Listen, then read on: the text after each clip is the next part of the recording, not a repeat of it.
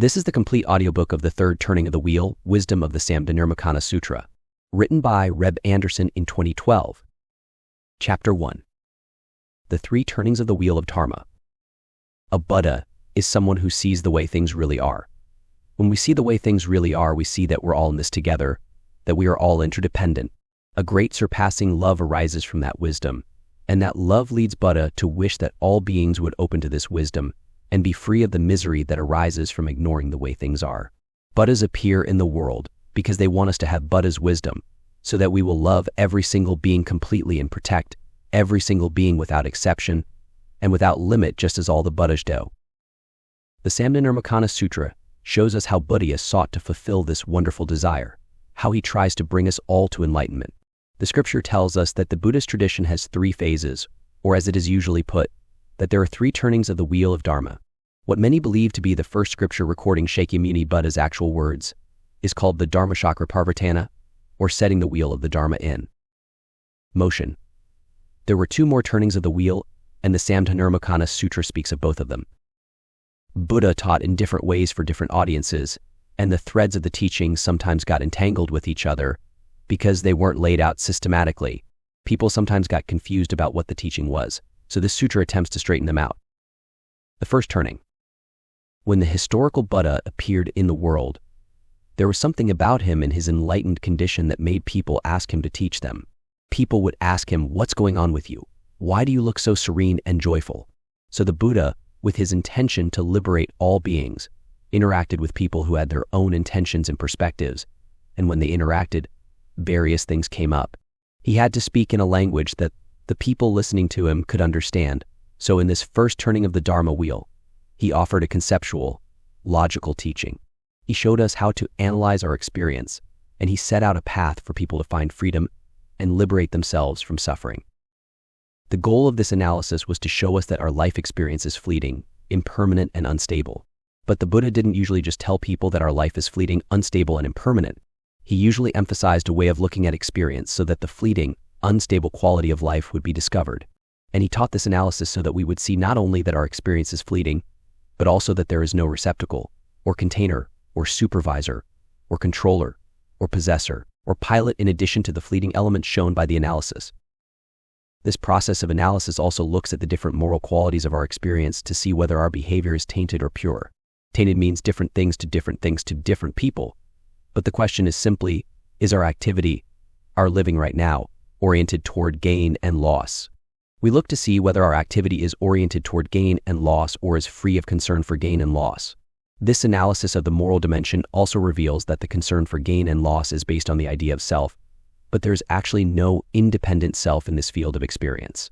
If I see that what I'm doing is concerned with gain, I will discover that I think there is a controller, a supervisor, a possessor, a container of the multiplicity of elements of my experience.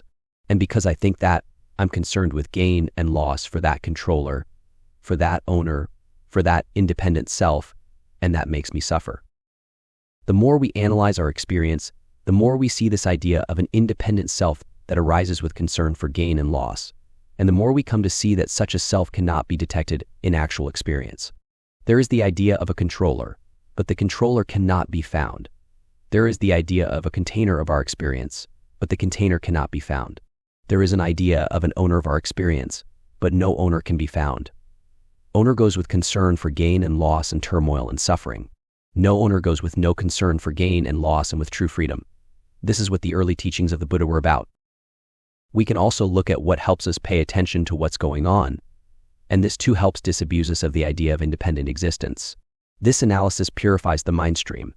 It helps us see more and more clearly the absence of anything permanent or independent.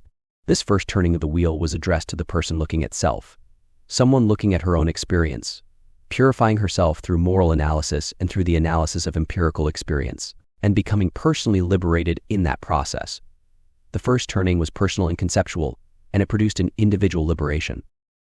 As things came up in his interaction with people, the Buddha was happy to teach individual people this logical conceptual path to personal liberation.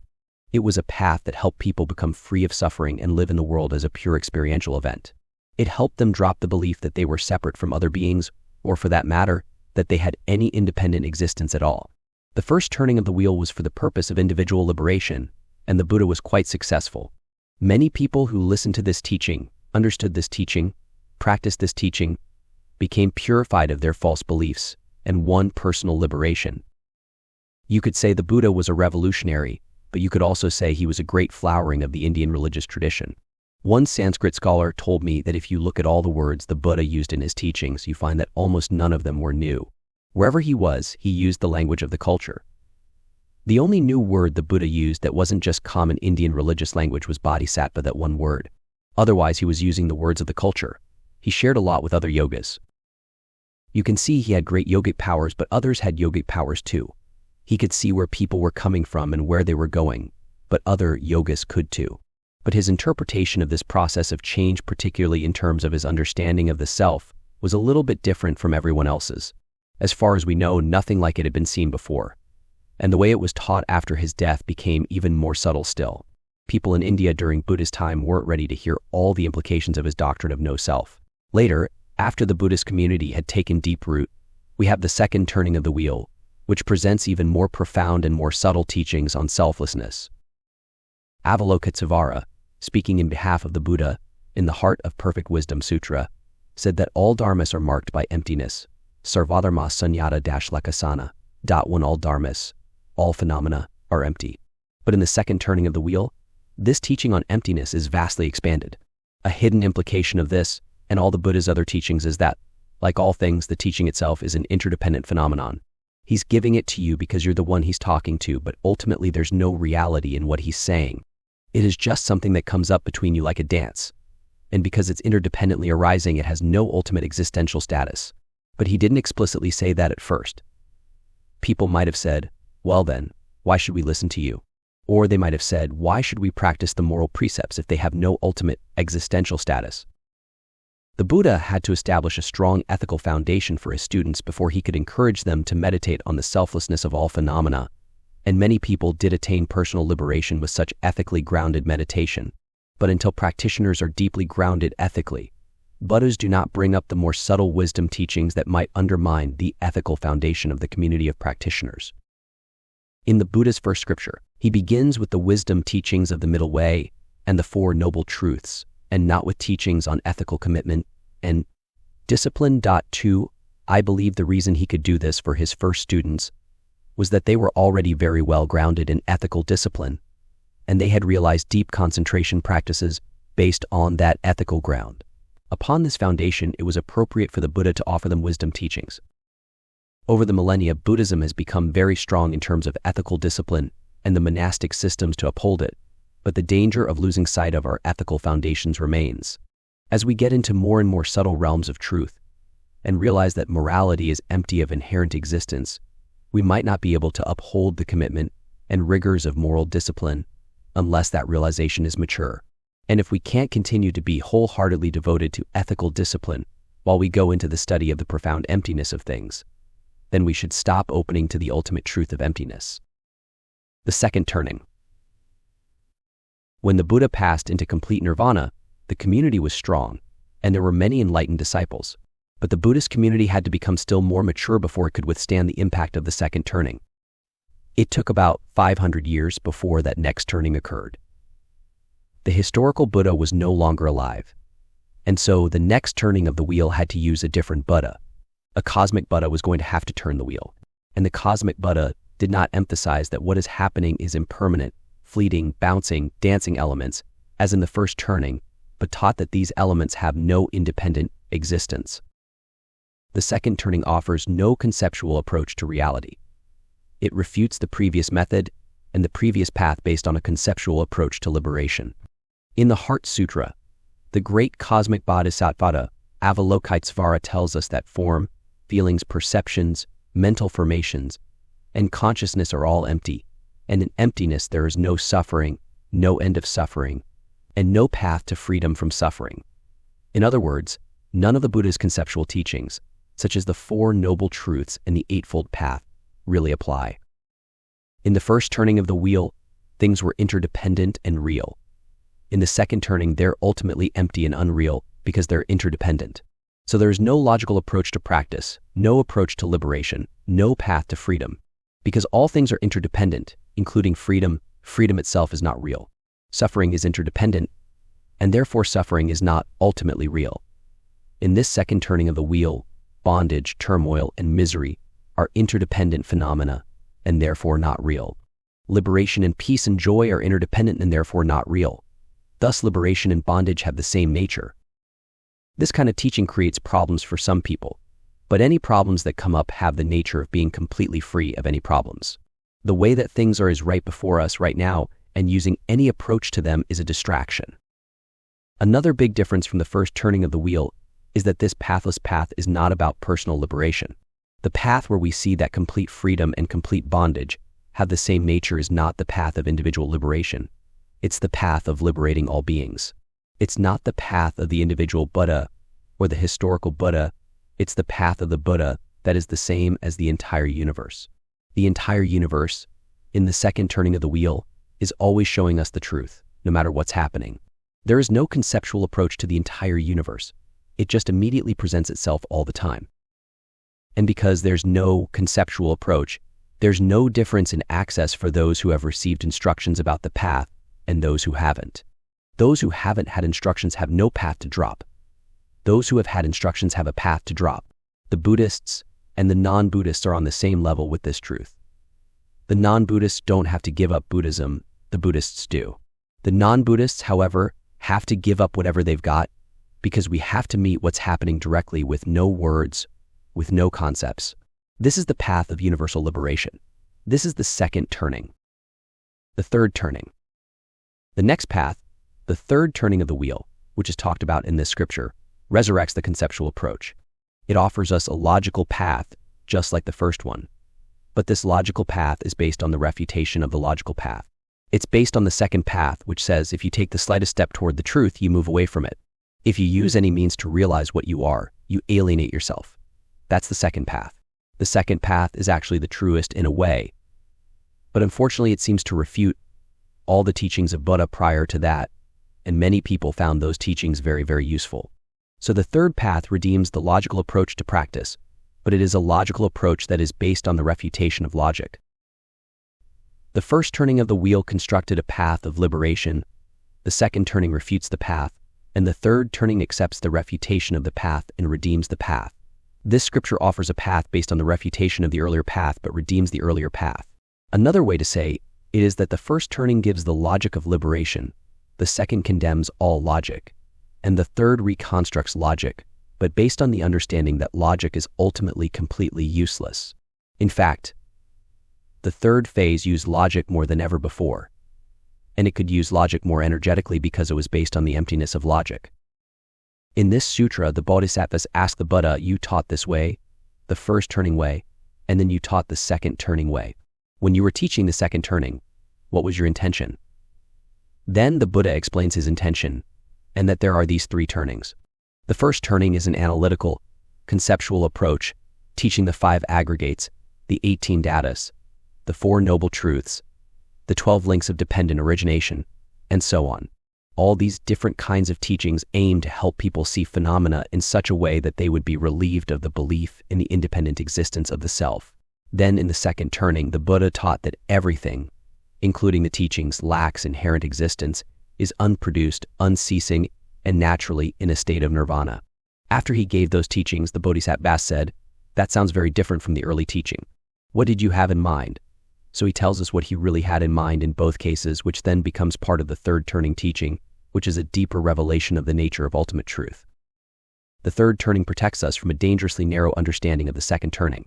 It's possible that some understandings of the second turning would deprecate the first turning, but a subtle understanding of the second turning enhances the first turning, so that the first turning then can be taught in a more subtle and a more selfless way than it could be taught the first time.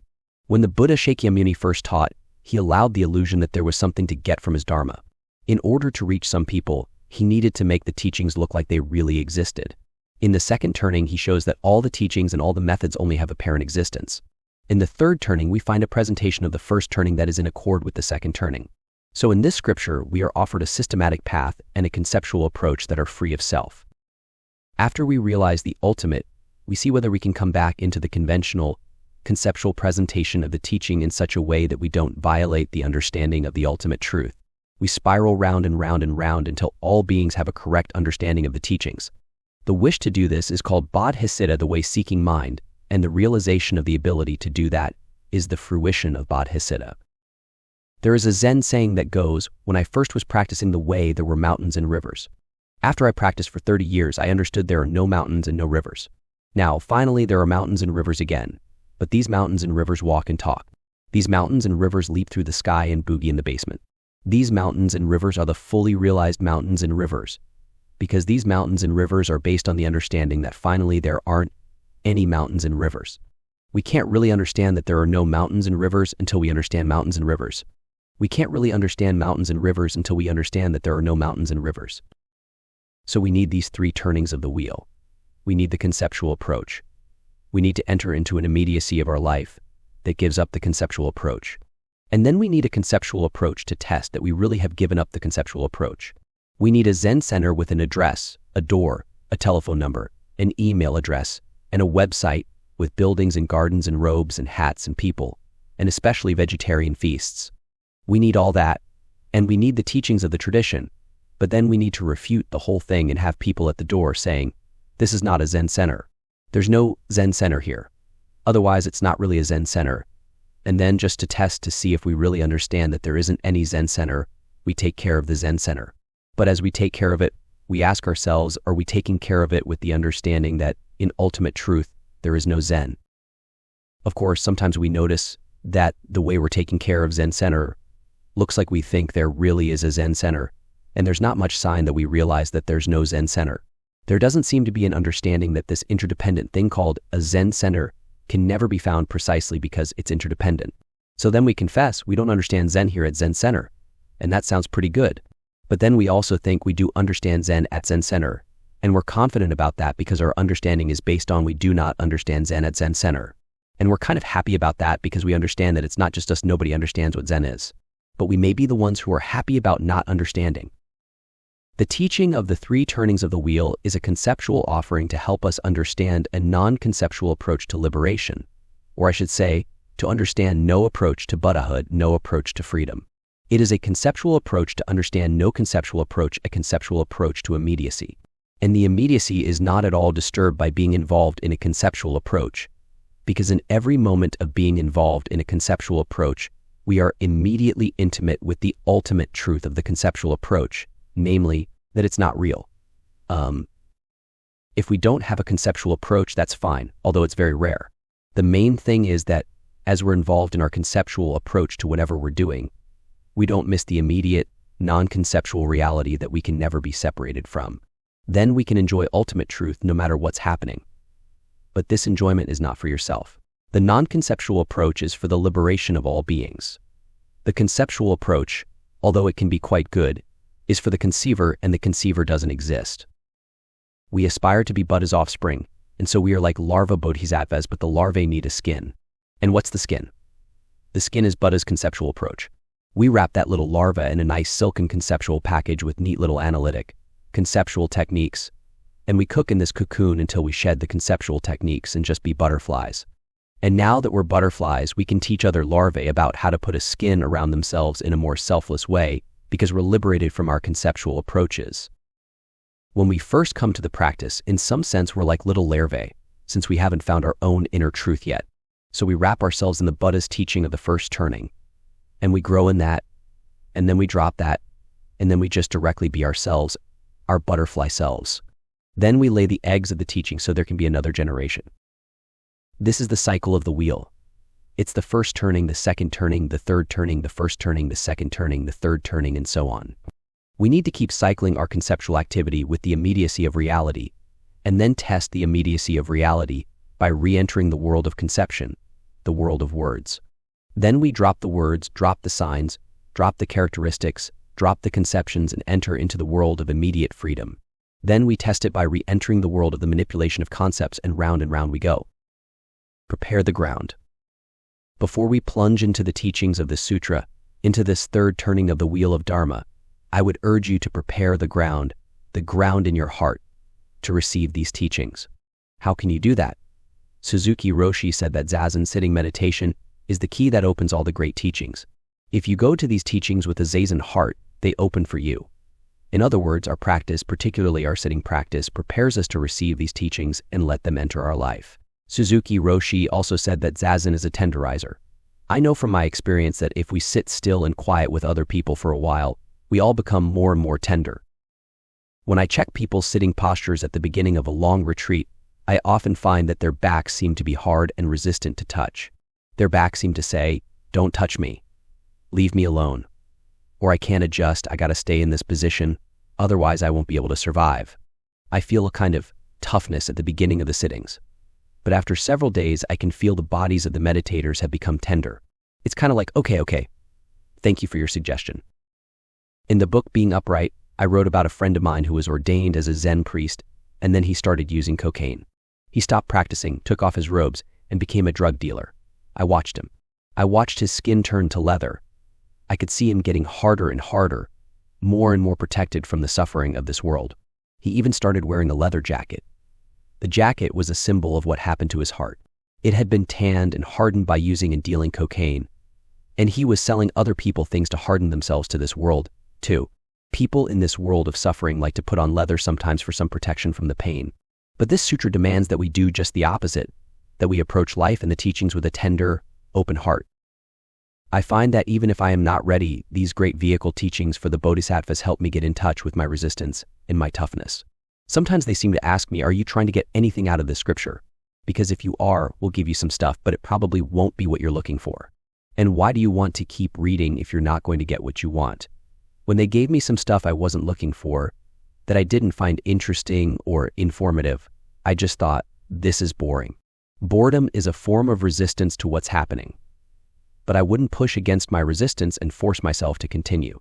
I would honor my resistance and put the book down. But I had a kind of intention to come back later. Sometimes when I came back, I'd read for a while and then close the book again. And sometimes I'd just open the sutra and close it. But finally the time came when I wasn't resisting anymore. I had become tender. I was ready, and the sutra took me away and I took the sutra away. We went away together. Chapter 2. Thus have I heard. This sutra begins with a wondrous image of a Buddha sitting in a palace full of brilliant gems emitting great rays of light that illuminate all the worlds and all the limitless universes. This palace is perfect in its proportions, infinite and boundless. It arises from supreme virtue that transcends all worlds, from the pure consciousness of one who has perfect mastery. It is a natural emanation of a Buddha. When I first encountered these kinds of images, I had trouble appreciating them. I thought, this is too exaggerated. This could never really happen. Somebody is trying to trick me into believing in the impossible. This kind of resistance is a natural part of the process of opening to the inconceivable dharma of the great vehicle. If we continue to be devoted to these inconceivable teachings and open to these images, we will realize them as living metaphors of perfect enlightened wisdom. This great palace is the domain of the Tathagata, the enlightened one. Innumerable bodhisattvas, great beneficent, compassionate, wise beings are gathered there like clouds. But the community gathered around a Buddha includes far more than just these great beings.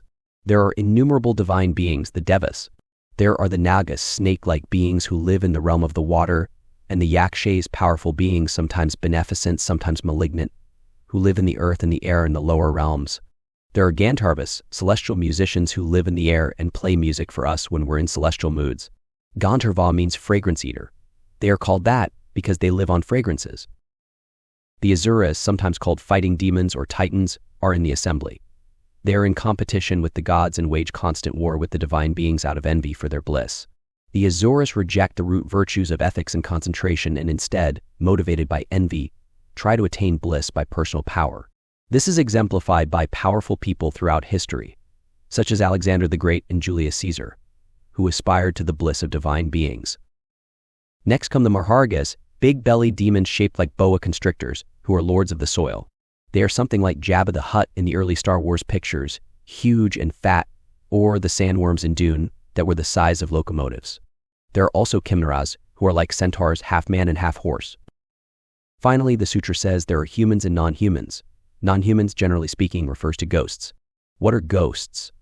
I would suggest to you that ghosts are beings that dependently co-arise when there's an experience that we don't fully live. It doesn't happen every single time, but when something powerful takes place, and we don't fully experience it, that can be the condition for the arising of a ghost of the experience. If you do a period of meditation, for example, and you don't practice wholeheartedly, it gives rise to a kind of ghostly specter of an unlived period of meditation. In that sense, we are haunted by history, the history of the moments we haven't fully lived. A Buddha's assembly welcomes all these ghosts who represent all our unfulfilled experience, our unfulfilled life. They are welcome to come and receive the Dharma so they can be fulfilled and released. The point of all this is that the community around a Buddha is vast. Innumerable types of beings live in the air and in the earth that surround a Buddha, and Buddha welcomes them all, the wise and the foolish, the kind and the cruel, the weak and the powerful, the gods and the ghosts. The characteristics of a Buddha. The sutra goes on to describe the characteristics of a Buddha in some detail. Among other things, a Buddha is steadfast due to great bliss and joy in the taste of the Dharma, enduring in order to bring about the welfare of all sentient beings. Do you want to join Buddha in tasting the Dharma? The bliss of Dharma sustains us to be steadfast. The Buddhas are enduring in order to bring about the welfare of sentient beings, enduring the world of suffering, enduring the pain that the Buddha feels for our pain. Because the Buddha loves us, she endures that pain happily. The Buddhas live only for the welfare and happiness of all sentient beings and endure all difficulties in order to do so. The Bhagavan was endowed with a mind of good understanding and did not possess the two negative behaviors. There are 10 traditional epithets for Buddhas. One of them is Bhagavan. It means a person worthy of great respect. Such persons have destroyed all illusion and are free of all defilements. They are steadfast in the bliss and the joy of tasting the truth, the Dharma, the teaching, the law of the universe. The two negative behaviors the sutra refers to are the afflictive obstructions and the obstructions to the attainment of omniscience. The Buddha has eliminated them both. The sutra says that the Bhagavan is perfectly absorbed in the teaching of signlessness. What is signlessness? It's the way that the signs of a thing do not reach the thing. The way we're built is that we can't experience something without a sign. You meet somebody and your mind immediately makes a sign of them, and then you apprehend the sign in order to perceive them. You make things into objects so that you can be a subject. You can't be a subject without objects. So you make the universe into an infinite array of objects. And in that process, your mind puts signs on things so that you can get a hold on them.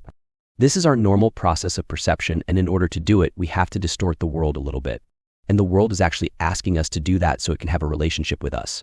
Everybody is asking you to do that to them so that they can have a relationship with you.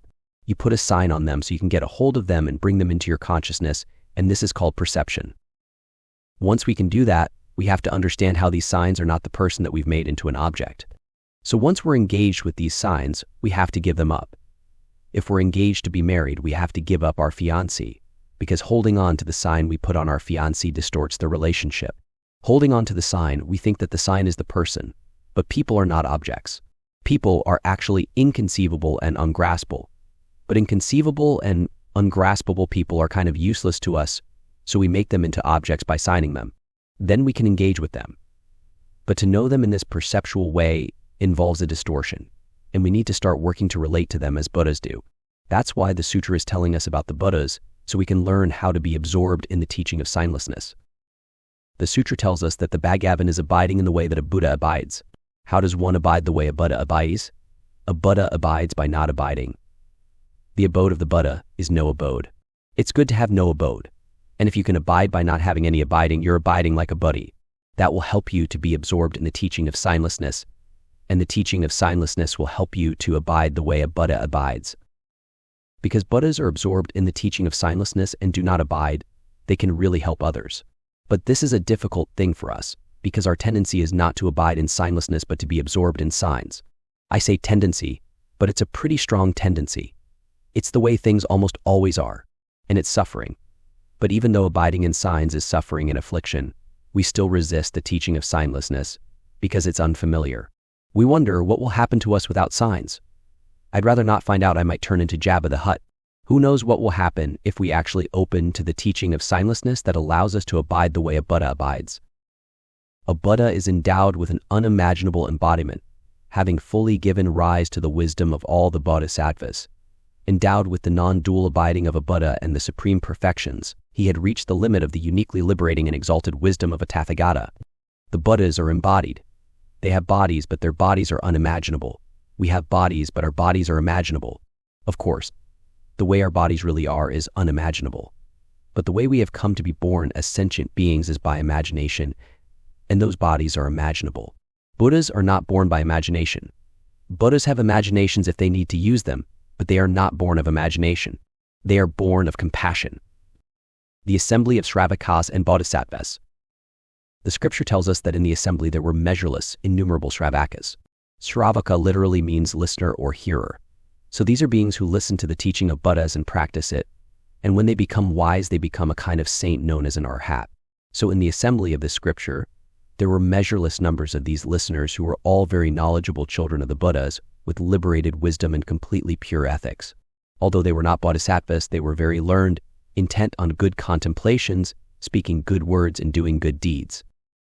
They had agile wisdom, quick wisdom, sharp wisdom, the wisdom of renunciation, the wisdom of certain realization, great wisdom, extensive wisdom, profound wisdom, wisdom without equal. Endowed with the precious jewel of wisdom, they possessed the three knowledges and had obtained supremely blissful abiding in this life and great purity. They had fully developed a completely peaceful way of acting, were endowed with great patience and determination, and were wholly engaged in the tathagatas teaching. Also in attendance were innumerable bodhisattvas who assembled from various Buddha lands, all of them fully engaged and abiding in the great state of the Mahayana. They had renounced cyclic existence through the teaching of the great vehicle, were even minded toward all beings, and were free from all imputations, ideations, and mental constructions. They had conquered all demons and opponents, and were removed from all the mental tendencies of the Sravakas and Pratyeka Buddhas. The Pratyeka Buddhas are private or solitary Buddhas who remain in seclusion and do not teach others. So the bodhisattvas mentioned in this sutra are removed from all the mental tendencies of these great, wise saints and solitary Buddhas. Bodhisattvas may not always be as wise as these saints, but they live by vows these saints have not taken. They vow to serve the welfare of all beings in lifetime after lifetime and to attain supreme, unsurpassed enlightenment. These bodhisattvas were steadfast through great bliss and joy in the taste of the Dharma. They had completely transcended the 5 great fears and had progressed solely to the irreversible stages. They had actualized those stages which bring to rest all harms to all sentient beings. The 5 fears are fear of loss of life, fear of losing control of your mind, fear of loss of reputation, fear of loss of livelihood, and fear of speaking in front of a large assembly. These 5 fears are overcome by the bodhisattvas because they practice giving. They practice giving wholeheartedly, therefore they don't ever lose anything. They give away everything they have before they can lose it. They give away their livelihood, their mind, their reputation, and their life. They can't lose them because they are constantly giving them away. Therefore they are not afraid. They receive the gift of giving from the Buddhas and they practice it and become fearless. They receive fearlessness from the Buddhas and they give it to sentient beings. They also give the Dharma to sentient beings if they want it, if they're tender enough and ready to receive it. As the scripture puts it, the Sravakas happily associated with those who yearn for the teaching, and this applies to bodhisattvas too. This sutra doesn't say so, but I deeply believe that bodhisattvas do not closely associate with those who do not yearn for the teaching. For bodhisattvas, close association means to teach the Dharma. In chapter 14 of the Lotus Sutra, after talking about the comfortable, happy, blissful practices of the bodhisattvas, there is a discussion of what are called the realms of intimacy or the realms of familiarity of bodhisattvas. It also tells us all the different kinds of beings that bodhisattvas are not intimate with. That is to say, beings who do not yearn for the teaching. But it says that if these beings ever want the teaching, then bodhisattvas wholeheartedly offer it to them. So it's not that bodhisattvas do not associate at all with people who are not interested in the teaching, but they don't really get close because these people do not want what bodhisattvas have to give, the teachings. Of course, you can help people who do not want the teachings in some ways, but to really receive what bodhisattvas have to offer, you really have to want it, really thirst for it, really yearn for it. Those are the people bodhisattvas and Sravakas are intimate with. It would actually be a disservice to those who do not want the teachings to let them get close to the bodhisattvas and then reject their teaching. That would be very harmful for them because the act of rejection would contribute to the development of further karmic obstructions to receiving the teaching, such as resistance, embarrassment, and pride. Buddhas and bodhisattvas wait calmly and patiently until beings sincerely request the true Dharma before they respond by offering their teachings. The bodhisattvas must be invited to give the teachings before they get close to people. This chapter ends with a list of some of the bodhisattvas who were in attendance at this great gathering. Among them were the bodhisattvas, the mahasattvas, Gamvarartha Samdhinirmocana and Vidivatparaprachaka, Dharmagata Suvijadamati, Vizilamati, and Gunakara. Paramartha Samajgata and Aryavalokitsvara, Maitreya and Manjusri, all abiding together. Much of the rest of the sutra is a record of the questions these great bodhisattvas put to the Bhagavan, the Buddha of the sutra, and the responses he gave. Chapter 3. Awe. The nature of the ultimate. The first questions in the sutra are not put to the Buddha himself, but to a bodhisattva, Gamvarartha Samdhinirmocana, the bodhisattva with the same name as the sutra. Samdhinirmocana means unlocking or revealing the intent, and Gamvarartha denotes the deep meaning. So this is a good bodhisattva to have at the beginning of the sutra, because he is the bodhisattva revealing the profound meaning of the intent of the Buddhas. The questioner is Vidivatparaprachaka Bodhisattva, whose name means logical reasoning. Thus, logical reasoning is questioning the one who reveals the profound intent of the Buddha. The questions of Vidivatparaprachaka. At that time, Bodhisattva Vidivatparaprachaka questioned the Bodhisattva Gamvarartha Samdhinirmocana about the ultimate, whose character is inexpressible and non-dual. This chapter then is about the ultimate. What is the ultimate? It's called Paramartha. Para means ultimate. Artha is meaning or object. The ultimate, the final meaning, is what is being questioned here. O son of the conqueror, when it is said, all phenomena are non-dual, all phenomena are non-dual, how is it that all phenomena are non-dual? In non-duality, subject does not separate from object. Non-duality may be misinterpreted to mean that there is no subject and object. But it isn't that there is subject and object or that there isn't subject and object. It's just that they are not separate. A subject is something that has an object. You can't have a subject floating around without an object. And you don't have objects floating around without subjects. Subjects make objects, objects make subjects. They are born together. They dependently co-arise. They are non-dual in the sense that they are not different things. They are part of the same reality. But we subjects imagine that the objects of our perception exist independently. For example, the book you are now reading may seem to exist on its own. This kind of misunderstanding of reality is the source of all the afflictions that this sutra is intended to relieve. This chapter does not directly tell us what non-duality is, yet it beautifully demonstrates the non-duality of all phenomena. It further teaches us that the character of the ultimate is inexpressible, and this inexpressibility is intimately related to the non-duality. Like non-duality, the inexpressibility of the ultimate will be addressed even though it wasn't asked about. The great bodhisattva responds to Vidivatparaprachaka's question, son of good lineage, with respect to all phenomena are of just two kinds, compounded and uncompounded. Or you could say created and uncreated, or made and unmade. This is probably from the Sanskrit words samskrita and asamskrita, which are sometimes translated as conditioned and unconditioned. Right away, we get this turning that is characteristic of the logic of this sutra. After Gamvarartha Samdhinirmocana tells us there are two kinds of phenomena, compounded and uncompounded, he says, the compounded is not compounded, nor is it uncompounded. The created is not created, nor is it uncreated. And then he drops the other shoe. The uncompounded is not uncompounded, nor is it compounded. Most of us understand that the compounded is not the uncompounded, and that the uncompounded is not the compounded. The wonderful surprise here is that the uncompounded is not the uncompounded, and the compounded is not the compounded. This kind of logic leaves a lot of people pretty confused, so logical questioner immediately asks the bodhisattva, O son of the conqueror, why is the compounded neither compounded nor uncompounded? Why is the uncompounded neither uncompounded nor compounded? 11. And the great bodhisattva answers, son of good lineage, compounded is a term designated by the teacher. This term designated by the teacher is a conventional expression arisen from mental construction. Because a conventional expression arisen from mental construction is a conventional expression of various mental constructions, it is not established. Therefore, it is said to be not compounded. If something is not established, it means that no matter what you do, you can't get a hold of it. You can't pin it down, find it, or grasp it, but you can talk about it. So Gamvarartha Samdhinirmocana tells us that the compounded is a conventional designation given by the Tathagata. It comprises mental constructions or mental fabrications, and these mental fabrications arise from various other mental fabrications. It is all built on nothing. It is a total fabrication. Therefore, the compounded that the Buddha has offered cannot be established. In other words, the compounded is not actually real, And since it does not really exist, it has not been created.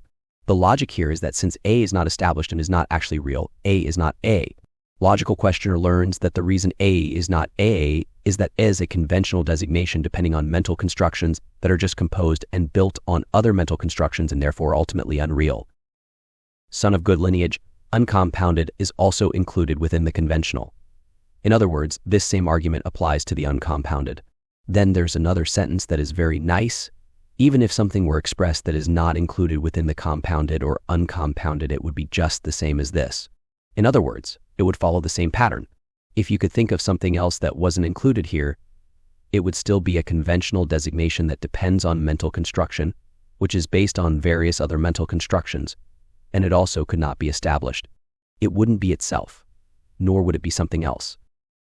So when the Buddha gives us an expression, it is built on mental construction and cannot be established. Therefore, the expression is not the expression, nor by the same principle is it something else. This demonstrates the logic of the inexpressibility of the ultimate. Now we come to another crucial turn in the teaching. The inexpressibility of the ultimate does not mean that an expression is not without thingness, or as Thomas Cleary translates it, that there is nothing being discussed. One, we have all these things, and we start to discuss them. But these things can't be established, therefore these things are not things.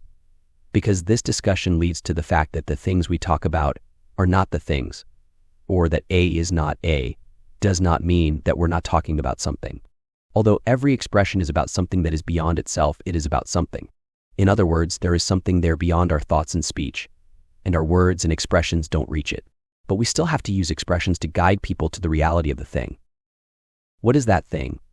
It is that to which the areas completely and perfectly awaken without explanation, through their exalted wisdom and exalted vision. These areas, or noble ones, have completely and perfectly realized that very reality, that very thing that is inexpressible. The translations from the Chinese explicitly state a beautiful point that is only implied in the Tibetan. Cleary's translation says, "What is that thing? Sages, with their knowledge and vision, detach from name and words, and therefore actualize enlightenment." That they actualize enlightenment in this context means they actualize this thing that is beyond name and words. Then, because they wish to make others aware of this nature that is beyond words, they temporarily set up names and characteristics and call something uncreated. The translation from the Tibetan doesn't mention that the reason these sages set these things up is to help others realize what they've realized. Of course, it's implied, but it's helpful that the Chinese directly points out the wonderful fact that those who have realization make conventional designations, such as all phenomena are of two kinds, compounded and uncompounded, in order that others can have the same realization.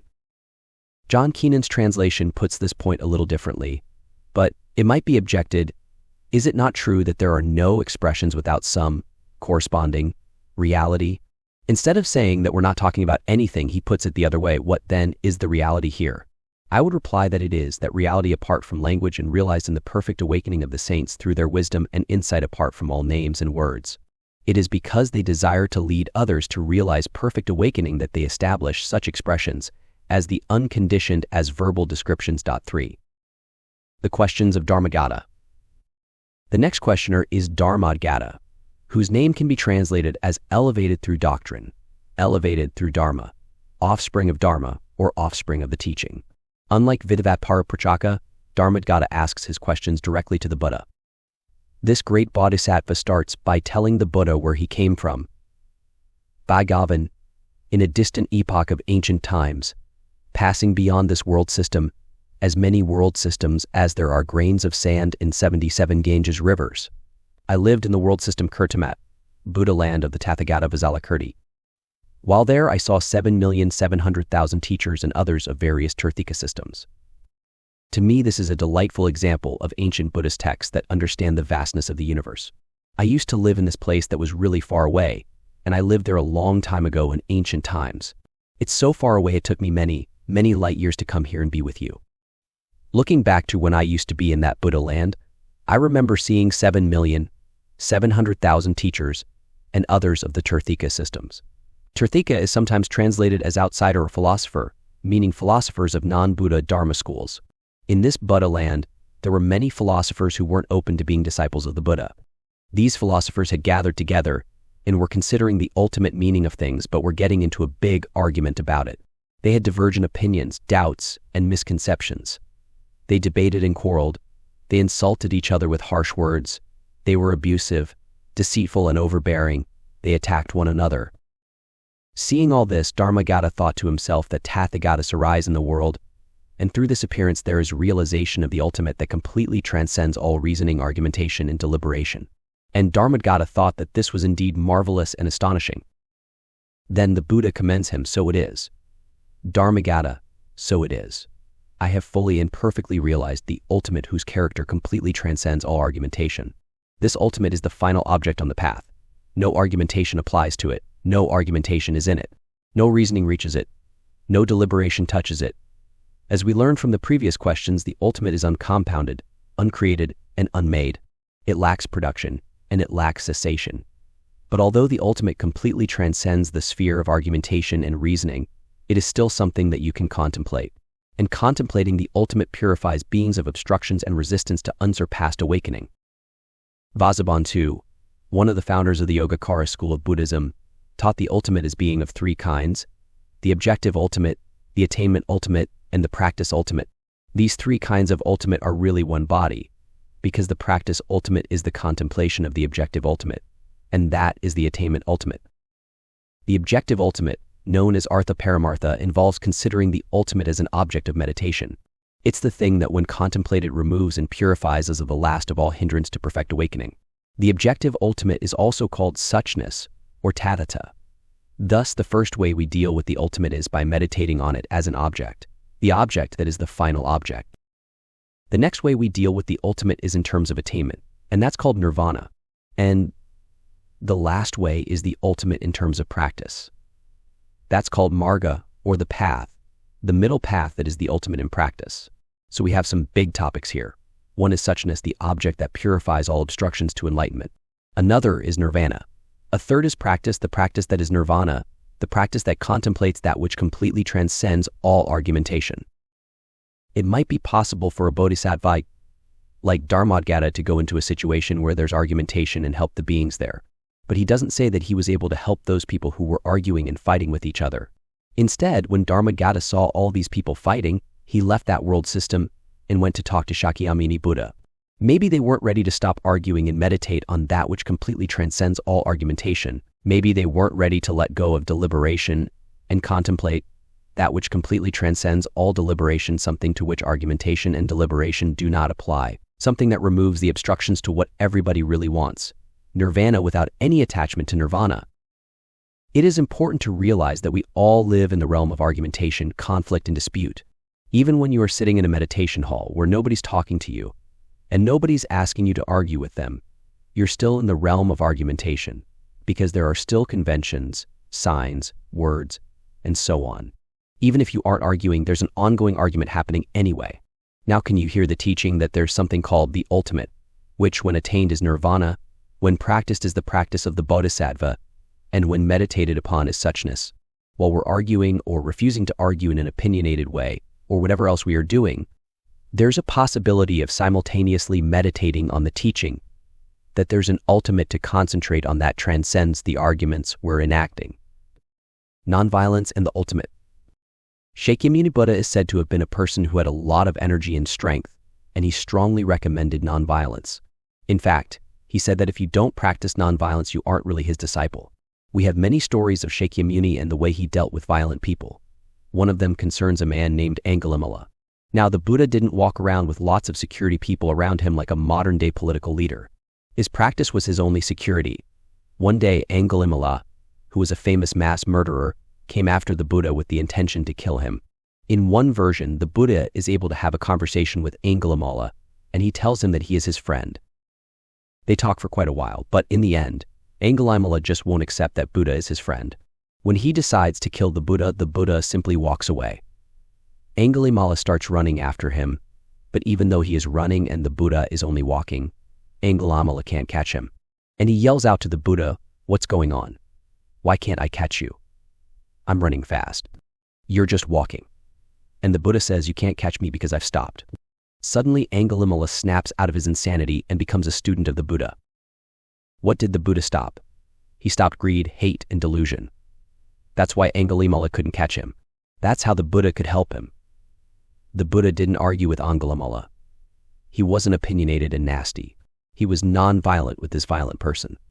The Buddha, as you may have heard, was said to have supernormal powers. He could have done lots of things to Angulimala with these powers, but what he preferred to use was the power of non-violence and friendship. He could have thrown Angulimala into another world system pretty easily. But that wasn't what he was into. He was into waking people up from their insanity. During a recent retreat, a woman who was a lawyer told me that she was defending a mass murderer. Some people wanted to execute him, although in her view he was insane. She wanted to meet this violence, this insane violence, with non-violence, and protect him from being executed, and to protect society from him and from responding to his violence with more violence. In order to do this, she would have to enter the realm of argumentation where people would be fiercely attacking her. What does she do then? Should she fiercely attack back? How can she be fierce and non-violent in her fierceness? How can she enact fierceness, not just to protect this one mass murderer, but for the welfare of the world? How can she make this a gift without ill will, just intense, warm, powerful energy to wake people up? How can you do that in a situation where people are attacking you and attacking people you're trying to protect? How can you show the wisdom that the Buddha showed Angulimala? That was her dilemma, and that was her spectacular opportunity as a bodhisattva. I'm proposing that this ultimate, the final object that is there before us all the time, transcends the realm of argumentation. The sages actually realized this, and they used this knowledge in the realm of argumentation to be friendly and kind and to protect beings. How can we meditate on the ultimate, realize it, and then test ourselves by expressing our realization of what completely transcends expression? First of all, you have to remember the teaching. You have to be mindful of it. You have to listen to it over and over until you can remember the principle that the Buddha realizes, the principle that makes it possible for Buddhas to be non-violent in violent situations. This is what the world needs. This is a praise of the ultimate, of its power, of its potential to be non-violent in violent situations. The great gift of this teaching is a banner, a great song of the possibility of being non-violent. We need this ultimate, because this ultimate is the only thing that makes compassion transcend the realm of violence. The ultimate character of all disputes completely transcends all disputes. The ultimate character of all argumentation, the ultimate character of all agreement, the ultimate character of love, completely transcends all forms and signs and words. And the realization of that ultimate is peace. The questions of Suvijidhamati. The next questions are put to the Buddha by the Bodhisattva Suvijidhamati. Visuddhi means purity, and Suvijidhi means purification. Mati is intelligence, or a certain level of wisdom. So this Bodhisattva is named Purified Intelligence. He begins by saying Bhagavan, regarding what the Bhagavan formerly said, the ultimate, profound and subtle, having a character completely transcending sameness and difference, is difficult to realize. What the Bhagavan has spoken so eloquently in this way is truly wondrous. Suvijidhamati goes on to describe a large group of bodhisattvas who had gathered together to set about considering the difference or non-difference of the compounded and the ultimate. One bodhisattva said, the character of the compounded and the character of the ultimate are not different. Another disagreed and said, the character of the compounded and the character of the ultimate are different, while a third became full of doubts and asked which of these bodhisattvas is truthful, which is mistaken, which is properly oriented, which is improperly oriented. After seeing this, Suvijidhamati thought, all these sons and daughters of good lineage have not sought out the ultimate, the subtle character completely transcending difference or non-difference from compounded things. They are all childish, obscured, unclear, unskilled, and they are not properly oriented. The Buddha agreed and asked, why is this? Suvijidhamati, it is because those who investigate the compounded in that way neither realize the ultimate nor do they manifest the ultimate. If they realized the ultimate and manifested the ultimate, they would also express the realization that the relationship between compounded things and the ultimate transcends sameness and difference. One of the most important compounded things for disciples of the Buddha is the practice of the Buddha way. Practice is a compounded thing, a created thing. So among other things, this chapter looks at the relationship between our practice and ultimate reality. Right away, we're told by the Buddha that the ultimate transcends being the same as compounded things, like practice, and also transcends being different from them. This whole issue is very important in the tradition of Soto Zen because Dogen Zenji, the founder of the school in Japan, said that to think practice and realization are not one is a heretical view. I don't know if he explicitly said that to think that practice and enlightenment are one is also a heretical view, as the sutra shows us, but I would say this oneness completely transcends sameness and difference. If we carefully analyze phenomena, all constructed things are found to have outflows, to be impure, except one, the path of practice. The path is composed entirely of compounded things, but when the constructed elements of moment-by-moment experience are put together in a certain way called practice, then there is no outflow. There's no impurity. In that case, our constructed compounded activity is like the uncompounded. Both are pure. There is no concern with gain and loss, existence and non-existence. There is no sense that you have an experience and you gain something from it, or you have an experience and you lose something from it. You're living in the middle way. Because the path is compounded, it is not usually spoken of as the ultimate, even though neither of them have outflows.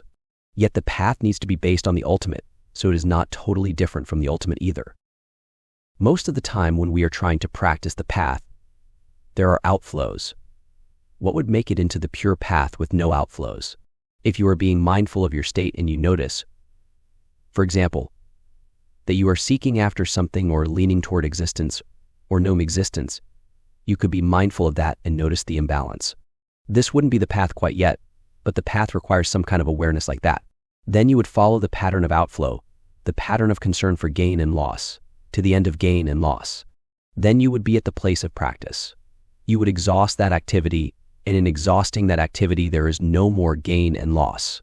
There is no more attachment to existence and non-existence. This is the path. It's still a compounded thing. It's just that it is the total fullness of the compounded activity. That practice is the practice of the sages, which is not totally different from realization, but not totally the same. The sages exhaust the forms of practice to realize the ultimate. They don't need forms anymore. They are not bound by them. Therefore, gain and loss are one. But does a form like putting our hands together and bowing exist? Does a cross-legged posture exist? Do you think it exists? Are you practicing in a way that you think exists? Are you sitting upright? Do you think it exists? Do you think it doesn't exist? Or are you in the middle between those two extremes? If you're in the middle when you're sitting in meditation, and you're not leaning into it existing and you're not leaning into it not existing, that's the practice of realization. To sit without delving into existence or non-existence is called wholeheartedly sitting. Next, the Buddha presents some nice arguments for his assertion that relative compounded things and the ultimate are neither the same nor different. Suvijadhamati, if the character of the compounded and the character of the ultimate were not different, then, because of that, even all ordinary childish beings would see the truth, and, while still mere ordinary beings, would attain the highest achievement and would even achieve the highest bliss of nirvana.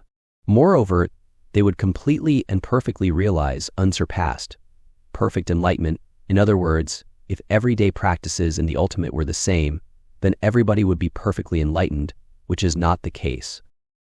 He goes on to say that if the character of the compounded and the ultimate were different, even enlightened beings would not be free of the signs of the compounded. And since they would not be free from the signs of the compounded, even those who see the truth would not be liberated from the bondage of signs. If they were not liberated from the bondage of signs, then they would also not be liberated from the bondage of errant tendencies. If they were not liberated from these two bonds, then those who see the truth would not attain the highest achievement and would not achieve the highest bliss of nirvana. Furthermore, they would not completely and perfectly realize unsurpassed, perfect enlightenment. If practices and the ultimate were totally different, then those who realize the truth through practices would be stuck in the practices they use to realize the truth. In other words, those who practice in a way that realizes enlightenment would be bound by the forms of practice, because the freedom of the ultimate would be totally different from their practices, so the sages would not be free, but the sages are free. Therefore, their practice must not be totally different from realization, from the ultimate. No enlightenment would be possible if practices and the ultimate were totally different. And if they were totally the same, everybody would be enlightened already. They transcend difference by being the same, and they transcend sameness by being different. That's their relationship. It's free of sameness or difference. What is implied is that enlightenment is here all the time. There are Buddhas right here, and right now, and there always have been. The Buddha way of being is here now, but it's not the way of ordinary people. Ordinary people have outflows. They're still into gain and loss, existence and non-existence. So they're not totally the same as the ultimate, but they're not totally separate from the ultimate either, because the ultimate is the character of their ordinariness. Next, we get to a part of the sutra where the translations from the Tibetan and the Chinese seem to be quite different. Power's translation from the Tibetan says, Suvijnamati, it is not the case that seers of truth are free from the signs of the compounded, they are simply free. Moreover, seers of truth are not liberated from the bondage of signs, but they are liberated. Seers of truth are not liberated from the bondage of errant tendencies, but they are liberated. But Cleary's translation from the Chinese renders this passage as follows.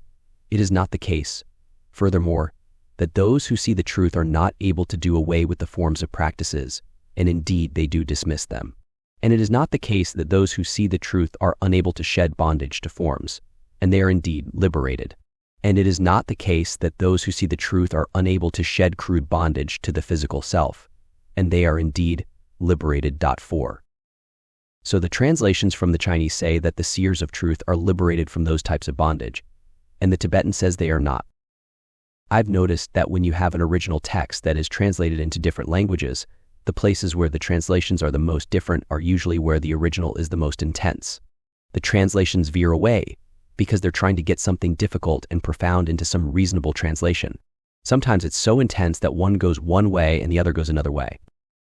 The pivot here is around whether or not those who see the truth are freed from bondage to forms and practices. One version tells us they can do away with the forms, but the other says they don't actually do it. Why not? Because they want to benefit others. They could do away with the forms because they are free of them, but they don't, so they are not liberated from bondage even though they are free. Because they are bodhisattvas, they have to have the forms, even though they could do without them. It is not because they're stuck in the forms, but because they need to use them to help others who are stuck. Probably the original somehow had all that in it. The bodhisattvas are completely free of the forms and yet not. The Tibetan translation is a little bit more clearly bodhisattvic. In fact, it's so bodhisattvic, it is hard to understand. How could bodhisattvas be liberated and still be bound? Yet that is what it says. Bodhisattvas go into bondage, and it's a real bondage, except that it's a real bondage based on the realization that there aren't any real bondages, but they take on the bonds just as much as anybody else. They could do away with the bonds, but their vows won't let them. They have the skills. They can go to nirvana very easily because they're not afraid of samsara. But when they go, they want to come back to help all beings. The bodhisattva's main job is to come and play this game of using forms to show people how to be liberated from forms. In some sense, they pretend to be stuck in the form, and so they come into bondage. They need to come into bondage in order to show others how to work with bondage from the perspective of liberation. When they work with these compounded forms, their practices are based on the realization of the emptiness of the forms, a realization of how to work with compounded things for the sake of all beings. Bodhisattvas consciously and willingly enter into the bondage and suffering of birth and death for the sake of all beings. They really get in there and take it on fully. It isn't like, hey, you poor guys suffering down there. Up here, I'm free. Bodhisattvas enter into the suffering so they can say, it's hard in here, isn't it? And they can ask, now how can we work with this bondage? Bodhisattvas could do away with their own bondage, but if they did, that would be like looking down on those of us who are suffering. When I was younger, sometimes when I would go home on the breaks, during the sessions at San Francisco Zen Center, I would find my wife and daughter caught in struggle. I would glide in there on my samadhi carpet, and I would bless their difficulties. They weren't in bondage to the forms of compounded practice, they were in bondage to this big struggle between them. They didn't get too angry with me for my above-it-all attitude, but they found me quite irrelevant, and they were kind of glad when the break would end and I would go back to Samadhi. Then, in one session, I was in so much pain I could hardly sit. I managed to finish the session, but I was really having a hard time. I could barely walk.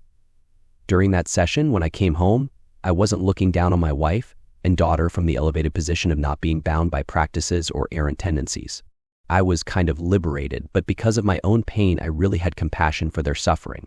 Then they found me quite relevant, and they were even sorry when the breaks were over. They liked having this suffering person coming and being with them, someone who didn't look down on them, someone who looked eye to eye with them, or maybe even up. The Buddha presents another line of argument to show us that the compounded and the ultimate are not the same or different.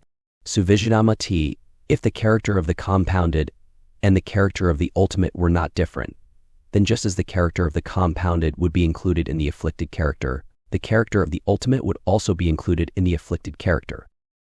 As I mentioned earlier, compounded phenomena are phenomena that have outflows. They are impure.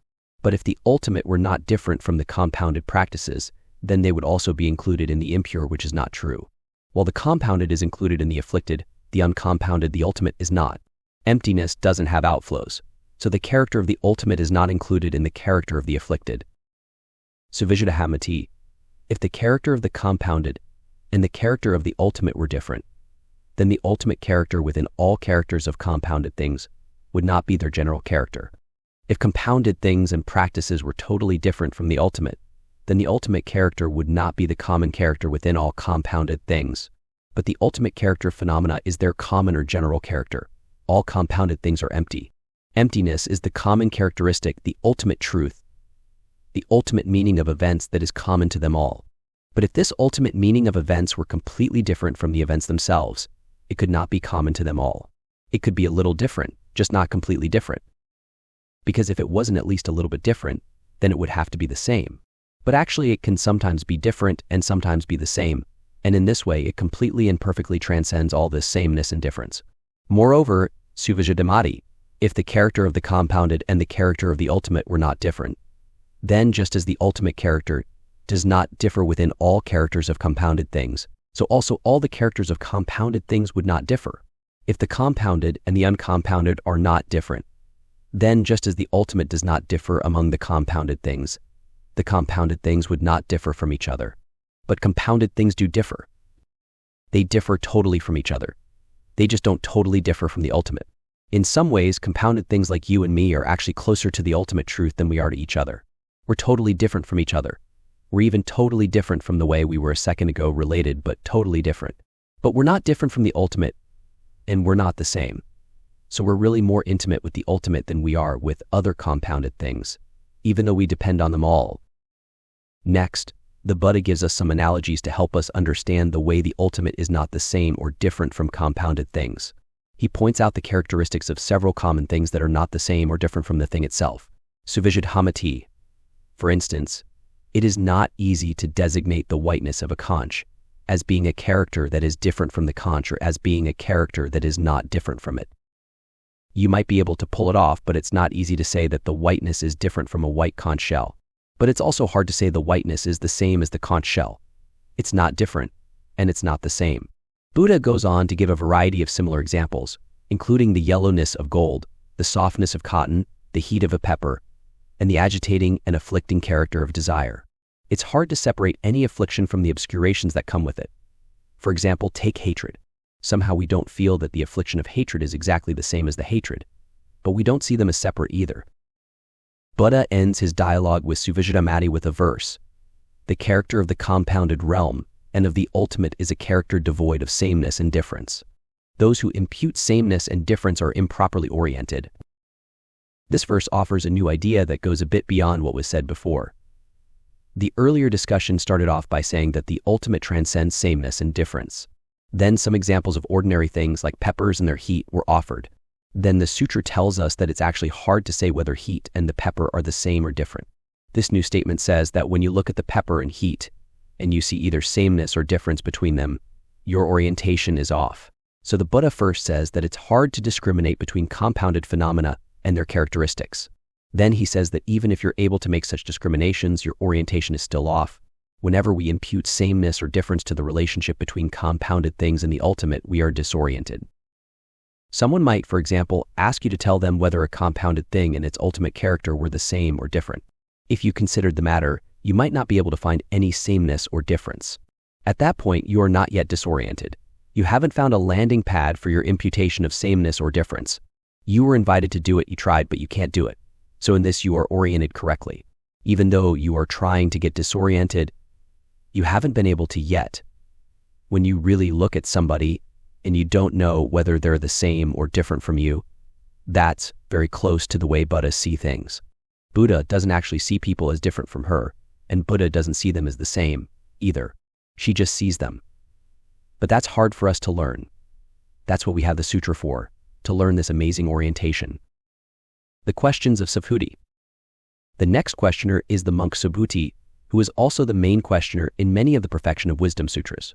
Subhuti was praised by Shakyamuni Buddha as the foremost of his disciples in the understanding of emptiness. This section begins with the Buddha asking him a question, Subhuti, in the realms of sentient beings, How many sentient beings do you think there are who communicate their understanding under the influence of conceit? In the realms of sentient beings, how many sentient beings do you think there are who communicate their understanding without conceit? Subhuti replies, Bhagavan, I think that in the realms of sentient beings, those sentient beings who communicate their understanding without conceit are few. Bhagavan, I think that in the realms of sentient beings who communicate their understanding under the influence of conceit are immeasurable, countless, and inexpressible in number. There are three kinds of conceit or pride: pride in apprehending objects, pride in apprehending subjects, and pride in thoroughly differentiating character. In one of the traditional presentations in the Buddhist tradition, it is held that there are 5 paths to liberation. The first is the path of preparation. The second is the path of concerted effort. The third is the path of vision. The fourth is the path of meditation. The fifth is the path beyond training. On the third path, the path of vision, one sees the illusory nature of belief in a substantial self. But even once someone has been liberated from belief in the substantiality of the self or person, they still have lots of latent tendencies that were developed during the time when they did think that way. They may then enter the fourth path, a long process of meditative purification. On this path, they apply insight into non-self to their conduct over and over again, and are thereby purified, freed from these latent tendencies. The latent tendencies are scrubbed clean by the insight into the insubstantiality of self, until the whole being of the practitioner comes into accord with this insight. The final latent tendency to be overcome is pride or conceit. It is very tempting for people who are that advanced to be conceited or prideful, because they've gone a long way. They are amazingly evolved beings. And when you're amazingly evolved, you might be kind of conceited.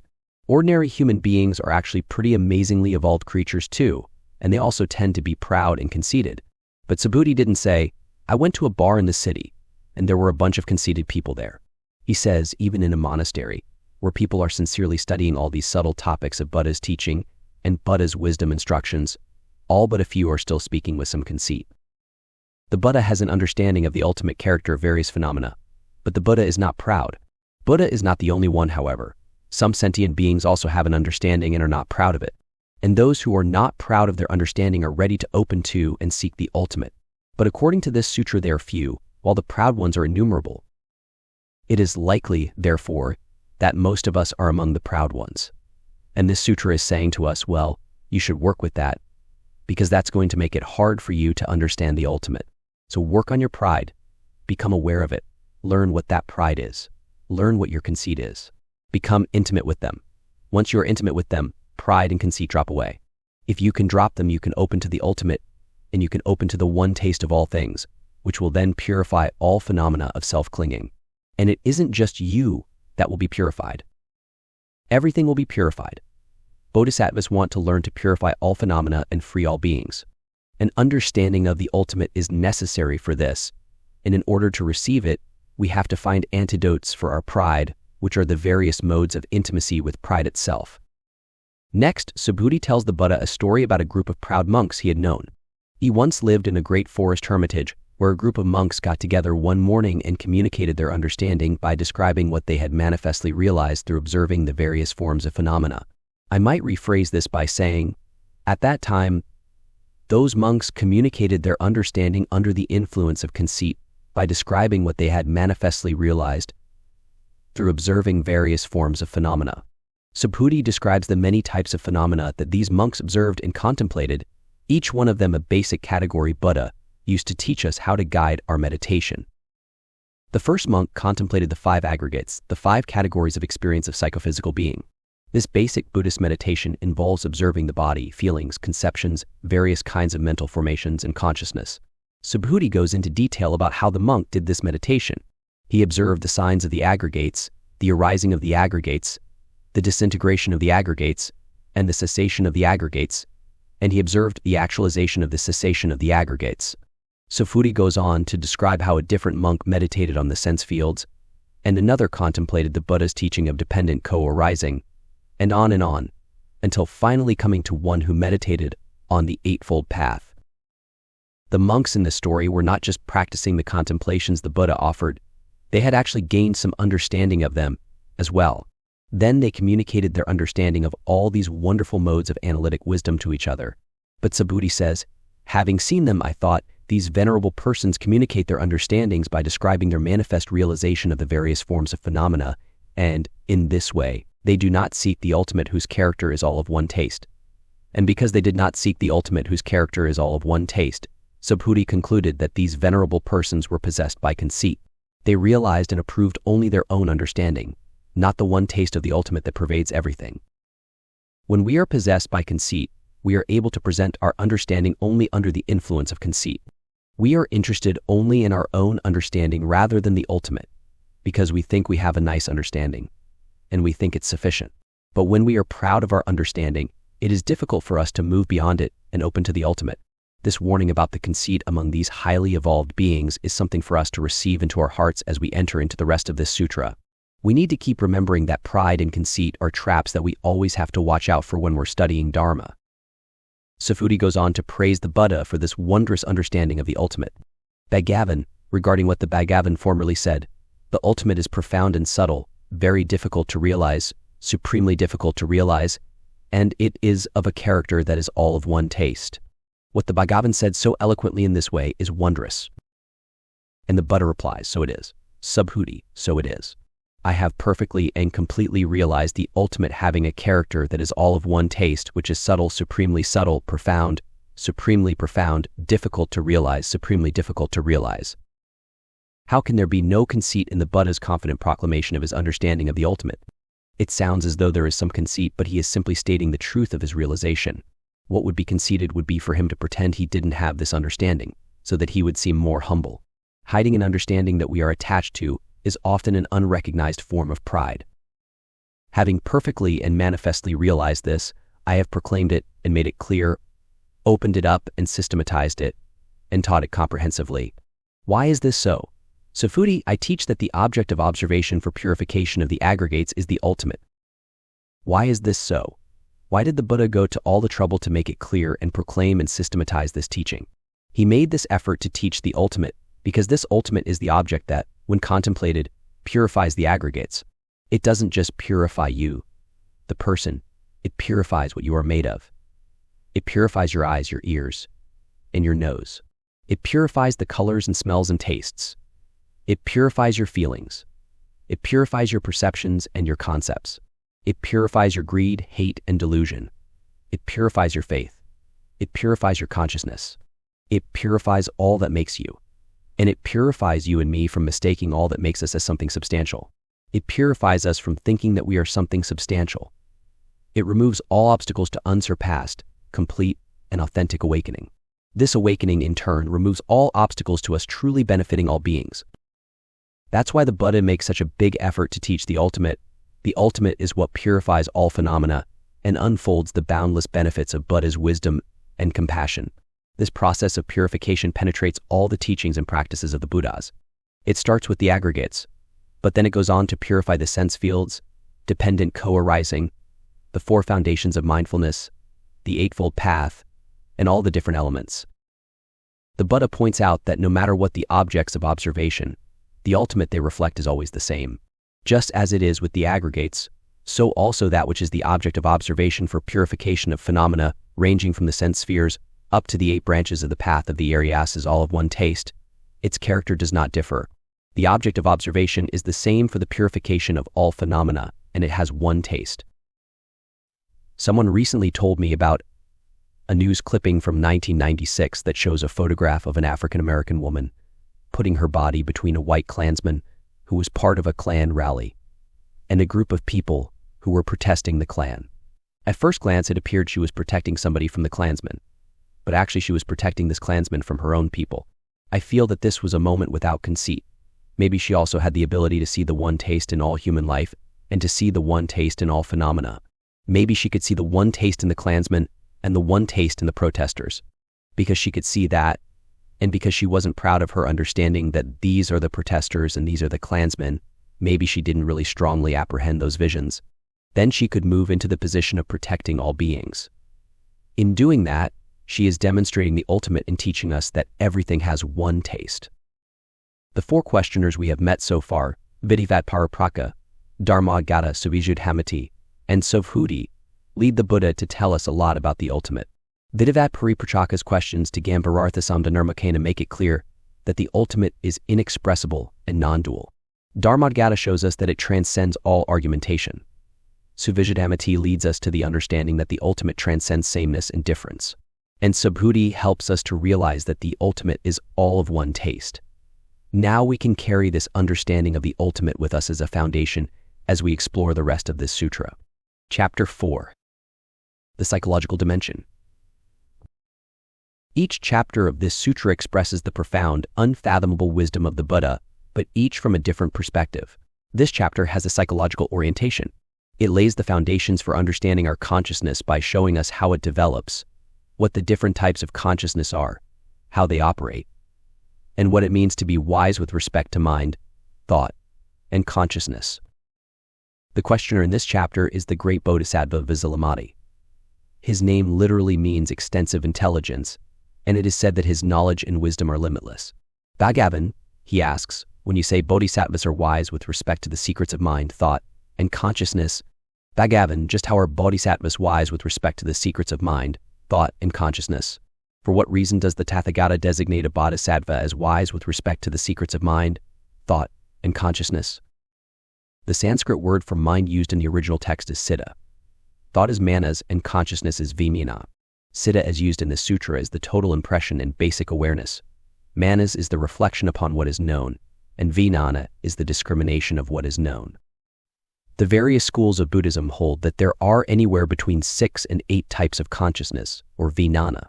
While mind, siddha, is ever present and always of the same quality, the consciousnesses are evolving, transforming, arising, and perishing. In each moment of life there is mind, but the various kinds of consciousness usually come and go. Alaya, the basis consciousness, is called a vijnana, and it is also called mind, siddha. But we do not call the consciousnesses that arise from the senses mind. Alaya is actually a consciousness that is present every moment the body functions. If there is a body with functioning sense organs, alaya is there.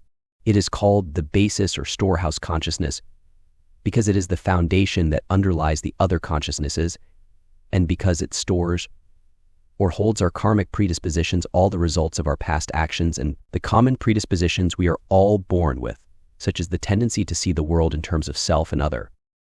The sutra goes on. The Bhagavan replied to the Bodhisattva Visuddhimati, Visuddhimati, you are involved in, asking, this in order to benefit many beings, to bring happiness to many beings, out of sympathy for the world, and for the sake of the welfare, benefit, and happiness of many beings, including gods and humans. Your intention in questioning the Tathagata about this subject is good. It is good. Therefore, Visuddhimati, listen well, and I will describe for you the way. Bodhisattvas are wise with respect to the secrets of mind, thought, and consciousness. So the Buddha responds to Bodhisattva Visuddhimati by saying, thank you for such a good question. Please listen. The Bodhisattva asks this question about mind, consciousness, and intellect, and the Buddha tells us that he asked this question out of the concern for the welfare of all beings. I think the Buddha says that because one might wonder what is beneficial about that question. Some people may feel that the kind of psychological understanding this chapter presents is not necessary to follow the path, but it really is. One of the important things this psychological teaching does is to describe how people are not wise and why the Dharma is so hidden from us. It shows us that we have a vast sea of subconscious tendencies and predispositions, those that we are born with and those that are laid down as a result of our actions, and that these tendencies live in the subconscious storehouse known as the alaya. When these subconscious tendencies ripen in the active discriminating consciousnesses, they prevent us from seeing things as they are. It also talks about how studying these teachings can remove these obscurations and enable us to see the Dharma as it is. It shows us how everything arises and how studying alaya, understanding it, and meditating on it transform it into wisdom, so there are no predispositions left, or they are at least pacified. The alaya. The concept of the alaya or alaya vijnana is one of the most important and controversial in all the Buddhist teachings, and this sutra may be the earliest text to mention it as a separate component of experience. The Buddha tells Visuddhimati that all sentient beings in this cyclic existence manifest a body, and that, initially, in dependence upon 2 types of appropriation, the appropriation of the physical sense powers associated with the support, and the appropriation of predispositions which proliferate conventional designations with respect to signs, names, and concepts. The mind, which has all seeds, ripens, it develops, increases, and expands in its operations. 69 to 71.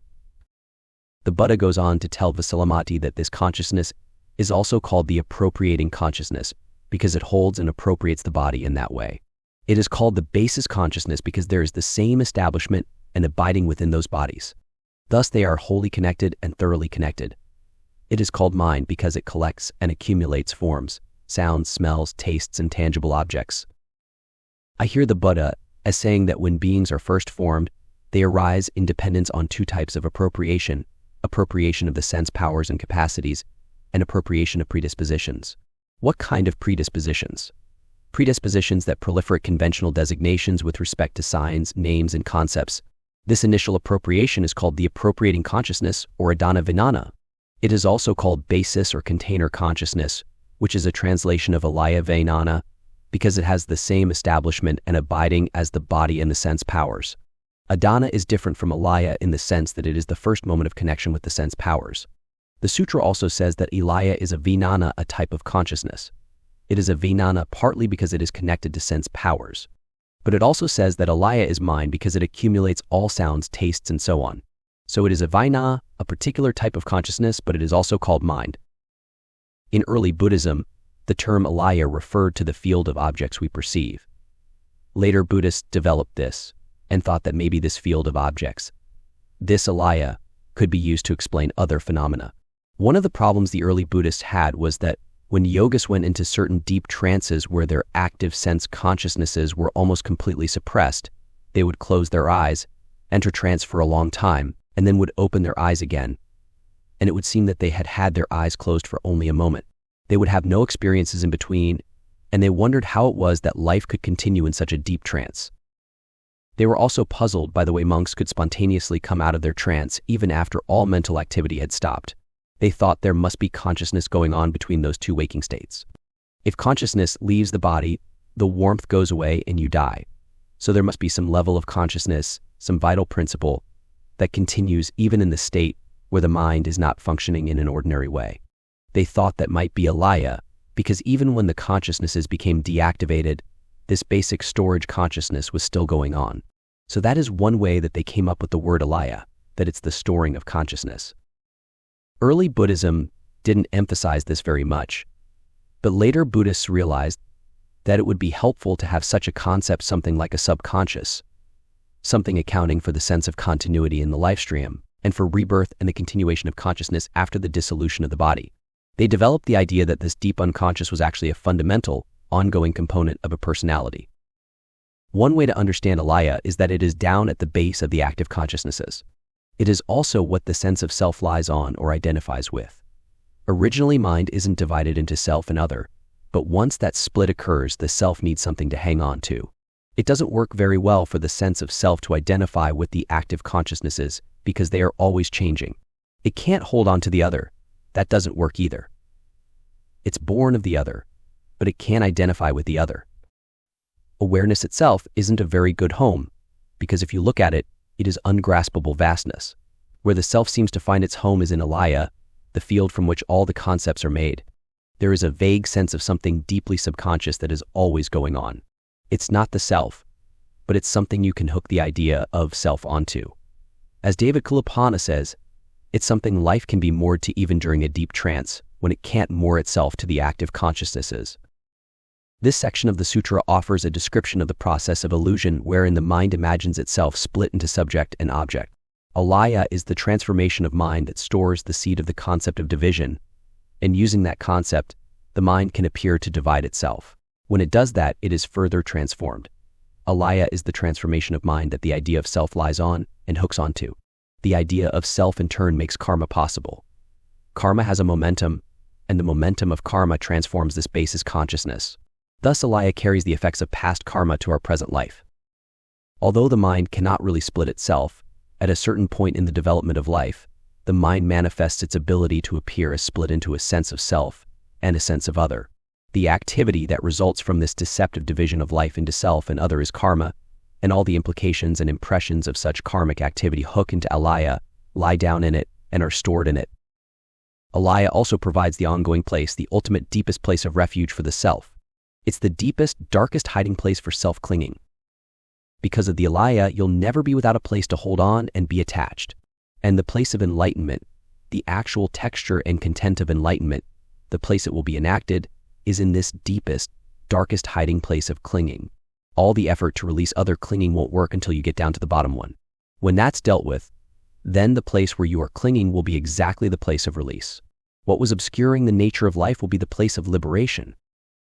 Karmic habits are impressed on alaya vijnana, and alaya vijnana arises with and supports the karmic habits of the 6 active sense consciousnesses. The results of karma never get lost, so this subconscious layer of past karma is always present in a living being, and the self can lie down there and be connected to that. The self can then pull up the karmic habits in the alaya and create more karma, which in turn gets laid back down into alaya. Because alaya evolves, it has a story. It has a history.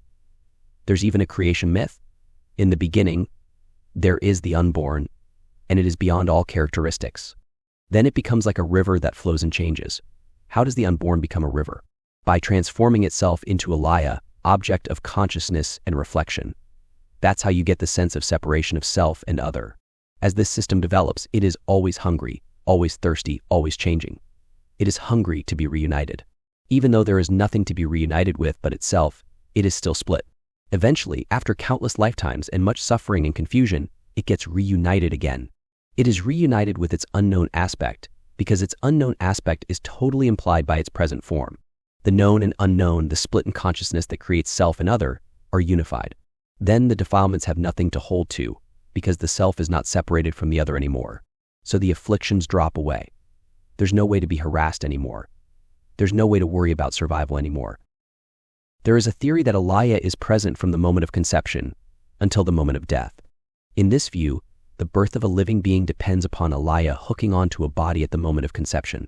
At the moment of death, it is alaya disconnecting from the body that makes life irretrievable. During the whole course of life, the body is hooked into alaya, and even if the evolving 6 consciousnesses are radically suppressed, there is still alaya vijnana in the body or there will be death.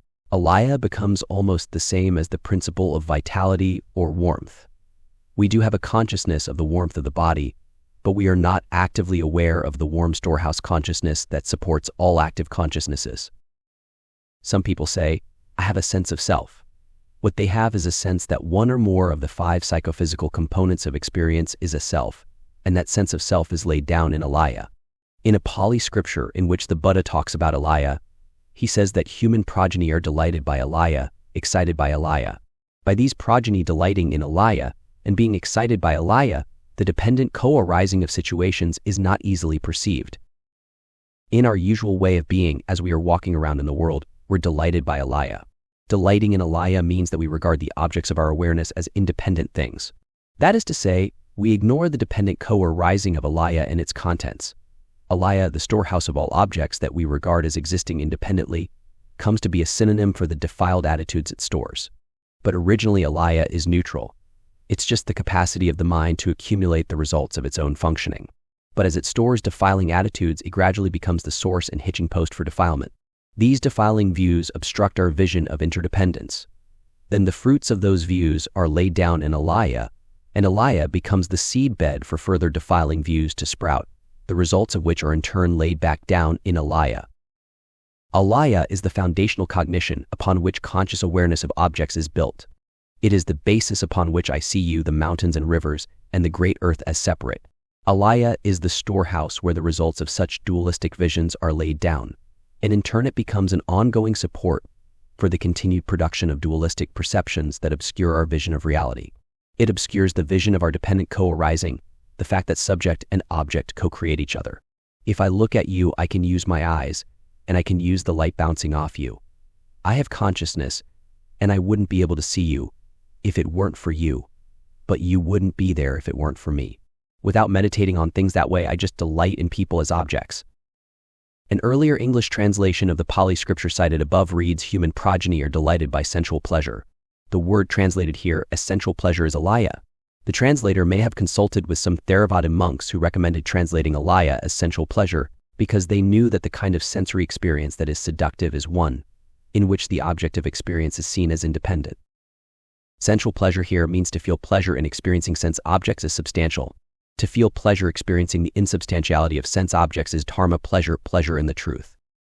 Alaya is spoken of as the mind where the results of karma are stored, an unconscious cognitive realm where the results stick, where all our dispositions are laid down. When we have a conscious experience, we don't experience all of Alaya. We experience the maturing of part of Alaya, which is being reflected in conscious awareness. We are thinking about one object among infinite possible objects. When we think about one little piece of Alaya, unless we are deeply settled, the mind tends to become excited and agitated about it. If we are excited about trees, red tablecloths, and breakfast, if we are excited about these reflections that are arising in dependence on Alaya, then we don't see dependent co-arising. We don't see the causation, and therefore we don't realize the appeasement of all dispositions. We don't realize the relinquishment of all grasping, we don't realize the cessation of craving, and we don't realize freedom. In these diluted mental states, there is excitement in sensing objects as separate. Based on this false view of separateness, there arises a view of a separate self. There is affliction, because the sense of self always arises with the four afflictions of self, self-view, self-pride, self-love, and ignorance. So we're constantly afflicted and we simultaneously delight in sensual pleasure. They go together. But the misery is not what is obscuring the process. Misery is the result of the process being obscured. The obscuration is due to our looking at those little mirrors of active consciousness reflecting Alaya and saying, wow, that's a thing existing by itself, rather than what is it? At the center of calmly asking, what is it? There is no obscuration.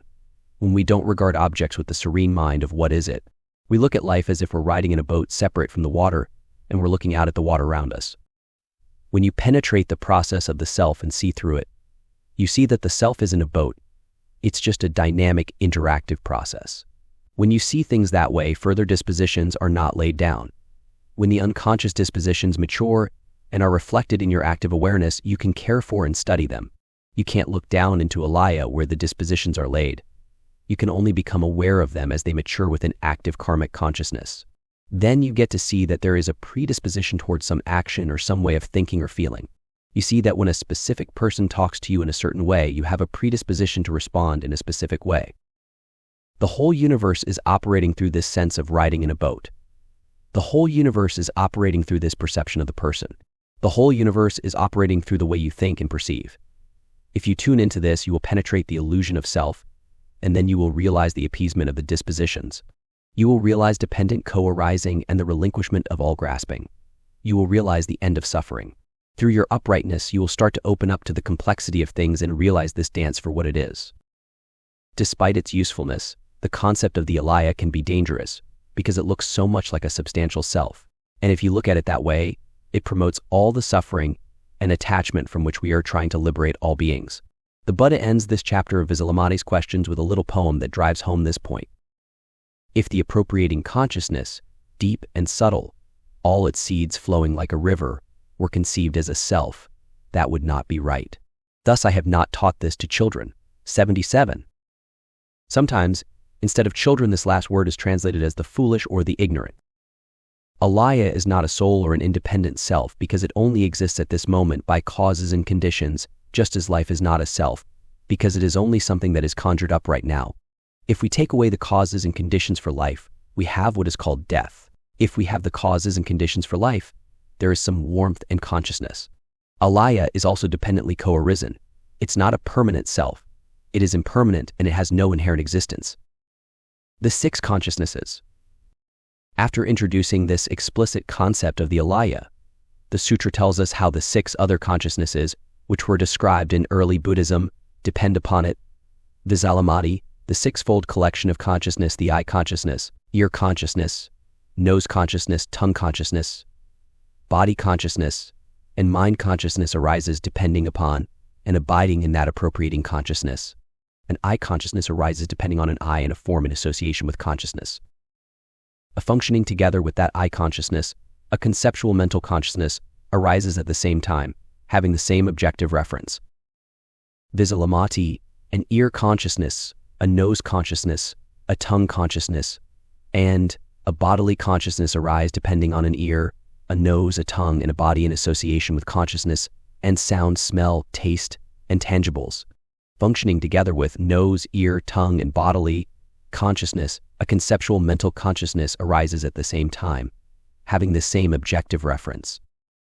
In order to understand what these six sense consciousnesses are and how they evolve, it might be useful to tell a story about the origins of consciousness in terms of materiality.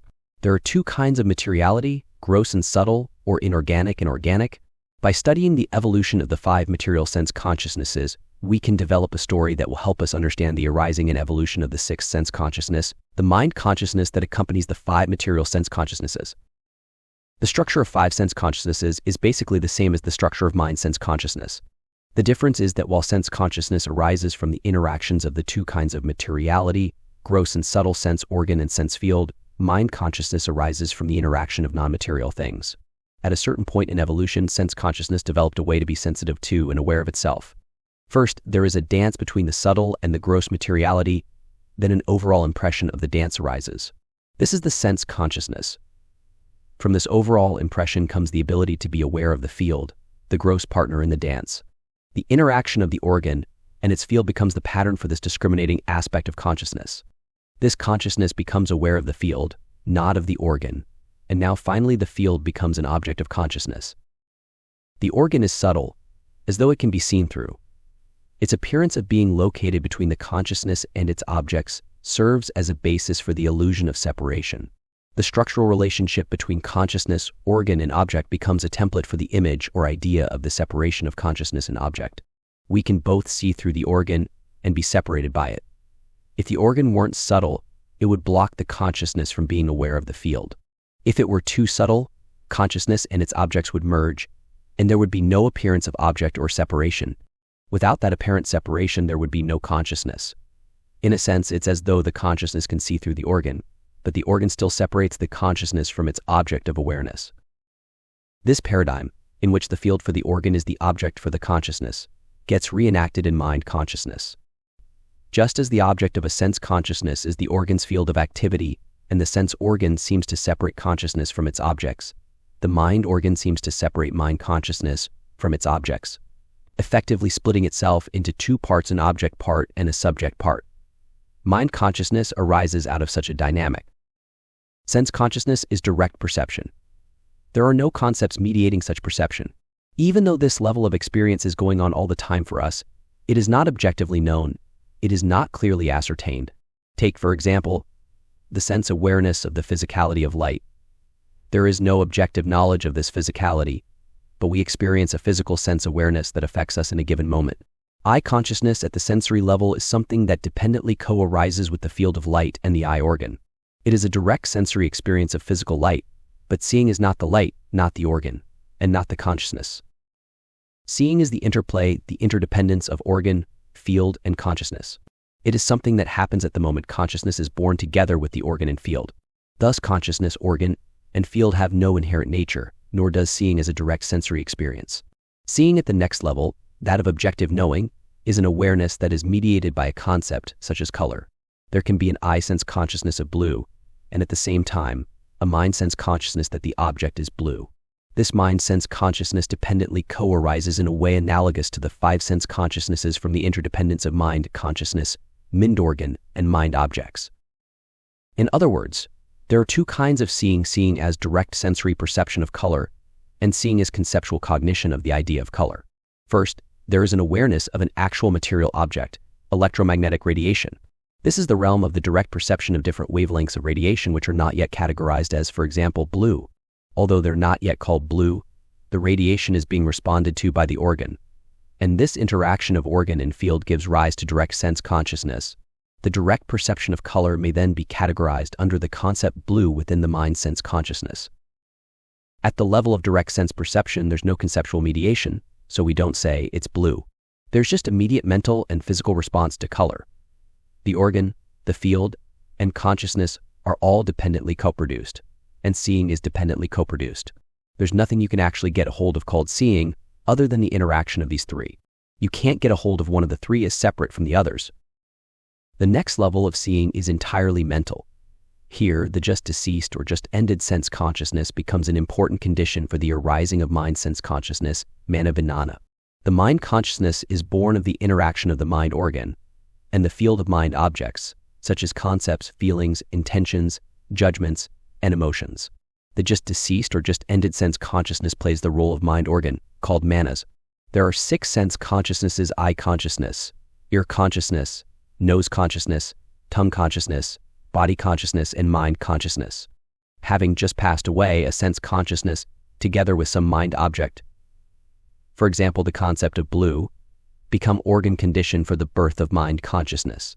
The interaction between mind consciousness, mind organ, the just deceased or just ended sense consciousness, and a mind object causes a conceptual cognition of color, where the concept of the color mediates the direct perception of the color.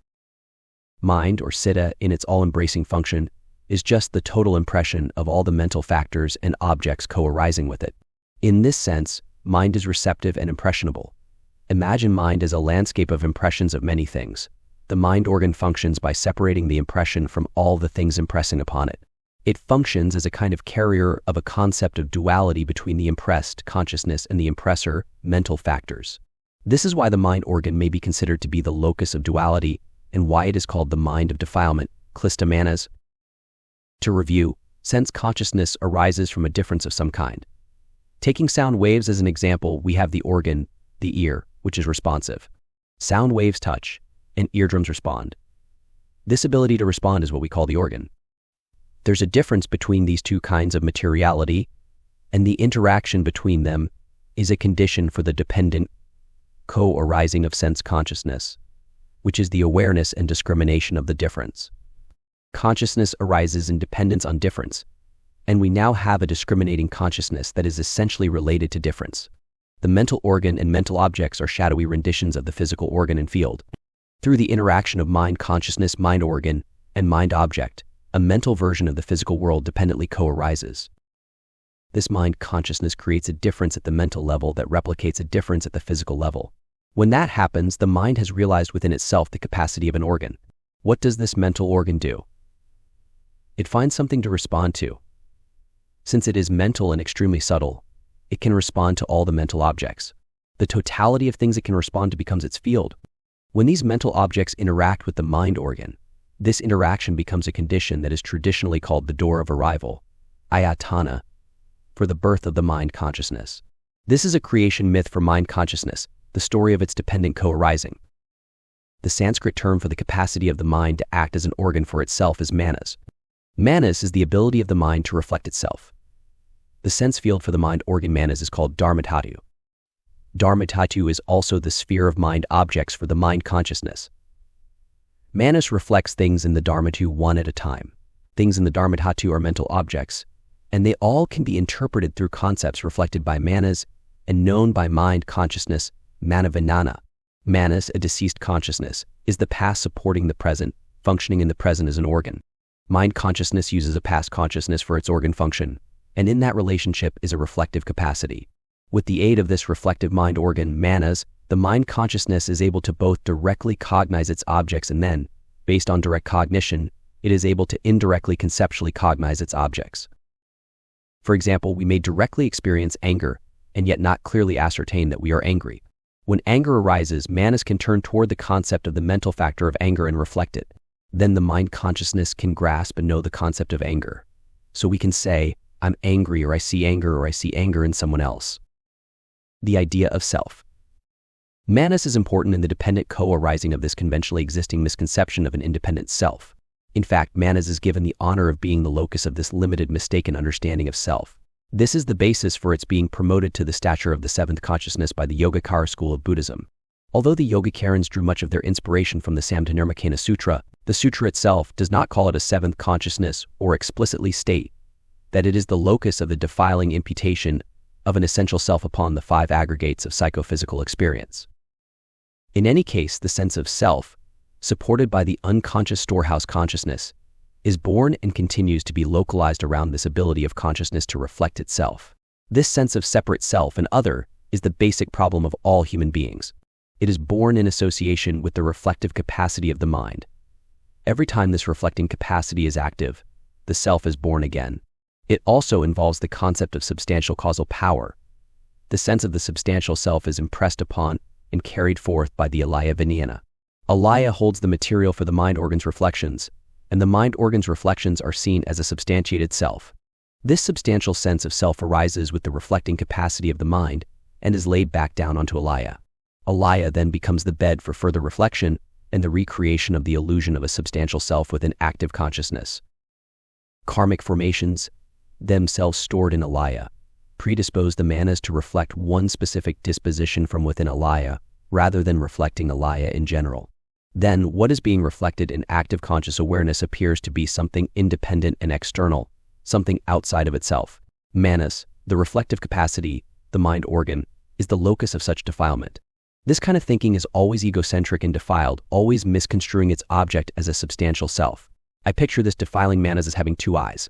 In every moment of unenlightened conscious life, it comes up, together with the alaya and one or more of the sense consciousnesses, with one eye looking at alaya and the other eye reflecting on things among the objects of the sense consciousnesses. It thereby defiles and afflicts the coexisting sense consciousnesses. Things of alaya are not known relative to active sense consciousness. They exist in obscure darkness. This process draws on the effects of past thinking stored in alaya as seeds and uses them as support for present thinking. Our present thinking is surrounded by the darkness of our past thinking. Manas depends on that darkness and reflects it. In obscurity, all the seeds that are the storehouse consciousness are mistaken for substantial entities. Manas serves the function of a distorting mirror of the impressions and seeds of alaya so that the active consciousnesses can cognize the distorted appearances in the light. No matter what, the defiling manas always brings up self-pride, self-love, self-infusion, and self-view.1. As long as the six active sense consciousnesses arise in association with this afflictive reflection, they themselves are also afflicted. In conjunction with the organ function of mind, at some point in human history, the idea of a self arose, the idea that there is something existing all by itself. That idea had a profound effect, but it was something very subtle, like a perfume left over from smelting iron. Where did it go? It went in the mind of darkness, the alaya, where the results of thinking are stored. The resultant cannot be a direct object of the active consciousnesses, but it can be reflected by manas and thereby made into an object for the evolving sense consciousnesses. The results of cognizing these distorted objects are laid back down onto alaya. This amassed sense of self gradually proliferates and becomes the seed and the cause for dispositions around self-perception. Again, whenever this process of perception and reflecting arises, it is accompanied by the four afflictions of self-pride, self-view, self-love, and self-ignorance. Then the mistaken perception of an independent self arises all over again, and its traces are once again laid down in alaya. The clearing in the darkness.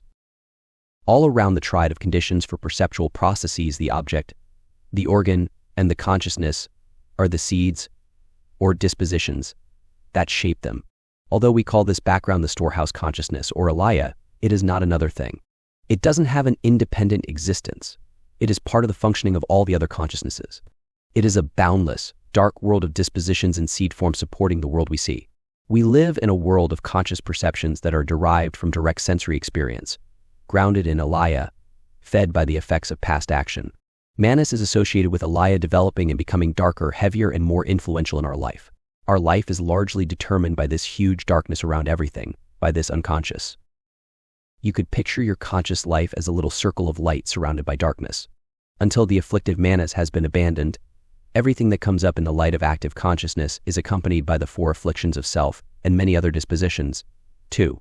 What you experience never comes by itself. All you see is one object at a time, like a hand or a pain or pleasure or enthusiasm or some concept. But each object is supported and surrounded by a dark field of dispositions. You can't see them because they are not objects of active conscious awareness, they are in the dark. But they influence and condition whatever appears in the light of active consciousness. D.H. Lawrence put it something like this: "This is what I know. The world of my conscious self is like a little clearing in the middle of a dark forest. Deities come out of the forest to visit now and then they go back. Visitations from alaya are dispositions, but they also are deities in the sense of being indicators, showing you traces of the workings of the mind. They're almost like demons and devils, but they show you that there's more going on than this little world we live in." Transforming the alaya. Giving kind attention to the deities and demons requires us to be upright. On the one hand, being upright is a matter of ethical discipline, so we can cultivate positive dispositions in the alaya. If we follow the precepts and avoid killing, taking what is not offered, harmful speech, intoxication, and sexual misconduct, such practice perfumes alaya. Thus alaya is perfumed by the practice of the precepts. When we cultivate the wonderful qualities of the six perfections, paramitas such as giving, patience, enthusiasm, concentration, and wisdom, the same thing happens. Thus alaya is transformed and purified. On the other hand, being upright is also a matter of upright sitting upright in the middle of the world we know. Lawrence also said something like, I vow to have the courage to let them come and let them go back. If we can sit upright in this field of suffering, letting the deities of the subconscious come and go, then our stillness becomes the antidote to the greed, hate, and delusion that are the source of our torment. Normally we have an idea of self and an idea of other. But as we become upright and purify the alaya, we can transform this dualistic thinking into pure awareness without erroneous imagining. In this transformed world, life is very simple and very basic. There's no belief in the substance of the things that are known, no belief that they exist independently.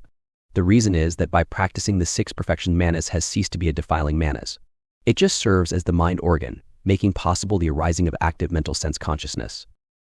You start by spending quite a bit of time sitting in the clearing and noticing that you feel a little funny, noticing that you are doing all kinds of weird things in the clearing. I'm using the word weird etymologically, its Norse root meaning fortune or destiny. Little by little, you notice that the weird things you are doing have something to do with these visitors. And you start to say, look who's coming. You start to notice all the visitors when they come and when they go back. After a while, they don't go back anymore, they just come, and they come, and they come. They are all welcomed in uprightness. You don't send anybody back. Eventually, there isn't anyone out in the forest anymore. There are no more visitors. There is just sitting in the clearing, and that's all that is going on. This is how the storehouse consciousness is completely transformed. Freud had the idea of making our life less miserable by bringing parts of the unconscious into the light. The great vehicle of the Bodhisattva seeks the complete transformation of the unconscious by practicing the six perfections with all the beings and teachings that come into the light of active consciousness. The idea here is that you actually clean up the whole alaya, appease the whole field by sitting upright, kindly and calmly witnessing how all things come and go in conscious awareness. That happens for bodhisattvas on the supramundane path of Buddhist practice. The darkness of alaya is finally transformed into the perfect wisdom of the Buddhas. It is transformed because bodhisattvas become so skillful at noticing the functioning of these ideas of self and other that they turn into light and lose their grip. Being upright and still allows this transformation to occur. It might seem like a big job, but if you just sit still, you have many, many occasions to learn. It is possible to make great progress if you work thoroughly and intensely, sitting in the middle of this process, studying with deep faith in the teaching of karmic cause and effect. Alaya is transformed into the bright mirror of wisdom. Manas turns from reflecting duality and becomes the wisdom of equality, and our life becomes quite simple. But if these seeds, these dispositions are unconscious, how are you going to notice them? By inference, by their effects and outflows. For example, when self-confusion is in the dark, it agitates you. It causes a disturbance. It determines your actions. But if you can bring self-confusion in front of you, at that moment it is clear. Now, it isn't just self-confusion, it is our opportunity for practice. The more you bring examples or inferred examples of self-pride, self-confusion, self-love, and self-view into the light, and then make the effort to appreciate how they dependently co-arise, the more the process of mind, thought, and consciousness is transformed. This is how a bodhisattva becomes wise with respect to mind, thought, and consciousness. Selfless practice, being upright, makes impressions of selflessness in the unconscious and becomes seeds for the conscious practice of being upright. For me, as one who aspires to the bodhisattva way, this is a cardinal point of faith in practicing Zen meditation. This bodhisattva meditation is something totally useless from our individual point of view. Self-clinging wants to store all the stuff that is important to it, and it does. After all, it never knows when it may want to use it. But actually, when you put it away in some unknown place in the dark, it uses you. Zen meditation is not for you, not for your own pleasure, not for fun. Basically, it is a pure ritual enactment of selflessness.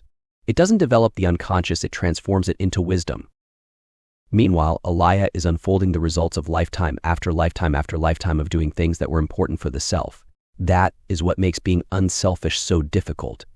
The unconscious results of being selfish are the support for the arising of everything unenlightened beings consciously know. Such results support thoughts like, aren't you a fool? Isn't this boring? Doing a practice that is not giving you something. Aren't you afraid that the Buddhas and ancestors are just using you? Aren't you falling into some weird Zen trap? one more body in the long lineage of Buddhas and ancestors.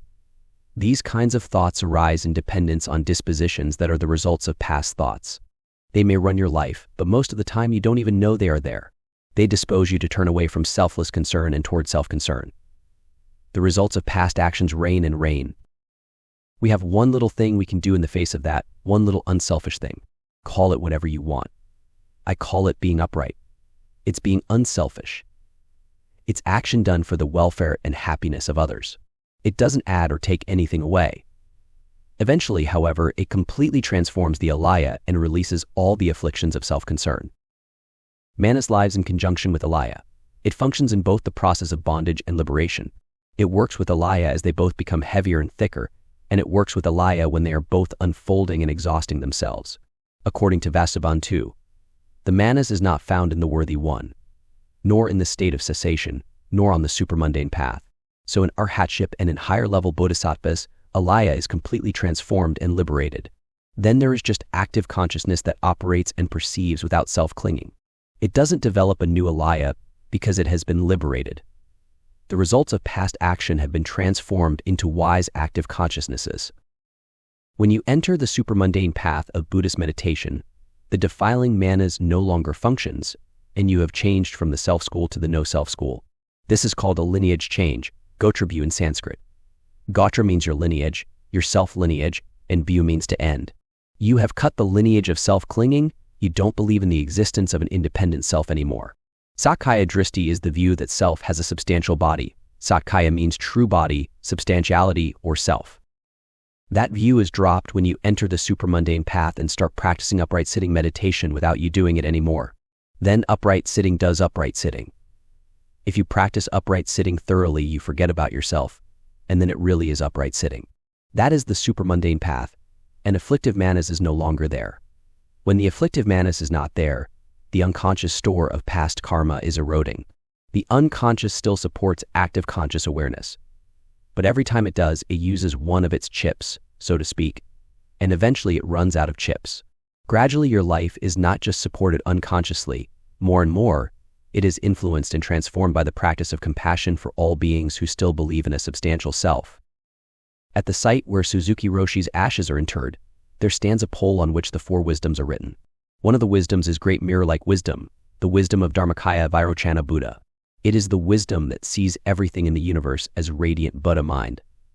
But most of us don't see the radiance of mirror-like wisdom. We see radiance with a film of self over it. Because of this film, objects seem to be solid. They seem to have solid and independent existence, rather than just being ever-changing, radiant, interdependent appearances that are reflected and externalized by the mind. But this radiant dynamism is the way things really are. When alaya evolves one way, being the result of past karma-dependent co-arising is obscured. When it unfolds the other way, through practicing the teachings, the truth of dependent co-arising is revealed and realized. Alaya is the base upon which defiling manas creates a sense of self and other over and over again in our lives. If we ever wake up and understand what alaya really is, alaya would become the great, bright mirror wisdom. A sense of self and other could still be created, but that self and other would be radiantly reflecting Buddha's wisdom. That self and other would be a bright light to help all living beings realize that within alaya there is a profound and subtle understanding of the Buddha's teaching of dependent co-arising. The primary condition for transforming alaya and realizing Buddha's wisdom is the study of the self. Usually we have to start this study from the deluded position of believing in an independently existing self. We may have to begin studying a self that we do not see as dependently co-arising. However, studying this self that we believe to be independently existing will eventually lead us to see the incoherence of such beliefs and to the revelation of the true nature of the self as nothing more than an insubstantial, dependent co-arising phenomenon. Within this revelation, alaya is transformed from darkness into light. At the end of this chapter, the Buddha tells us how wise bodhisattvas view their mind, thought, and consciousness. Visalamati, those bodhisattvas do not perceive their own internal appropriators. They also do not perceive an appropriating consciousness, but they are in accord with reality. They also do not perceive a basis, nor do they perceive a basis consciousness. They do not perceive accumulations, nor do they perceive mind. They do not perceive an eye, nor do they perceive form, nor do they perceive an eye consciousness. They do not perceive an ear, nor do they perceive a sound, nor do they perceive an ear consciousness. They do not perceive a nose, nor do they perceive a smell, nor do they perceive a nose consciousness. They do not perceive a tongue, nor do they perceive a taste, nor do they perceive a tongue consciousness. They do not perceive a body, nor do they perceive a tangible object, nor do they perceive a bodily consciousness. Visalamati, these bodhisattvas do not perceive their own particular thoughts, nor do they perceive phenomena, nor do they perceive a mental consciousness, but they are in accord with reality. These bodhisattvas are said to be wise with respect to the ultimate. The Tathagata designates bodhisattvas who are wise with respect to the ultimate as also being wise with respect to the secrets of mind, thought, and consciousness. At first this may seem puzzling. After all, bodhisattvas do hear things, see things, and have thoughts. But in the context of emptiness, none of these things are perceived. As the Heart Sutra says, in emptiness there is no form, no feeling, no perception, no formations, and no consciousness. When you perceive emptiness, you don't perceive form. This is the way it is for bodhisattvas who meditate on the ultimate. In the context of the perception of emptiness, bodhisattvas do not find anything. The emptiness is about the emptiness of what you are perceiving, but you are not looking at what you are perceiving, you are looking at the emptiness of what you are perceiving. In the emptiness of what you are perceiving, you don't see the thing. Still, perception takes place because emptiness is the emptiness of perceptions. So it is not the emptiness of nothing, it is the emptiness of certain forms of consciousness. In this text, the ungraspability of perception is the emptiness, and in that ungraspability you can't find any perceptions. At the end of this passage, the Buddha says that those who are wise with respect to the ultimate are also wise with respect to the secrets of mind, thought, and consciousness. In other words, those who are wise with respect to the ultimate are also wise with respect to the conventional. This passage focuses on the ultimate. It is about purifying alaya by meditating on reality. Working with conscious material and seeing its emptiness purifies alaya, and the complete purification of alaya also requires practicing virtue with forms, feelings, impulses, consciousness, and perception, the 5 aggregates of psychophysicality taught by Buddha. But that doesn't purify alaya in the same way that seeing the emptiness of these things, including the emptiness of the practice of virtue itself, purifies alaya. So you can purify alaya both by meditating on emptiness and by meditating on the 5 aggregates. But when you realize emptiness, no aggregates are seen. When you meditate on the aggregates, you are not looking at emptiness, but hopefully you are practicing virtue with the aggregates. Eventually wisdom becomes fulfilled through those virtues, and you can't find the aggregates or the virtues anymore. But then you go back to practicing virtue again. In this way, you develop both a store of wisdom and a store of virtue. You accumulate wisdom merit and virtue merit. You need both kinds of merit to purify and thoroughly transform alaya. When alaya is purified, in a sense there really isn't any alaya anymore. When alaya is purified, it is turned into wisdom. Alaya, with all its dispositions, is subdued. It becomes quiescent. Thus, bodhisattvas are wise with respect to the secrets of mind, thought, and consciousness. Chapter 5. A. The 3 characteristics of phenomena. Chapter 6 of the Samdhinirmocana Sutra begins with a question by Bodhisattva Gunakara, whose name means root of virtue. Bhagavan, when you say, bodhisattvas are wise with respect to the character of phenomena, Bhagavan, just how are bodhisattvas wise with respect to the character of phenomena? This great bodhisattva is asking the Buddha, what is the wisdom of the bodhisattvas? How are they wise, and what are they wise about? Bodhisattvas are fundamentally beings of compassion. They are beings who wish to become Buddhas because of their deep love for all beings. These compassionate beings want to develop Buddha wisdom. So Gunakara asks the Buddha exactly what it means for a bodhisattva to be wise about the nature of things, about the nature of phenomena.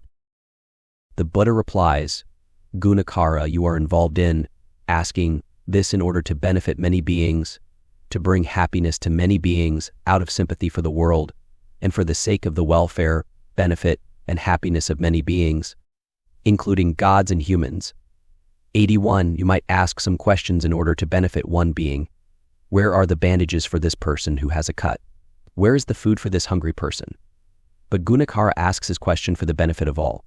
How could this abstract question lead to the benefit, welfare, and happiness of many beings? Because understanding the character of phenomena leads us to liberation from suffering. It frees us from being caught up in phenomena. People suffer because they cling to phenomena, and when they are wise with respect to phenomena, they pay attention to what is really happening, and there is no more clinging. This teaching focuses on phenomena that beings are not wise about. The Buddhas and Bodhisattvas want us to be wise with respect to the character of phenomena, because beings who lack this wisdom suffer. Because bodhisattvas are primarily concerned with the happiness of others, they want to understand the character of phenomena so they can help others to be wise and to melt away the root of their suffering. Beings who don't have compassion have trouble becoming wise because the Buddha's wisdom grows out of compassion. Without being kind to ourselves and to others, it is hard to develop this wisdom. Buddhas want beings to be compassionate in order to be wise, and to be wise in order to help all beings everywhere. The three natures of phenomena. The first thing the Buddha does to answer Gunakara's question is teach the nature of phenomena. In this sutra, he presents the nature of phenomena in a threefold way, although other very important sutras present the character of phenomena as twofold, a conventional character and an ultimate character. The Heart of Perfect Wisdom Sutra, for example, emphasizes the ultimate character of all phenomena, emptiness. The sutra teaches that all conventional phenomena, like forms and feelings, all have a single ultimate character. But in the Samdhinirmocana Sutra, emptiness is only one of three characters. Emptiness is called the thoroughly established character of phenomena, and the other two are called the other dependent and the imputational characters of phenomena. We will see that in order to correctly understand emptiness as taught in the Heart Sutra, we must understand these two other characters as well. To do this, the Buddha begins by telling us what the three characters are. Then he gives some examples and describes how the different characters of phenomena are usually known. Finally, he tells us what happens once we really understand them. The Buddha tells Gunakara, your intention in questioning the Tathagata about this subject is good. It is good. Therefore, Gunakara, listen well, and I will describe for you how bodhisattvas are wise with respect to the character of phenomena. Gunakara, there are three characteristics of phenomena. What are these three? They are the imputational character, the other dependent character, and the thoroughly established character.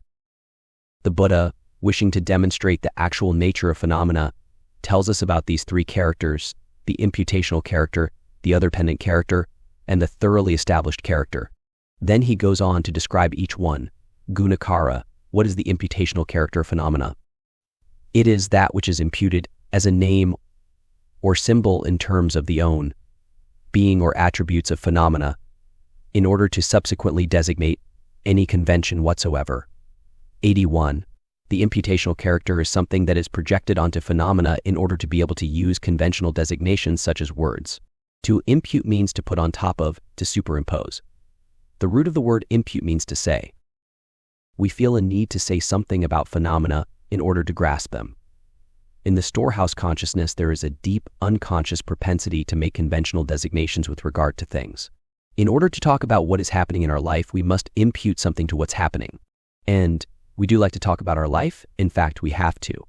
Even Buddha has to talk about life in order to relate to sentient beings. It's part of the human condition. But in order to do that, we must impute something to our life. If we just sit upright with what's happening without imputing anything to it, we can't talk about it. Next, Buddha tells us what it is that we impute or superimpose essences and attributes. And how do we do that? We do it with words, symbols, and conceptual consciousness. We use our wonderful conceptual consciousness to impute imaginary things onto phenomena. We impute or superimpose an essence, an entity, an own being. Phenomena are actually free of essences, own beings, entities, and selves. But in order to talk about things, we cut up this amazing, ungraspable, inconceivable reality into little packages we can get a hold of. Then we bolster that projection by imputing essences and attributes onto the things we created. This imputational character is also called mere fantasy because none of those essences, selves, or attributes really exist. The Sanskrit term for the imputational is parakalpita, which could be imaginatively translated as complete, unsurpassed, perfect fantasy. But the imputational character is just part of the story, one of its main characters. The Buddha goes on to look at another main character, the other dependent, Gunakara. What is the other dependent character of phenomena? It is simply the dependent origination of phenomena. It is like this, because this exists, that arises, because this is produced, that is produced.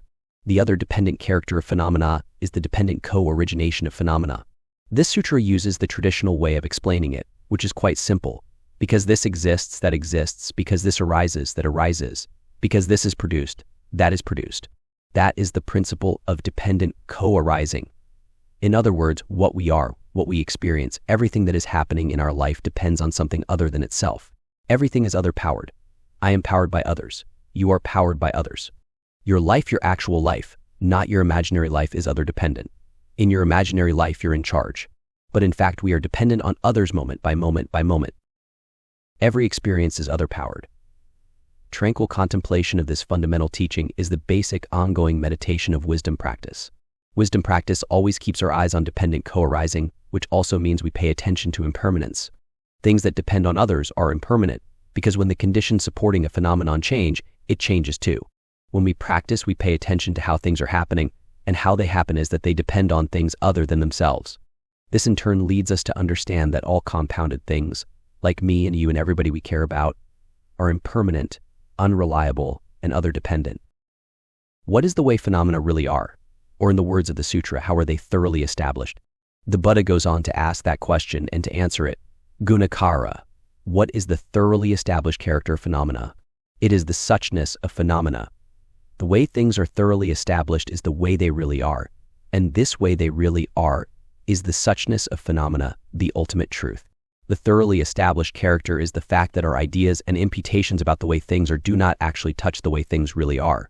Things are free of our ideas and assumptions. Things are free of the imputations of essences and attributes that we make so that we can talk about what's happening. Not only are things not what we think they are, but they're free of what we think they are. The absence of what we think and what is happening is the way things actually are. If we meditate thoroughly on the absence of our imputations and superimpositions on what's happening, then all affliction is alleviated. We realize the various stages of the Buddha way and become peacemakers in this world. Another look at the original Sanskrit terms for the three natures can help us to get a clearer idea about these teachings. The first character is called parikalpita.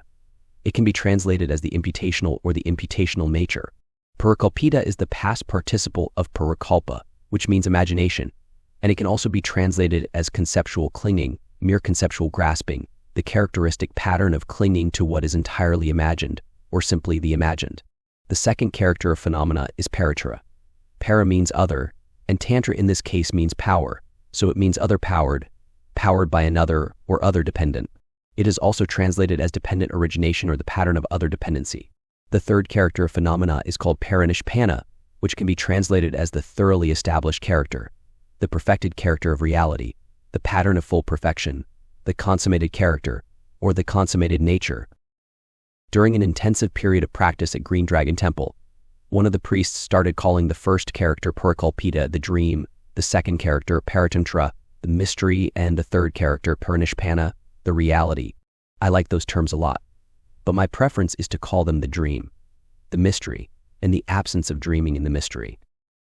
These teachings show us that everything is basically a mystery, an ungraspable, inconceivable, inexhaustible mystery, until we start dreaming and superimpose our dream on the mystery.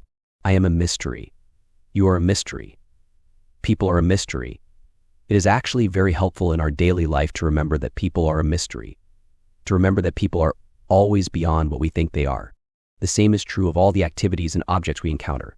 Whenever you are experiencing something, for example, sitting meditation, you have already grasped the word sitting and placed it on top of something vast, inconceivable, and ungraspable, so that you can have the sitting. Suppose someone is sitting in front of you while you are meditating. Putting a word on him is the only way you can know him, but actually you are already experiencing him in a way you don't know. He has an other-dependent character that you can't see or identify except by superimposing a concept on him.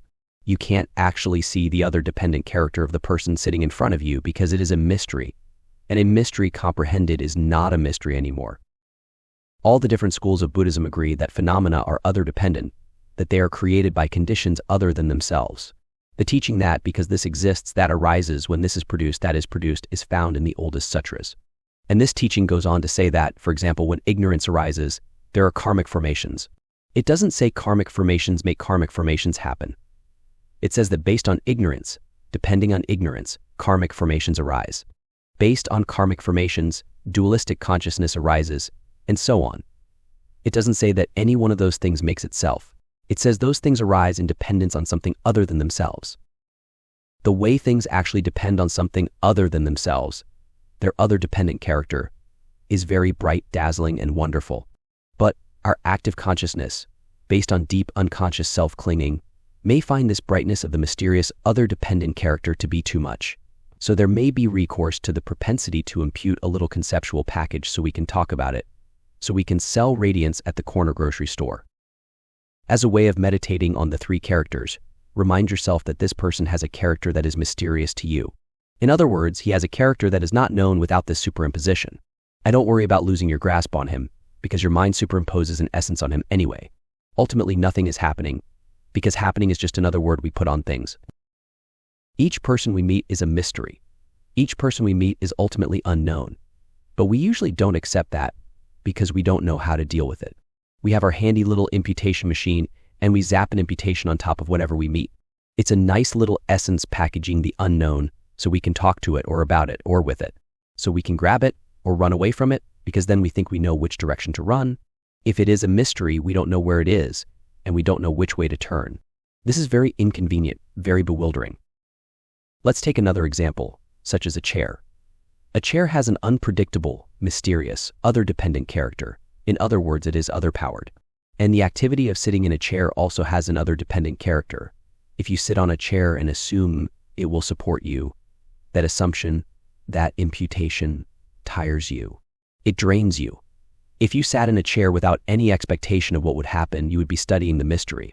Maybe the chair will support you and maybe it won't.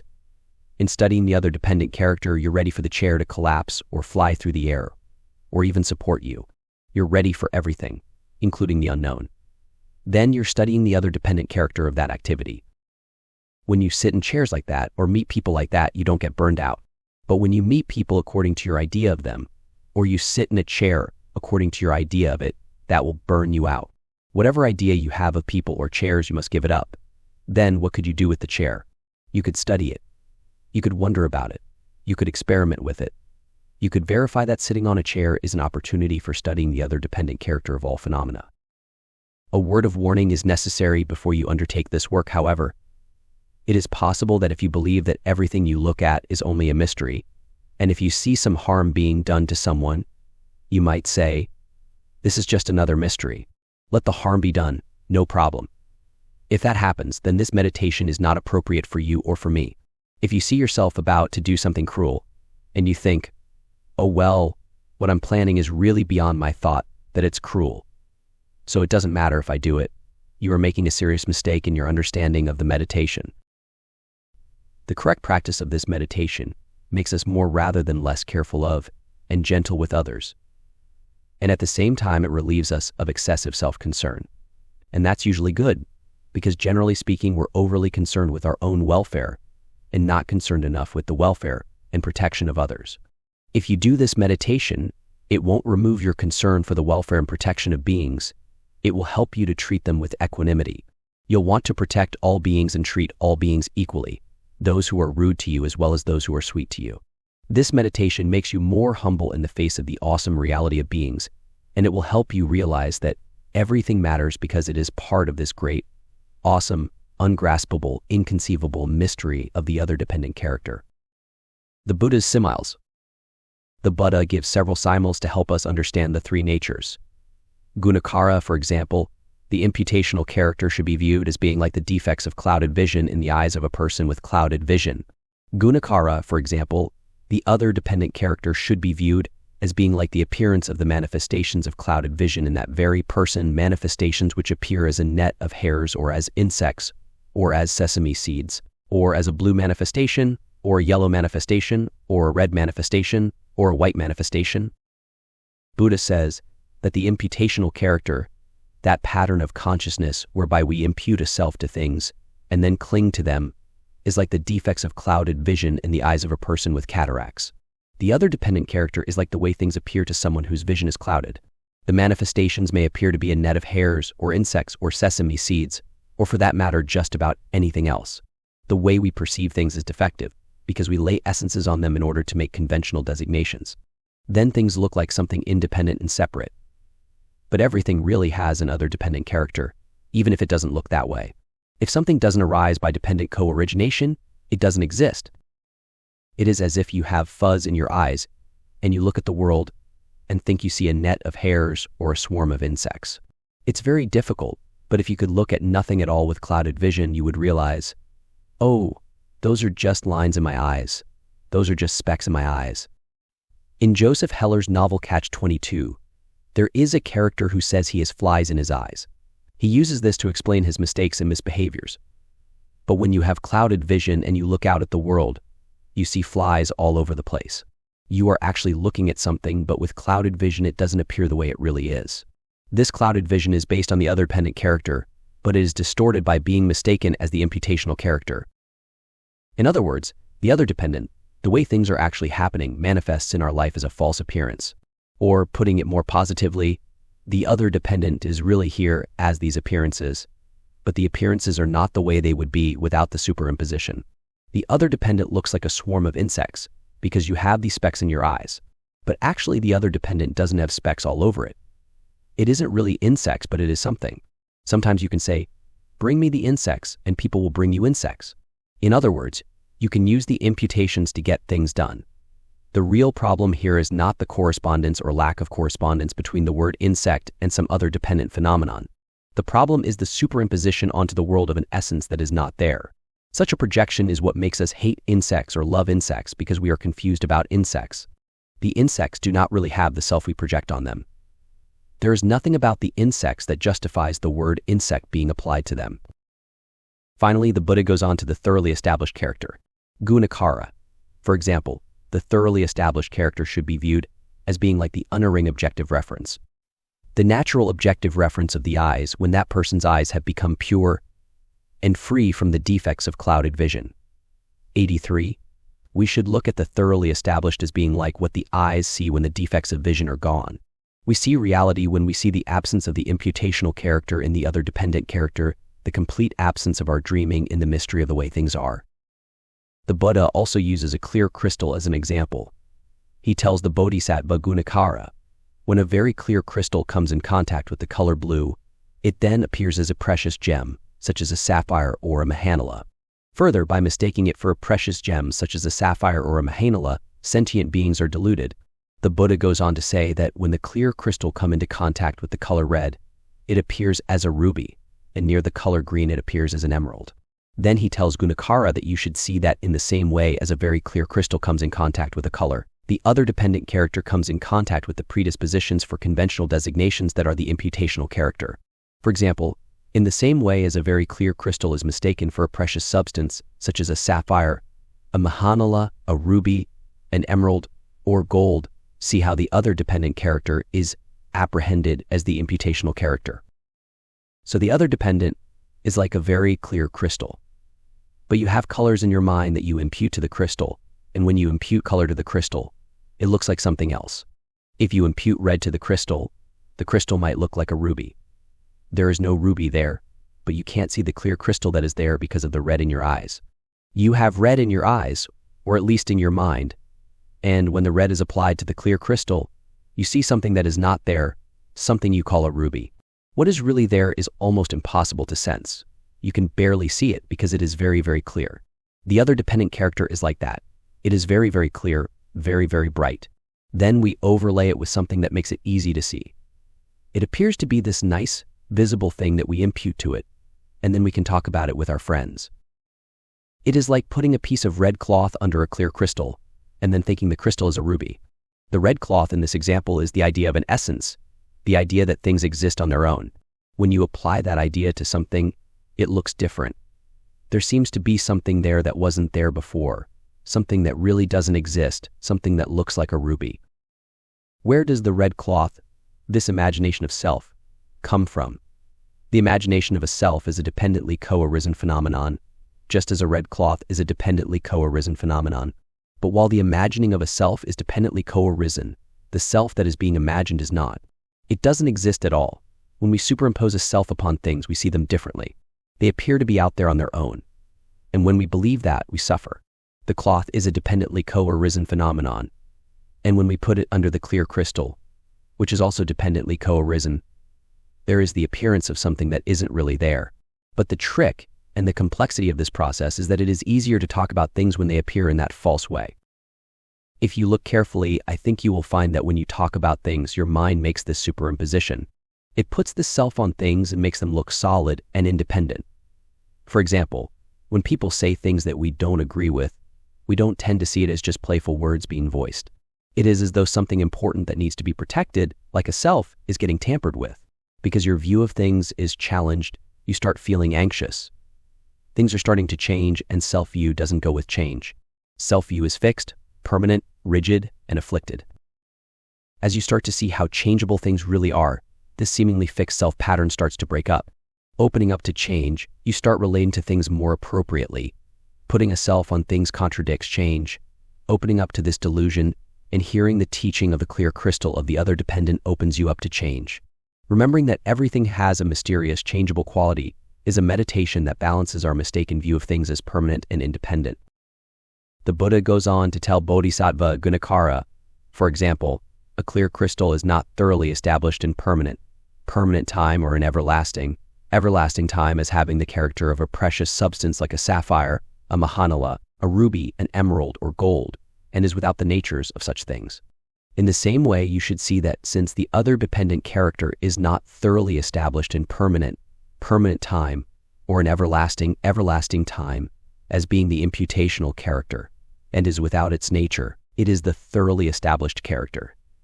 Despite what our imputations tell us, nothing has any permanent fixed nature, any self. Everything is thoroughly established as being selfless. The other dependent character, when it is selfless, is the thoroughly established character. There may seem to be a contradiction between the teachings in these two examples. In the first example, the other dependent character is compared to the clouded vision of someone with cataracts, but in the second example, it is like a very clear crystal. It may appear that the other dependent is defiled in the first example but pure in the second. In the first example, we have a description of the other dependent that is confused with the imputational character. The second example has two parts. First, the other dependent is described prior to confusion with the imputational character as a clear crystal. In the second part, the other dependent character is confused with the imputational character and manifests as false appearances such as a ruby, an emerald, and so on. The clear crystal example explains how the other dependent character is open to being influenced and obscured by impositions and conceptual clinging, and is therefore the basis for false appearances and misunderstandings. These teachings are hard to understand. They challenge our most basic way of looking at things. If you are having trouble, start at the beginning, start with what you are experiencing right now. The text tells us that what you are experiencing is like a very clear crystal. In fact, all things are like a very clear crystal. And as soon as an other dependent experience arises, we simultaneously project essence on it, and the imputational character is there. The origins of the imputations. Some people are curious about how this tendency to make conceptual overlays began. I can tell a story about it, but as I tell the story, realize that this story is also a conceptual overlay on the actual process by which the imputations arose. It is a story about how the imputations arose, rather than the way they really arose, which no words can reach. The story is that these defects of vision arise from past situations, for example, of human beings putting words on things. Because humans have been playing with words and matching them to objects for a long time, that karmic activity has created a tendency to impute some essence or basis to things that words can be fixed to. Because of the history of human evolution, of matching words to objects, our mind is already structured in such a way that we do this from birth. And through this process, the self is born. This is a history that we can impute to the development of the habit of self-imputation. Because of past karma based on a belief in a self, we now automatically project independent existence onto all phenomena. With the birth of sense consciousness, we begin projecting an appearance of things existing on their own. Non-human beings also do a similar projection, but without the ability to fix words onto these objects. It is not clear how well developed this projection of separateness is in different animals, but it is very strong in humans, and it is there from the beginning of life. This projection is proverbal, but it sets up the potential for language. Once we project this essence onto things, we can use words to talk about them. But we believe that the things we project really exist, and that is the source of suffering. And once we are suffering, it is difficult to relate to things in a skillful way. Even when we have some understanding that our suffering is caused by our misconception of things, it is hard to practice mindfulness of this in the midst of our afflictions. Knowing the three characters. After giving us the examples of the delusion caused by clouded vision and the mixture of the clear crystal with the color, the sutra tells us how we know the different characters of phenomena, gunakara. In dependence upon names that are connected with signs, the imputational character is known. In dependence upon strongly adhering to the other dependent character as being the imputational character, the other dependent character is known. In dependence upon absence of strong adherence to the other dependent character as being the imputational character, the thoroughly established character is known. The other dependent character is known by adhering to it as being something that it is not. It is known through the conceptual clinging superimposed upon it. The thoroughly established character is known in the absence of strong adherence to the other dependent character as being the imputational. When there is an absence of adhering to the other dependent as being superimposed concepts, or when we actually meditate on that absence, we know the thoroughly established character. When we give up clinging to the superimposition as being the other dependent character, we open to the ultimate truth. The identity of whatever is dependently co-arisen is verbally established. In other words, that identity is nothing more than a word. Apart from a conventional designation and the superimposition of false existence that makes it possible, the thing itself has no identity. The identity is not known, not established in experience. To say that the identity of a thing is merely a verbal fact is to say that it is empty. Without the thing being a referent of the word, the thing has no identity. Without the imputational, without the superimposition of a false status upon the thing, the conventional way a thing exists is not possible. We can't find it, but that doesn't mean there is nothing there. It is just that it has no identity, and so for us, it is not established. When we look deeply, we realize that the conventional world cannot be found. We can't actually find anything, we can only find a superimposition. Once when I was first meditating, I looked down at my foot, and I realized I could see what was under the skin. I could see the muscles and bones, but I was seeing them through my skin. If I peeled the skin off my foot, the muscles and bones would look different. The way that the muscles and bones are is not the way they look through the skin, but you can still see them through the skin. As a matter of fact, that's the way you like to see them. So you can actually see the way things are through your imagination of ways that they aren't. The way they are is not totally unrelated to the way we imagine they are, because our imagination is made with respect to the way they are. That way we can talk about them, and that's useful. When you see people doing a thing called making lunch, you may superimpose an essence on what you are seeing so you can make a conventional designation such as "may I please have lunch." But this superimposition is not really there at all. In order to speak, we have to confuse phenomena with essences. That's the price of speech.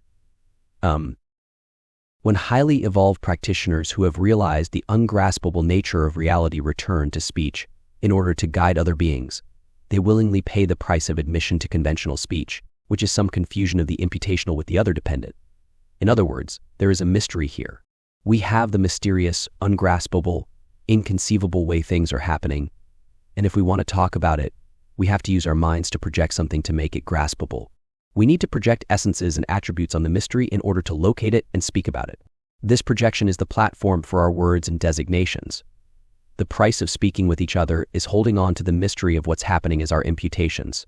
That's why we eventually have to give up talking for a little while and just sit and open to the Buddha's teaching. Phenomena of afflicted character. Buddha goes on to explain that when bodhisattvas know the imputational character as it really is with respect to the other dependent character of phenomena, then they know characterless phenomena as they really are.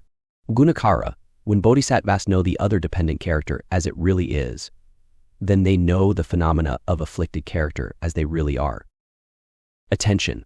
The following 2 paragraphs form a great koan. Opening to their truth calls for great concentration. Gunacara, when bodhisattvas know the thoroughly established character as it really is, then they know the phenomena of purified character as they really are. Gunacara, when bodhisattvas know characterless phenomena as they really are with respect to the other dependent character, then they completely abandon phenomena of afflicted character. When they have completely abandoned phenomena of afflicted character, they realize phenomena of purified character. Therefore, Gunacara, bodhisattvas know the imputational character of phenomena, the other dependent character, and the thoroughly established character of phenomena as they really are. Once they know characterlessness, the thoroughly afflicted character, and the purified character as they really are, then they know characterless phenomena as they really are. They completely abandon the phenomena of afflicted character, and when they have completely abandoned phenomena of afflicted character, then they realize phenomena of purified character. 89. When bodhisattvas know the imputational character as it really is, they know the characterlessness of phenomena. When you know the imputational character, you know that phenomena lack in essence a distinctive character because the character you see is entirely dependent on words and symbols. The character things have is imputed to them and does not come to exist by way of their own intrinsic nature. When you see the way the imputational really is, you see that phenomena actually are characterless, that they lack an essence of character. Then you understand the characterlessness of phenomena. When you know the other dependent, you know our affliction. You understand that things have an other dependent character, but they are afflicted by this superimposition. Or, put differently, you are afflicted in your view of things because of this superimposition. When you know the other dependent character as it really is, you know the afflicted character phenomena as it really is. As we have seen, the way you conventionally know the other dependent character is by taking it as what is imputed to it. So part of this process is realizing that the other dependent is not what it is imputed to be. What is imputed is not really in it. It is just imagined on top of it. This imputation does happen, but it doesn't really register in the other dependent. When you understand that, you understand the nature of affliction. When you know the thoroughly established character as it really is, you know the purified character phenomena. When you know the thoroughly established character, you understand how the other dependent character actually is free of any superimposition. And when you understand that, you understand the purified character or the purifying potential of all phenomena. So when you understand the imputational, you understand that it really doesn't have a character. What is imputed is not really there. When you understand the other dependent, you understand that the way we know it is through the imputational, and that is the way we are afflicted. And when you understand the thoroughly established, you understand the way that purifies this process and removes our afflictions. Getting lunch. Let's look at the example of lunch again, this time in terms of afflictions. Suppose you ask your friends, could I have lunch now? And they bring you lunch. It works. But it also cuts you off from the reality of lunch, and this is affliction. It works because you are dealing with lunch in very limiting terms, in terms of your projection of it existing out there on its own. Then you can be really greedy about lunch or hate the lunch. You might think it is a lousy lunch rather than, this is a mystery. This is radiance. If for some reason you think, this is a lousy lunch, the other dependent character of the lunch suddenly turns into an afflictive phenomenon because you adhere to it as being a lousy lunch and you can't stand it. The same goes for a good lunch. You get greedy, or you might get very angry if someone tries to take your lunch away. Once I was on an airplane going to give a Buddhist retreat, and my assistant had ordered a low-fat lunch for me. When they brought the lunches, they gave the woman across the aisle a low-fat lunch, and I thought, she's getting a low-fat lunch too. But then they didn't give me a low-fat lunch. They gave me a high-fat lunch. Sometimes I don't mind those high-fat lunches that much, but this was a high-fat lunch that almost no one in the airplane wanted to eat. Even the people who love fat were offering me their lunches. Hey, you look hungry, do you want this? This high-fat lunch was a mystery. It was so bad you almost couldn't even define it. They said it was a hamburger, but almost no one was sure that this was a hamburger. It was like a bodhisattva had manifested on the airplane to push everybody to meditate on the other dependent. Across the aisle was a very simple low-fat lunch, and it looked delicious and really healthy. The lady didn't say, I didn't order this lovely lunch. Give me one of those unbelievably obnoxious high-fat ones. She sat there and ate it. I told the attendant, I ordered a low-fat lunch. And he said, yeah, so what? Or something like that. So I sat there and watched that lady eat my lunch. Or, I should say, eat her lunch, that delicious low-fat lunch. But what if I had tried to get my lunch from her? What if I had said, that is my lunch, or you can have it, but it is my lunch. Enjoy it. Then afflictive emotions of greed, hate, and delusion would arise from this misconception being applied to things. Without the superimposition of an imputation on other dependent phenomena, greed, hate, and delusion do not arise. Other emotions, like diligence and mindfulness, arise instead. More and more skillful behavior arises as we loosen the belief in a self or an essence that is being put on things. Things still look like they have an essence, but we train ourselves to hear the teaching that things actually have a character that is beyond the self, that we are projecting onto them and onto ourselves.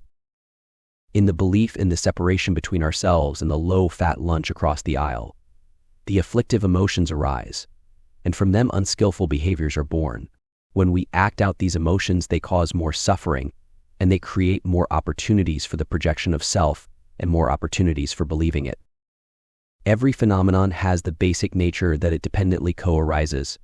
Everything that exists has this nature, and this nature is beyond what we think it is.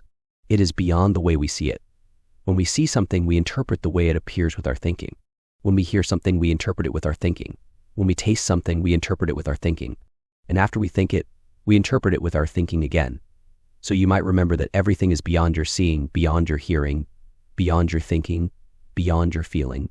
But in some ways, it might be easier for you to feel how it is beyond your thinking, or to imagine how it is beyond your tasting, rather than to taste how it is beyond your tasting. Be creative. Open to the creative possibilities of what is happening. That is a way to get ready for further study in this process of becoming wise about the character of phenomena, like a great bodhisattva. Saying it's a lousy lunch, and then thinking there is something about the lunch that actually is lousy is what causes our affliction. Check it out when you say lousy lunch. Do you think there is actually something about the lunch that justifies the word lousy? Or do you think he just used the word lousy to refer to the thing? If you study it, you will probably find that you have put a self on the lunch, and that you imagine that there is something in the lunch that the expression lousy lunch refers to. But even while you experience the affliction caused by that projection, you can simultaneously hear this teaching.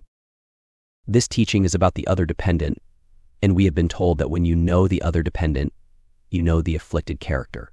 Part of the study of the other dependent is to come to understand that things are really beyond our ideas. And because we grasp them as having a self that corresponds to our ideas, there is a process of affliction. We don't have to liberate ourselves from those afflictions before we can understand the other dependent character, because part of learning about the other dependent character is seeing that it is the basis of those very afflictions. If you are meditating in such a way that you understand characterless phenomena, then you understand afflicted phenomena and purified phenomena. Then you can go to lunch and say, this is a lousy lunch without believing it as really characterizing the lunch. You know you are talking about yourself and your relationship to things. But you probably wouldn't talk that way anymore. You would be more likely to say something like, I am grateful to be here with you and have lunch.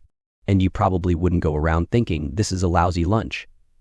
You might think it is a lunch, but you would also understand that any imputation of self to this lunch is a characterless illusion. You could understand this and still call it lunch. A Buddha can say lunchtime without projecting, without believing the self of the lunch. A Buddha might even make a joke, saying lousy lunchtime or delicious lunch is an invitation to play. If I know the imputation of lousy lunch with respect to lunch, I know characterless phenomena as they really are. If I am served lunch, call it a lousy lunch, and catch myself believing that it really is a lousy lunch, then I know the afflictive character of lunch.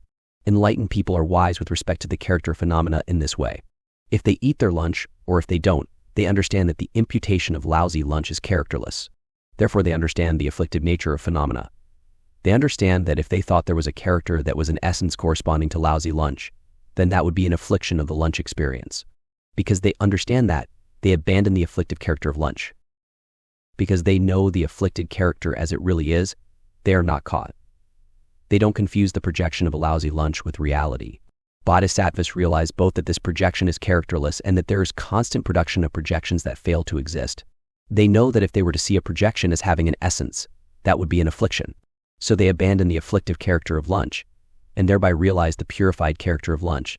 They understand the characterless nature of the character of lunch. Thus we have a bodhisattva who is wise with respect to the phenomenon of lunch. We have a wisdom lunch. If we don't have wisdom, then whether we eat lunch or not, we have suffering. And without wisdom, we don't fully nurture the welfare, happiness, and benefit of all beings. So the bodhisattva has to have another lunch and see if she can practice the teachings until there is wisdom at the lunch. Understanding these teachings. These great teachings are difficult to understand because they run directly against the way we usually see the world. One way to approach them is to confess that you really don't believe in the teachings. You might notice, for example, that you really don't think people are contributing to your existence. In other words, that you disagree with the teachings of the other dependent character of phenomena in the case of you. Other people may be other dependent, but not me. I believe that I am in control of things. I can control my life, I can put on my shoes, but as a child in control of his shoes, you have to help him, and he knows that. Sometimes he might say, help me put my shoe on. And you help him, and he gets his shoe on. Then at some point he says, let me do it. And he thinks he put his shoe on by himself, even though you helped him with his shoe hundreds of times, and he wouldn't have been able to put it on this time without that. And you helped him in countless other ways such that he's alive. And he can think, I'm going to put my shoe on by myself. After that, he thinks he puts his shoes on by his own power. He ignores the millions of times, the millions of ways, the inconceivable ways he was helped to put on his shoes. None of us will ever know all the ways we were helped to put our shoes on. We can't. It's a mystery how we get our shoes on. We think it isn't a mystery. We think we know how we get our shoes on. But when we know how we get our shoes on, that means, according to this teaching, that we projected some essences, and attributes onto the situation so we can feel like our shoes are under our control. But putting on a shoe is really a mystery. Ignoring the mystery and believing we do things by ourselves alone is the source of non-virtue. When we switch from non-virtuous deeds to virtue, we are switching from deeds based on the misconception of an independent self to deeds that arise from the appreciation that what's happening is dependent on others. We switch to a more mysterious and ungraspable approach to our shoes. Burnout happens as a result of repeated actions based on a feeling of self-control or self-power. Every time you put on a shoe and ignore this teaching, every time you think that you put on the shoe by your own power, you get jacked around, disturbed, and agitated. Your energy is blocked and distorted every time you put on a shoe, thinking that you are doing it by your own power. And if you put your shoes on like that all day long, at the end of the day, you might feel like running barefoot to some place where there are no shoes. So this is how bodhisattvas are wise with respect to the character of phenomena. They hear about the three kinds of character from the Buddha, the imputational, the other dependent, and the thoroughly established, and then they study them. And when they know each one, they know that the first character is characterless, the second character is afflicted, and the third character is purified or purifying. When they understand the first character, they abandon the afflictive character of the second one and realize the purified or purifying character that is the third one. That is how bodhisattvas are wise, and that is how beings become free of suffering through wisdom. It is not unusual for people to have doubts about these teachings. As a matter of fact, it's a normal part of the process of learning. By revealing and disclosing your lack of faith in the teaching that you are an other-dependent phenomenon, you will eventually melt away the root of your doubt and your resistance to the teaching. Once you become intimate with other-dependent phenomena, you can study more clearly how you impute characteristics to them. The more you understand how you impute things, the more you see that actually it's just a fantasy. And when you see the absence of that fantasy, you are looking at suchness itself. Chapter 6. Ace. The lack of own being of phenomena. After telling us about the three characteristics of phenomena in the previous chapter, the Buddha goes on to explain the three ways phenomena lack own being, or essence. This is a much longer chapter and is deeper and more difficult. Like the other chapters, a bodhisattva is questioning the Buddha. His name is Paramartha Samudjata. Paramartha is ultimate truth, and Samudjata means arisen or born from, so his name is arisen from ultimate truth. This bodhisattva starts by giving a long list of the things that Buddha seemed to have taught to have own character, or own being. For example, Paramartha Samudjata says, "The Bhagavan has spoken in many ways of the own character of the agates and further spoken of their character of production, their character of disintegration, and their abandonment and realization. Just as he has spoken of the aggregates, he has also spoken of the sense spheres, dependent origination, and the sustenances. The Bhagavan has also spoken in many ways of the own character of the four truths and further spoken of the realization, of suffering, abandonment, of the source of suffering, actualization of the cessation of suffering, and meditative cultivation of the path." But then Paramartha Samudjata goes on to point out that the Buddha also taught that all phenomena lack own being, that all phenomena are unproduced, unceasing, quiescent from the start, and naturally in a state of nirvana. So Paramartha Samudjata wants to know of what was the Bhagavan thinking when he said, all phenomena lack own being, all phenomena are unproduced, unceasing, quiescent from the start, and naturally in a state of nirvana. Buddha first talks about the character of all phenomena, and then he says that all phenomena lack their own character. There seems to be a contradiction. So Paramartha Samudjata asks, what were you thinking when you taught that all phenomena lacked own being after teaching about the own character of all phenomena? In other words, what did he have in mind when he taught the Prajnaparamita literature? In the Heart Sutra, for example, it says that the 5 aggregates that make up human experience lack own being, that all the aggregates are empty. But earlier the Buddha seemed to have taught that the aggregates do have own being. So Paramartha Samudjata is asking, how come you say that aggregates don't have own being when earlier you taught that they did? Notice that Bodhisattva Paramartha Samudjata doesn't ask him why he taught the own character of phenomena first. Rather, he asks him, why did you teach differently later? Of course, that also implies the question, why did you teach differently at the beginning? And the answer I would give is that if the Buddha had taught the ultimate truth at the beginning of his teaching, his students probably would have had a very distorted and unhealthy interpretation of Buddhist practice and Buddhist teaching. So he gave them a provisional teaching on the nature of reality. What he gave them was a teaching that allowed them to dismantle their belief in the self of the person but continue to believe in the self of phenomena, like the aggregates. In that way, they wouldn't say, well, everything is empty, so nothing matters. People are empty of self, and the precepts are empty of self, too, so forget the precepts. He knew the precepts were an essential foundation for the whole path. So he taught a way that would encourage people to continue to practice meditation and follow the precepts while they gradually give up their belief in the imputations of self they project on people. Then later, when people were ready, he was able to teach them that all phenomena are empty, even the teachings. That's why he gave the other teaching first, even though it was actually false, in a way. The second teaching was really true, but it was easily misunderstood. Then the third teaching was given to protect us from that misunderstanding and to help us see the way our tendency to make conventional designations and imputations shapes our perception of phenomena. As he does in the previous chapters, the Buddha responds by praising the questioner for his wonderful motivation. After all, he is the Bodhisattva arisen from ultimate truth, and he probably knows the answer already, so he isn't asking this question for himself, but for the benefit of all beings everywhere. Paramartha Samajjata, your thought virtuously arisen is good. It is good. Paramartha Samajjata, you are involved in asking this in order to benefit many beings, to bring happiness to many beings out of sympathy for the world, and for the sake of the welfare, benefit, and happiness of beings, including gods and humans. Your intention in questioning the Tathagata about this subject is good. The three types of lack of own being. Then the Buddha says something like, well, actually in the back of my mind when I taught that one kind of lack of own being, I was thinking of three kinds of lack of own being.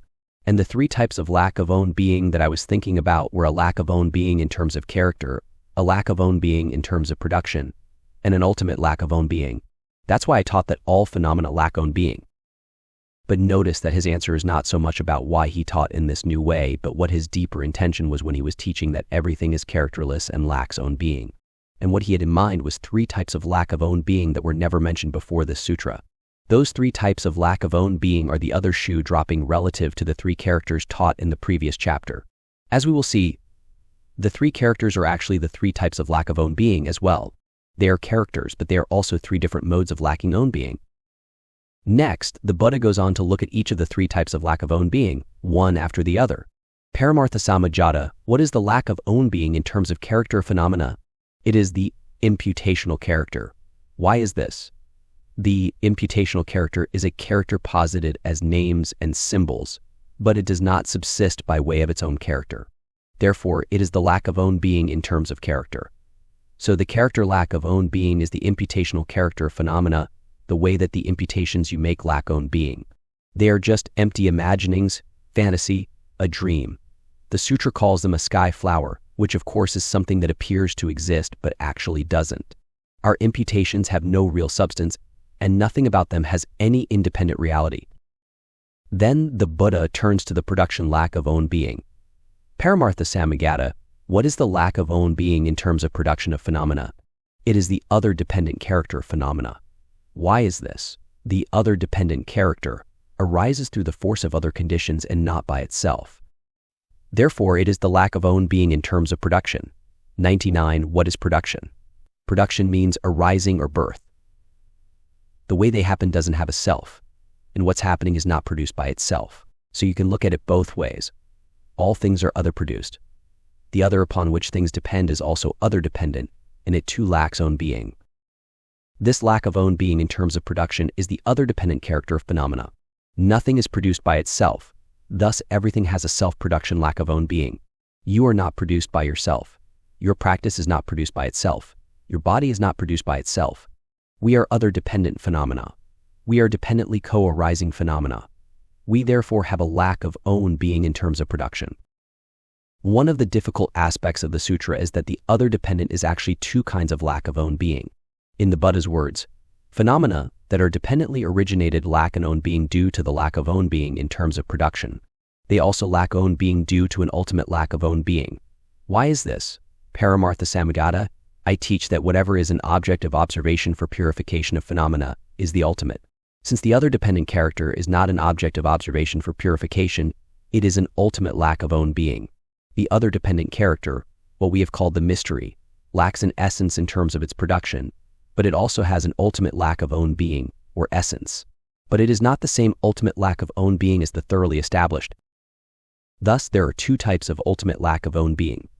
One type is the actual ultimate lack of own being, which is the selflessness, the emptiness of phenomena. The other type of ultimate lack of own being is the lack of being the ultimate itself. It is the lack of being the object for purifying phenomena. So one ultimate lack of own being is selflessness itself, which is the thoroughly established.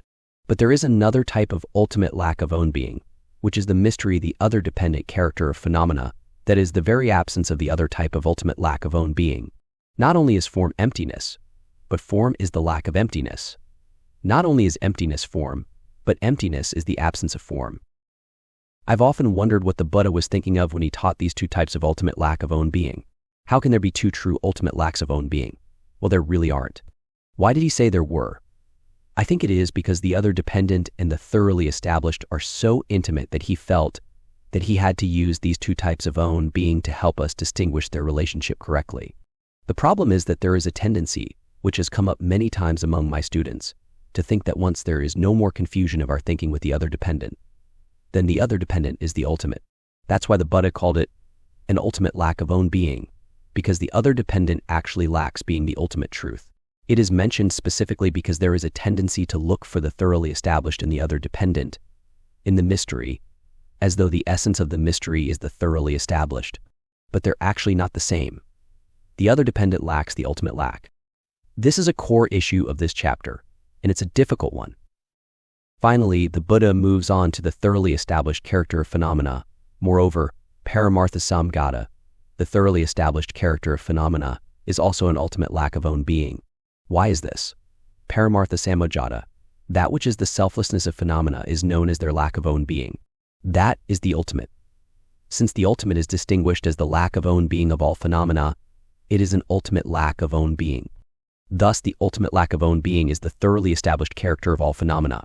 The ultimate lack of own being is the way things ultimately and truly are. And when you look at things the way they really are, you are liberated. When you look at things that way, your mind and body become purified of confusion and affliction. So, it's not an abstract philosophic truth. It's a truth of spiritual liberation. When we see the ultimate lack of own being a phenomena, we are liberated.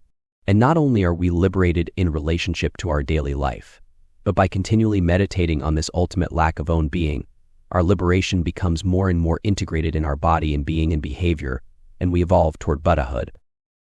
A meditation program. After the Buddha describes the three characteristics of phenomena and the three types of lack of own being that correspond to the three characters, the sutra presents a meditation program, a program that shows us how to enter into all these teachings. The Buddha says that for people who have not yet planted the roots of virtue, people who have not purified their obstructions, who have not ripened their continuum, who do not have much conviction, who have not completed the accumulation of wisdom and merit, in other words. For people like most of us, he first teaches about the lack of own being in terms of production. He teaches meditation on the other dependent, or, if you will, studying the mystery. That's the first step. And by studying the other dependent, you will be transformed. You will turn from unskillful behavior to virtue. Then you will be ready to study the imputational character. And finally, you can turn to the study of the thoroughly established. But you can't go right to the thoroughly established. First, you have to become grounded in the other dependent, in the conventional world where things seem to be happening, and where you confuse the imputational with the other dependent. Then you turn to studying the lack of own being in terms of character. You see that in the process of imputation you attribute essences in terms of character and attributes to things. Understanding that this imputation is a lack of own being in terms of character, that it lacks any essence or independent substance, helps you understand the absence of this imputation in the other dependent. Thus, understanding the characterlessness of the imputational character helps you understand the thoroughly established character, which is exactly that absence. You start with the other dependent, move on to the imputational, and then hopefully you discover the thoroughly established, and you meditate on that. But you keep studying and meditating on the other dependent. It's not sufficient by itself, but you keep doing it all the time because it's the foundation of the thoroughly established. You can't see the thoroughly established unless you're also meditating on the other dependent. It's the base from which you see the ultimate truth. When you start meditating on dependent co-arising and the other dependent character of phenomena, you become more and more aware that there's a confusion between what you think they are and what they really are. Then you notice that when there's no confusion, you can't see anything. It's kind of mysterious. So you go back to where you can see things, and you notice that the confusion comes back. Then you study that, and study that until the moment comes when you see suchness. But suchness is seen in relationship to the other dependent that you've been meditating on all along. Meditating on the other dependent. The Buddha begins by telling Paramartha Samdhinirmocana, I initially teach doctrine starting with the lack of own being in terms of production to those beings who have not generated roots of virtue, who have not purified obstructions, who have not ripened their continuums, who do not have much conviction, and who have not completed the accumulations of merit and wisdom. When they hear those doctrines, they understand dependently originated compounded phenomena as being impermanent. They know them to be phenomena that are unstable, unworthy of confidence, and changeable, whereupon they develop aversion and antipathy toward all compounded phenomena. Notice that he says when beings have heard this teaching. He doesn't say when they know it, or when they see the other dependent character. He says when they hear the teaching about it. So part of honoring the other dependent character is to hear these teachings. But I don't think he meant that we just have to hear the teachings once. I think he means that we should hear them pretty often. In fact, you have to hear the teaching until it is in your heart all day long. Every time you look at something, somebody is in your ear saying, this thing has an other dependent character. This phenomenon is a lack of own being in terms of self-production. This thing can't produce itself. This thing can't keep itself going another moment. Until you have a little Buddha in your ear telling you that, you have to work to always keep this teaching before you. You need to re-remember the teaching until it runs through your mind all the time. This is the basic meditation, and when you move on to other meditations, this meditation should continue. After a while, it is just like your heartbeat. So one way to honor the teaching is to listen to it and repeat it over and over again to yourself.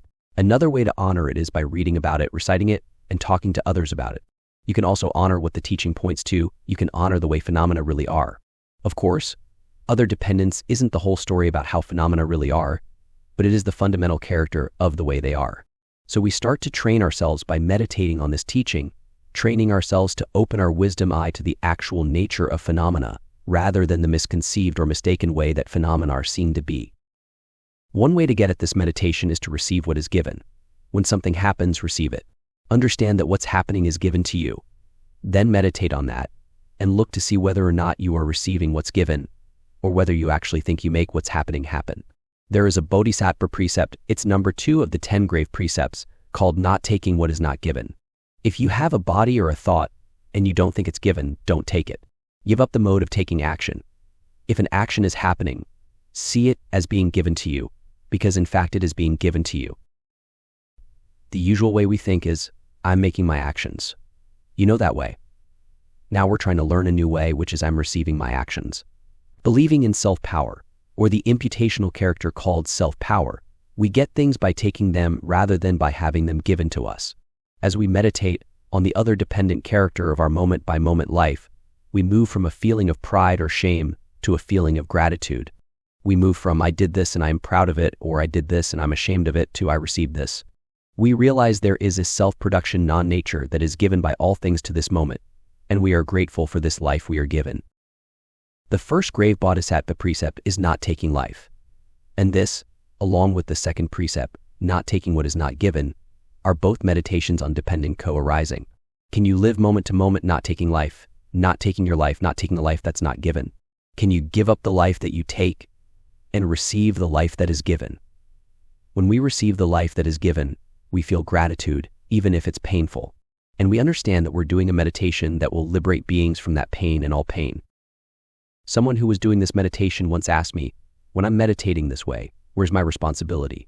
If I don't think that I make my own decisions, if I'm not producing my own active body, then where's responsibility? A lot of people wonder that, but actually part of this meditation is to be responsible for what you don't make. Usually we think we're responsible for what we do, but we aren't responsible for what someone else does. But this meditation is just the opposite. It is to be responsible for what you don't do. For example, when it rains, most people, except certain shamans, don't think they make the rain. They are not responsible for it. A lot of people can say, hey, it's raining. I'm just receiving the rain. This meditation is yes, you're receiving the rain. The rain is being given to you, and you're responsible for the rain and in the rain. The same thing is true of your actions. When you find yourself speaking, or you find your arm rising in the air, or you find anything else happening, receive that movement and be responsible for it. Be responsible for what you didn't do, which means when somebody else raises her arm, you are responsible for that too. This revolution in perspective is meditation on the other dependent. When we think, you did that by yourself, you're responsible, not me, that is believing in independent existence. That is believing the dream of separation between subject and object. If I am here and the object is over there, then objects can do something. If there is some activity of your body and mind, you did it, not me. I think I'm not responsible. And it's true that I didn't do it, but you didn't do it by yourself either. I didn't make you that way, you didn't make yourself that way. As I become willing to feel responsibility for things I don't make, like your activity, I am entering into this meditation on the lack of self-production. Meditating on unpredictable, impermanent things like you, I become devoted to you. Meditating on you and your impermanence and unpredictability, I become responsible for your activity. When I take responsibility for my activity, which I equally do not produce myself, I move from pride or shame to gratitude and compassion. Another example that comes to mind is sitting meditation. People often think that they're doing the sitting meditation. They think I'm sitting upright doing meditation, right? In a sense, that is meditation on the imputational character phenomena. The phenomenon of you sitting, the imputational character of it, is that it's an independent thing, and you, an independent person, make that independent thing happen. It's nonsense, but that's the imputational character. I make myself sit. I do meditation. So one way to meditate on the other dependent character is to see if you can open to how you're sitting. The sitting meditation that's happening is being given to you. Receive the sitting. See the sitting that's happening right now as a gift to the body, and see the body itself as a gift. You could say that you are being given this moment. You are being given a body, and this body that is appearing to you is being produced by everything else in the universe other than the body. It's an impermanent body. It's a body that can't keep itself the same for even a moment because it's not under its own control. It's other-powered. It lacks own being in terms of producing itself. It's a gift to you. If the body is in upright posture, that upright posture is a gift to the body, a gift to you. Some Zen scholars say there is an emphasis on self-power in Zen, and that makes me wonder. The idea of a Zen practice based upon self-power sounds like an idea of practice based on delusion. I think the way of Zen practice is to have people come together in a training center and to offer them various activities. Then the practitioners do these activities, and they do them on the basis of self-power, as most people do. They believe, for example, that they do the meditation practices. They believe they do the Zen meditation. Then the teacher catches them doing meditation. Teacher says, "Are you doing meditation?" And the monk says, "Yes." "Are you doing wholehearted meditation?" And the monk says, "Yes," being proud that she's doing her zazen. Then the teacher knocks her down in various ways, some of which are very famous. One of Blanche Hartman's favorite stories is about an interaction she had with the founder of Zen Center, Suzuki Roshi. I remember her saying that while she was meditating, he asked her, "What are you doing?" And she said, "I'm doing zazen." And he said something like, "Don't you ever say that again." Or "Don't you say that you do zazen." Or something more severe like, "Don't you ever think you can do zazen." I don't ever think you can do anything. You can't do anything. In other words, please meditate on how whatever activity of your body or mind appears is a gift. Meditate on how you're being given a meditation practice, how you're being given a body, how you're being given a sitting body, a talking body, a standing, walking, or reclining body. Maybe you can do some other kinds of meditation, but you really must, and I mean must, understand that you cannot do Buddhist meditation. No person has ever done Buddhist meditation, but Buddhist meditation has happened to people. It happens to people because various causes and conditions come together, and those people are responsible when it happens. When it's happening, you're able to respond out of that meditation.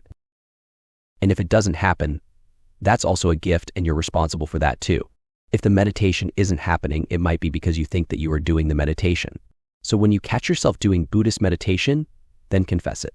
The more you confess that you think you can do Buddhist practice, or walk across the street, or raise your arm, or lift your foot, or cough, the more you melt away the root of the deep misconception that you can do something by yourself. The more you catch yourself at that, the more you turn away from action based on the delusion of self-power. You gradually make the transition to meditation on the other-powered, the other dependent character phenomena. This is the basic practice. You don't do it, but it does appear in the world, and you're responsible for it. And when it doesn't happen, you're responsible for it not happening, too.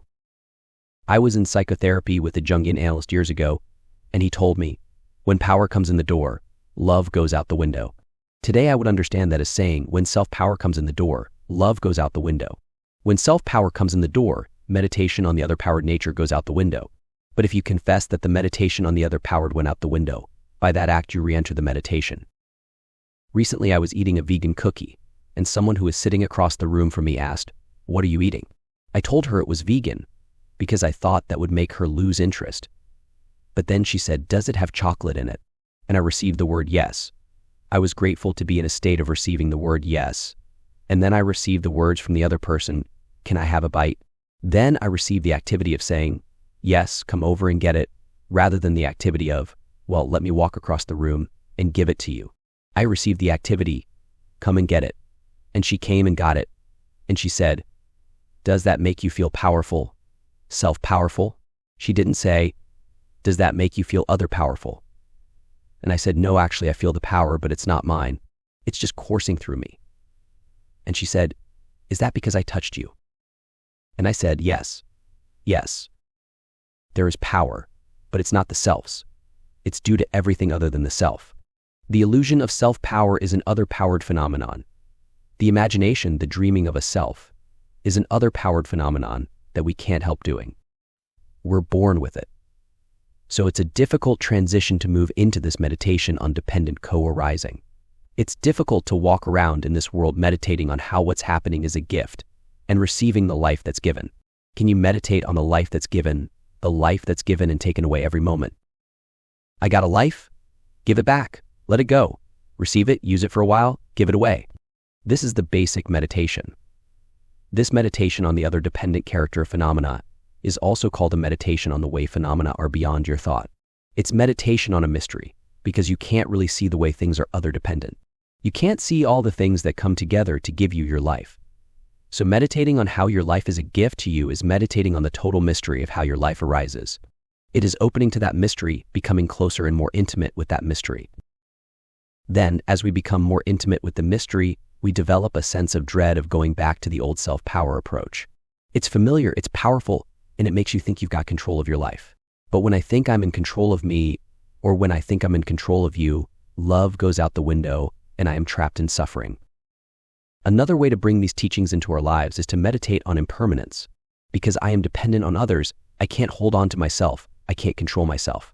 Because I am dependent on others, I am unreliable, unstable, and impermanent. Meditating on my impermanence is meditating on Buddha's wisdom. Meditating on how I arise moment by the power of others, how I am just an impermanent passing phenomenon, is meditation on the central character of phenomena, the other dependent character. But it's hard to meditate on our impermanence because it terrifies us. We have deep habits to ignore it, so we can see this sense of self we create as something real, something dependable. But in fact, we arise in moment-by-moment creation, depending on the entire universe. And depending on the entire universe, we cease. I arise and I cease, and so do you. But because of the process of imputation, we don't see it. Because people like me impute permanence to their impermanent lives, they become deluded. So this passing impermanent phenomenon, project in essence an illusion of permanence onto what is impermanent. But even though I may be projecting an illusion of permanence, the projection itself is impermanent because it's just my action. It's hard for me to see impermanence because I project essences onto my dear little life. And when I project essences and confuse them with this impermanent dependent co-arising, I confuse what I think with what is really happening. Then things look like they are permanent and solid, and I can't see what's really going on. Another reason it's hard to actually look at impermanence is because we think, oh, I know what impermanence is. But do you really? Look more carefully. You might find that what you think impermanence is actually not impermanence, but just your thoughts about it. Actual impermanence is not what you think it is. People are not what you think they are. You are not what you think you are. You're something else. What you are is inconceivably beautiful, and that beauty lies in the absence of all your ideas about it. And when you confuse the beautiful way you are with your ideas, you don't see the beauty. You just see your idea of the beauty, which is not the beauty. The beauty is here in the absence of your ideas. It is impermanent, out of control, other-dependent. The beauty of you and the beauty of me is this other-dependent character. If you keep listening to this teaching and then apply it to your body, your perspective will change. You come to really understand that your body actually is impermanent, that your behavior is impermanent, that your health is impermanent, that your spiritual practice is impermanent, that the people you love most are impermanent, and the people you love least are impermanent. You see that the people you love most do not exist by their own power. They cannot keep themselves going or control themselves. They cannot produce themselves, and you cannot produce or control yourself.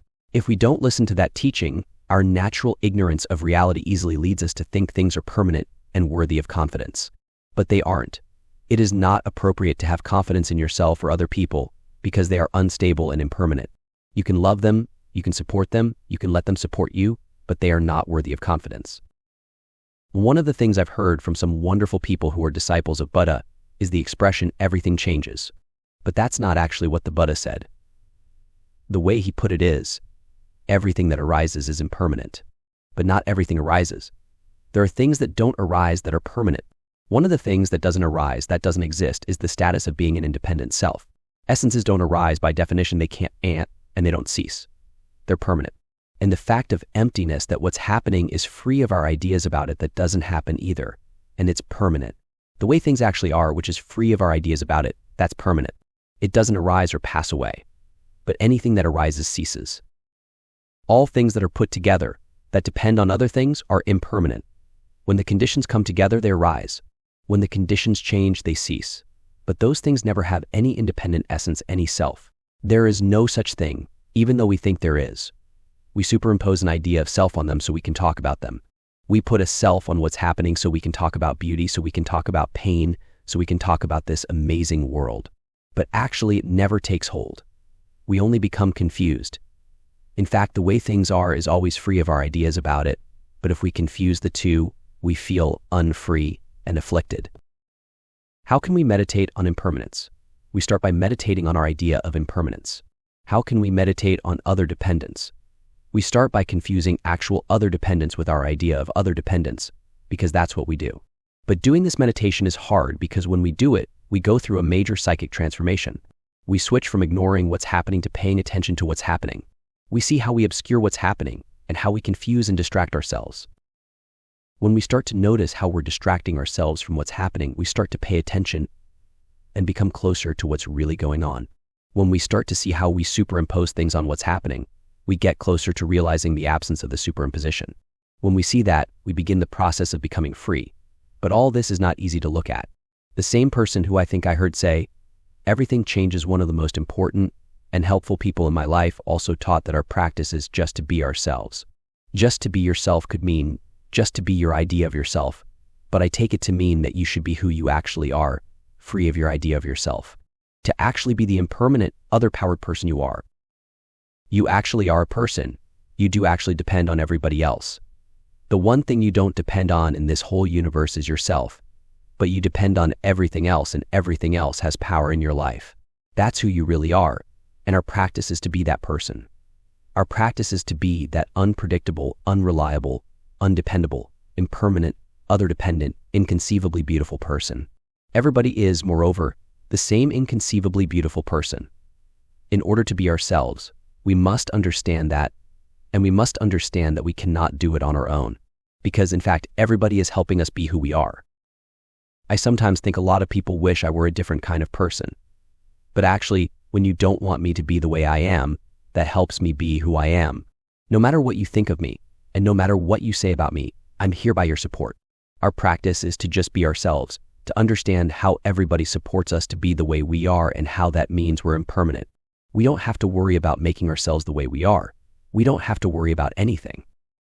What we do need to do in the Buddha way is to open our eyes and see how everyone constantly supports us being the way we are, how everyone kindly takes us away and puts us back and takes us away again.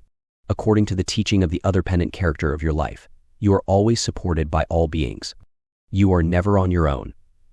But who you are may be a person who often doesn't see that that's the case, who doesn't really feel that people want you to be the way you are.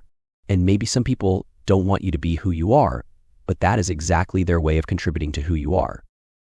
The Buddha makes it very clear that hearing, studying, and meditating on these teachings on the lack of own being in terms of production will change your life, and after that, all these wonderful transformations will happen. First, he says that these teachings lead to the realization that all compounded phenomena are impermanent, and those who receive that teaching realize that phenomena are unstable, unworthy of confidence, and changeable, whereupon they develop aversion and antipathy toward all compounded phenomena. Then he goes on to say that once someone develops aversion and antipathy toward compounded phenomena, they turn away from wrongdoing. They do not commit any wrongdoing, and they adhere to virtue. Because of adhering to virtue, They generate roots of virtue that were not previously generated. They also purify obscurations that were not previously purified. They also ripen their continuums, which were not previously ripened. On that basis, they have great conviction, and they complete the accumulations of merit and wisdom. When beings hear these teachings, they understand that dependently co-risen phenomena are impermanent, unstable, and unworthy of confidence. When they understand that, they develop a feeling of dread or discouragement toward these impermanent phenomena. You might, for example, develop a sense of dread or discouragement with regard to your body or with regard to your wife or husband. That sounds kind of scary, right? But the way I understand it is you develop a dread or discouragement about excessive involvement and attachment to compositional phenomena, not the phenomena themselves. You no longer look to impermanent things to make you happy. When we think that impermanent things will make us happy, it means we're not listening to the teaching that these things are other-dependent, because that means that they will not last. It means we still think that things out there exist on their own, and that I exist over here on my own. But when I start to open to the teaching that things do not stand on their own, and are impermanent and unpredictable, then I start to shift from the point of view of me being a self-powered thing to me being other-powered. Then all my excessive attachment to compositional phenomena melts away. When we develop these feelings of dread, we turn away from unskillful deeds that arise from the belief that the things we're working with exist on their own. If you see others as independent, your relationships with them are going to be off, even if you feel you love them dearly. If you believe that you're independent of them, even though you try to do good, you don't. Or at least the good you do is undermined by your failure to listen to the teaching that what you're relating to are other-dependent phenomena. When you hear the teaching, you turn away from excessive involvement with impermanent things. You switch from a self-powered, me-oriented involvement with impermanent things to a way of being with impermanent things that accords with their other-powered nature. In other words, you move toward practicing virtue. What is virtue? Virtue is turning toward a life that is devoted to the mystery of dependently co-arisen phenomena, a life of devotion to the welfare of all dependently co-arisen beings. Thus, you become discouraged about trying to get anything from them. In fact, you develop a fear, a dread of that approach, and you switch to the approach of being devoted to all dependent co-arisings. You still pay attention to them, but you quit trying to control them because you understand that it's not possible. When difficult situations come up, you respond in a virtuous way, in a way that doesn't harm others or yourself. If you do not meditate on the other dependent and say violence comes up, you get polarized by it. Polarized means you join it or you don't join it. You fight it or give in to it. That's polarizing. But if you meditate on the other dependent, you become like a windmill. You move with the flow of the situation, and wonderfully skillful responses can come up. You don't become paralyzed because you don't believe your dream. When you believe your dream, you are under its control. You are manipulated. You are the slave of your fantasies. We have to bring these teachings to mind to counteract our fantasies. The fantasies are not going to stop, but we can stop believing them. This belief begins to erode when we remind ourselves that there is another character of phenomena besides the dreamlike quality. This character is beyond our dream, beyond our thinking. People who don't see this are afraid to let go. But actually, it is good to go limp in a lot of situations because then you can move. You can twist and turn and move into the appropriate response. If you are tense and rigid, you do not learn. I played judo when I was in college. The word judo actually means gentle or soft way. So although judo is a martial art, we say play judo rather than fight. Some of the guys I worked with were big and strong, and almost no one could move them an inch. But because they resisted their playmates' offerings of force and energy, they could never learn anything about judo. The people who could learn things were the ones who could be moved and thrown into the air. The ones who weren't afraid to fall to the mat were the ones who could learn the gentle way. They say that playing with the founder of judo, Kano Jigoro, was like playing with a little towel. A towel has no ideas. If you pull this way, it goes this way. If you pull that way, it goes that way. Now, if you are playing with a towel, you may find that if you are going one way and you have all this energy, your energy throws you across the room. If you try pushing really hard, you may find that it moves out of the way and you fall on your face. Notice that the sutra says that bodhisattvas become disaffected toward or disappointed in or not excessively involved in compounded phenomena, but it doesn't say all phenomena. It says all compounded phenomena. In other words, it's okay to have confidence in a certain type of phenomenon called suchness or emptiness, because it is not constructed and has no beginning or end. You don't have to turn away from all phenomena. But the Buddha makes it clear that all things, all sentient beings, are worthy of compassion but unworthy of confidence. As you realize this teaching in terms of your daily life, your attitude toward it starts to change, and you become disenchanted. And this disenchantment is a first step in wisdom training. You will probably notice that you hear the teachings in some cases but not in others, and that you are still enchanted by some things. But as your understanding grows, you become increasingly disenchanted with the belief that things will give you happiness, or that people will give you happiness, even if they are beautiful, lovely, nice people. Because you've heard this teaching, when beautiful people don't give you happiness, you don't become frightened and hate them for it. And when beautiful people don't look so beautiful, you don't try to make them put their makeup back on. Your behavior changes, because you stop getting excessively involved with things and treating impermanent phenomena as if they were going to last. Instead, you start treating things in the middle way, that is to say, appropriately. If you have been trying to be compassionate toward people, you now are able to be more effectively compassionate. You are more appropriately involved with people because you hear the teaching that everyone is impermanent, everyone is unstable, everyone is unworthy of confidence, and no one is going to give you happiness. What is going to bring happiness? Happiness comes when you respond appropriately to each person and each situation. What brings happiness is not the people you meet, but the fact that you treat each person with true compassion. The same thing is true of your suffering. The people who fill your life are not the cause of your unhappiness. It's treating those people inappropriately that makes you suffer. Buddhas have infinite care for all beings, and they can be that way because they do not care excessively for any particular being. Relating to people with excessive involvement or insufficient involvement brings unhappiness, and relating to people with the proper amount of involvement brings happiness. Caring too much or too little for others is not really caring. When we ignore the people before us or care excessively for them, it is really self-concern. This simple teaching helps us relate to things in a way that brings true freedom. I recommend that we listen to these teachings and apply them moment by moment to everything we meet, to the people we meet, to the situations we encounter, to our own feelings and thoughts. See how life changes when you listen to this teaching, and see how it applies to phenomena. Maybe you'll notice that you actually want to continue to be excessively involved with some things, and that you don't want to pay attention to this teaching. You may not like the unhappiness this excessive involvement brings, but you may like the comfort of the habitual side of it. At least you know that if you bang your head on the wall, it will hurt, and that is kind of comforting. What will happen if you open to people the way they really are? A lot of people become afraid because they start opening up to a new vision of reality. They see that things are beyond their control, and that can be scary. I am completely confident that this teaching is a path to truth, but I am also confident that it is a very challenging one. People have a lot of emotional difficulty in the transition from the untrained state to the trained state. When people get freaked out during training, my job is to watch the freak out and watch my dream about what the freak out is and not fall for my dream. That is my challenge, and it is really hard. When people have a hard time, I need to see that it is hard to make this transition from believing what you think to opening to something beyond what you think. This doesn't mean denigrating what you think. It just means that you don't have to believe it is real. It is what you think. It is just conception. I tell my students to wean themselves from grasping their thoughts so tightly and taking them so seriously, and then to let me know if they think they are becoming immoral. But I haven't noticed that they stop caring about people. They might have a little emotional squall and say, if I can't believe what I think about people, then I'm not going to care about them at all. I'm just not going to have feelings anymore. When I hear that, I have to think, you are not really what I think of you right now. I can keep caring about you, because you are not how you appear to be, pouting about all that. You are beyond that. So if I don't pout because you're pouting, then maybe you can see that you don't have to pout either. Just like us, this teaching is an impermanent thing, ungraspable. So I ask you to open up to the ungraspable, inconceivable nature of phenomena.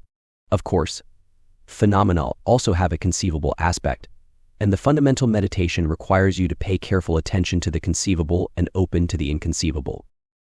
Yet, despite the wonderful, transformative nature of these teachings on other dependence and the lack of own being in terms of production, they still won't take us all the way. They are not the totality of practice. They are not completely purifying. As the Buddha put it after he described the effects of these teachings, however, because they do not understand as they are the two aspects pertaining to lack of own being in terms of production, lack of own being in terms of character, and ultimate lack of own being, they do not become wholly averse toward all compounded phenomena. They do not become separated from attachment. They do not become fully liberated. They do not become fully liberated from the afflictive afflictions, nor fully liberated from the afflictions of actions, nor fully liberated from the afflictions of birth.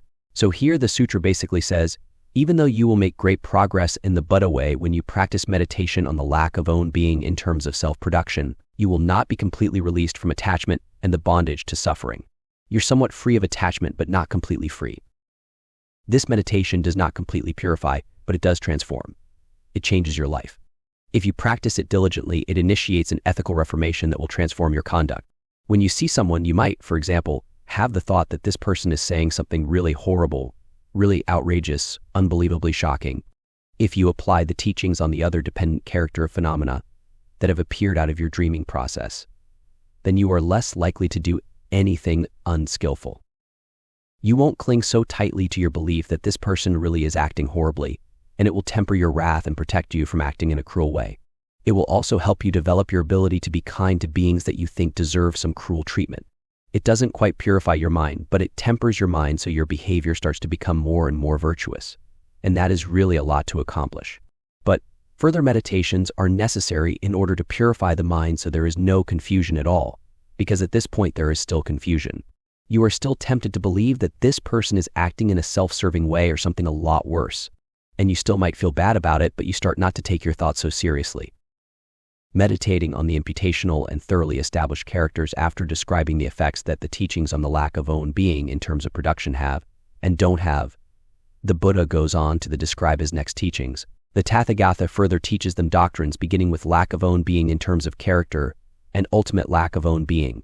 Thus they become wholly averse toward all compounded phenomena, separated from attachment, and liberated they pass beyond the afflictive afflictions, pass beyond the afflictions of actions, and pass beyond the afflictions of birth. These bodhisattvas have already come a long way, but in order for them to be fully liberated, they have to do two other meditations: the meditation on the lack of own being in terms of character, in other words, the meditation on the imputational character, and the meditation on the ultimate lack of own being, or what the sutra calls the thoroughly established character. These advanced meditations, however, depend upon two foundational meditations. We first have to practice samatha or tranquility meditation, so we can become calm by giving up our discursive thought. Then we reintroduce discursive thought and use it to study the other dependent character phenomena. Only then are we ready to turn to the next meditations on the imputational and thoroughly established characters. Suppose you are doing tranquility meditation, and your practice is to give up being involved with whatever arises. In this practice, something arises and that's it. You hear something and that is it. You see something and that is it. You don't get into any discursive activity around it. But then, when you are calm and something arises, you may say, I'm going to think about this. I'm going to practice insight with this and apply a teaching to it. And the first teaching is that what has arisen is a dependent co-arising, and this thing did not make itself happen. It looks solid, and it looks like it made itself happen, but it didn't. There is another conversation I can have with myself that is related to the first kind of meditation on the other dependent. The sutra tells us that the other dependent character is known by misconstruing it as the image we have of it. So I have images of something called Monday, and those images are the way I know this thing called Monday. But I also remember the teaching that Monday actually is beyond my thinking about it. So I am thinking of Monday, but I listen to the teaching that Monday is beyond my thinking of Monday. If this kind of conversation can occur in tranquility without disturbing the tranquility, it is true insight work. If other kinds of discursive thought occur, or if even that discursive thought disturbs the tranquility, there are probably some corrupting elements coming into the analysis. Perhaps you are trying to get something out of it, rather than just joyfully, skillfully carrying on the wholesome activity of investigating the appearance of the phenomena called Monday, or the thought I have pain in my knee. Stopping there and giving up any discursive thought is training in tranquility. But if I am tranquil and a pain in my knee arises, I might say, this is a dependent co-arising. I realize that the dependent co-arising of this pain in my knee is the basis of and beyond my image of the pain. So I have an image of the pain, by which I am grasping it, but I am also remembering the teaching that the actual pain has a nature that is beyond my thinking about it. If I can talk to myself that way and continue to be calm, then I am doing insight work. And the more I do that, the more this teaching sinks into me, and the more I am transformed by it. So in this meditation, I am calm, and I am using my discursive thought to bring the teachings into my mind and let them live there. As a result, I am gradually taken over by Dharma and transformed by the takeover. Once this transformation has taken place and you are well cooked, then you can add on the next level, studying signs, that is, studying the imputational character. It's like juggling. You start throwing the samatha ball up and down, then you throw the samatha and the discursive thought balls. Now you attain samatha. Now you give up the samatha training, and you start using discursive thought again. You start thinking of dependent co-arising, and then you flip back and forth. Can you think of dependent co-arising and maintain samatha both at the same time? Or do you drop the samatha ball when you think of dependent co-arising? If you lose the samatha, put dependent co-arising down and get the samatha back. Okay, got the samatha? Go back to dependent co-arising and throw them back and forth. Once you have those two balls going, you can add the third one. You can start looking at the signs that you have been seeing all along, but haven't been analyzing. Up until this point, you have been using your discursive thought to apply the teaching of dependent co-arising to these images. Once that is well established, you can start looking at the signs you have of these things and recognizing that those signs are an interpretation of the direct experience. And in this effort, there are many teachings to guide you. The last chapters we have gone over all help you understand, analyze, and investigate the relationship between the image of your knee, the image of the pain, the image of Monday, and the direct experience. You see, there is an image that is indirect and identifiable. The more you meditate on that image and study it, the more you see that this whole process involves an imputation of essence. You look at the way your mind interprets the other dependent character, the immediate experience that is not known to you over and over again. You start to be able to see, okay, I've got these interpreted signs which are based on the uninterpreted and made in connection with words. Then there is this projection of self in there, and I see the image, this image of essence. And if I take it away, the whole thing breaks down, and if I put it back, it works. The process of studying signs depends on the two basic meditations, tranquility meditation and the first level of insight meditation. Then the next step is to meditate on how it is that this image is actually absent in the immediacy. Or, to put it the other way around, how it is that if we have the image, we lose the immediacy. The interpretation separates us from the immediacy. But once we have this knowing, this meaningful experience that separates us from the immediacy, that interpretation becomes another immediate experience. So our immediate experience is transformed by our indirect interpretive experience. And it is transformed in a different way if we are aware of what we are doing than if we are not. The interpretation can be more or less conscious, but either way that interpretation transforms our physical basis. Then our physical basis offers us another immediate experience that we feel in a kind of an unknown way and we wish to identify. As you get more and more skillful with this, you see you create an image of what is going on, so it can be meaningful, and this image is connected to a word. You come to realize that you are also projecting an own being onto this immediate experience that you just interpreted as an image connected to a word. When you do this, you are learning about the imputational character. You are learning about the process of fantasy, where you make interpretations and project things that aren't there. Another way to say it is that we need to go into the devil's workshop, the Manas's workshop, or the magician's workshop. Whatever you call it, you fully engage it and study it. You illuminate the process of delusion. And the more you see, the more you realize that what you perceive is actually just an illusion. Then, when you see it's not really there, everything looks different, and you see the thoroughly established. After that, even when the dream reappears, you won't fall for it again. You see it as just an illusion. But you have to be careful. It is a good basic principle to not proceed into this insight work unless you are calm and buoyant.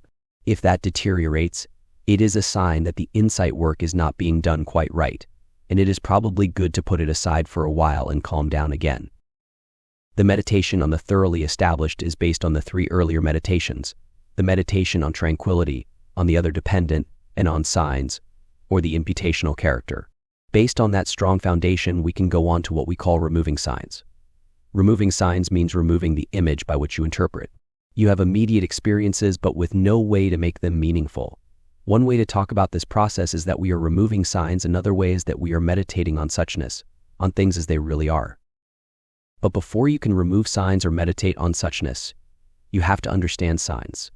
So you know where to apply the meditation on suchness. Remember, however, that we always have to be meditating on the basic teaching of dependent co-arising as well.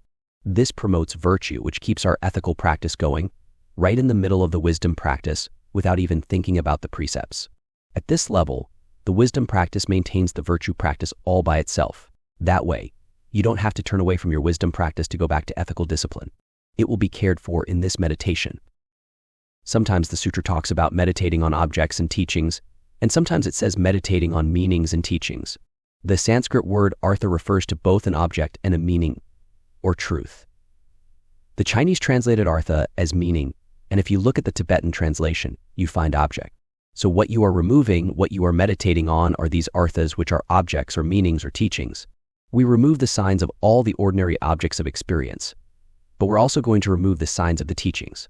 We need to imagine these signs and put them on the teachings so we can talk about them, but we also need to remove the signs from the teachings and from all other objects as well.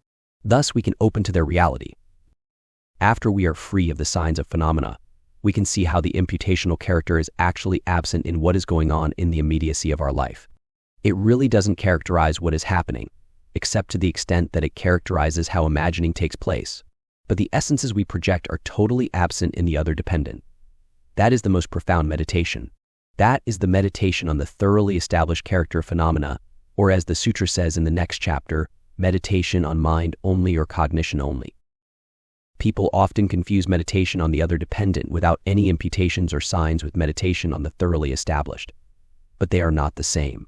Meditation on the other dependent without our ideas of it is like meditating on a man without a hat. You see the man, and you see all of his head, and there is no hat on it.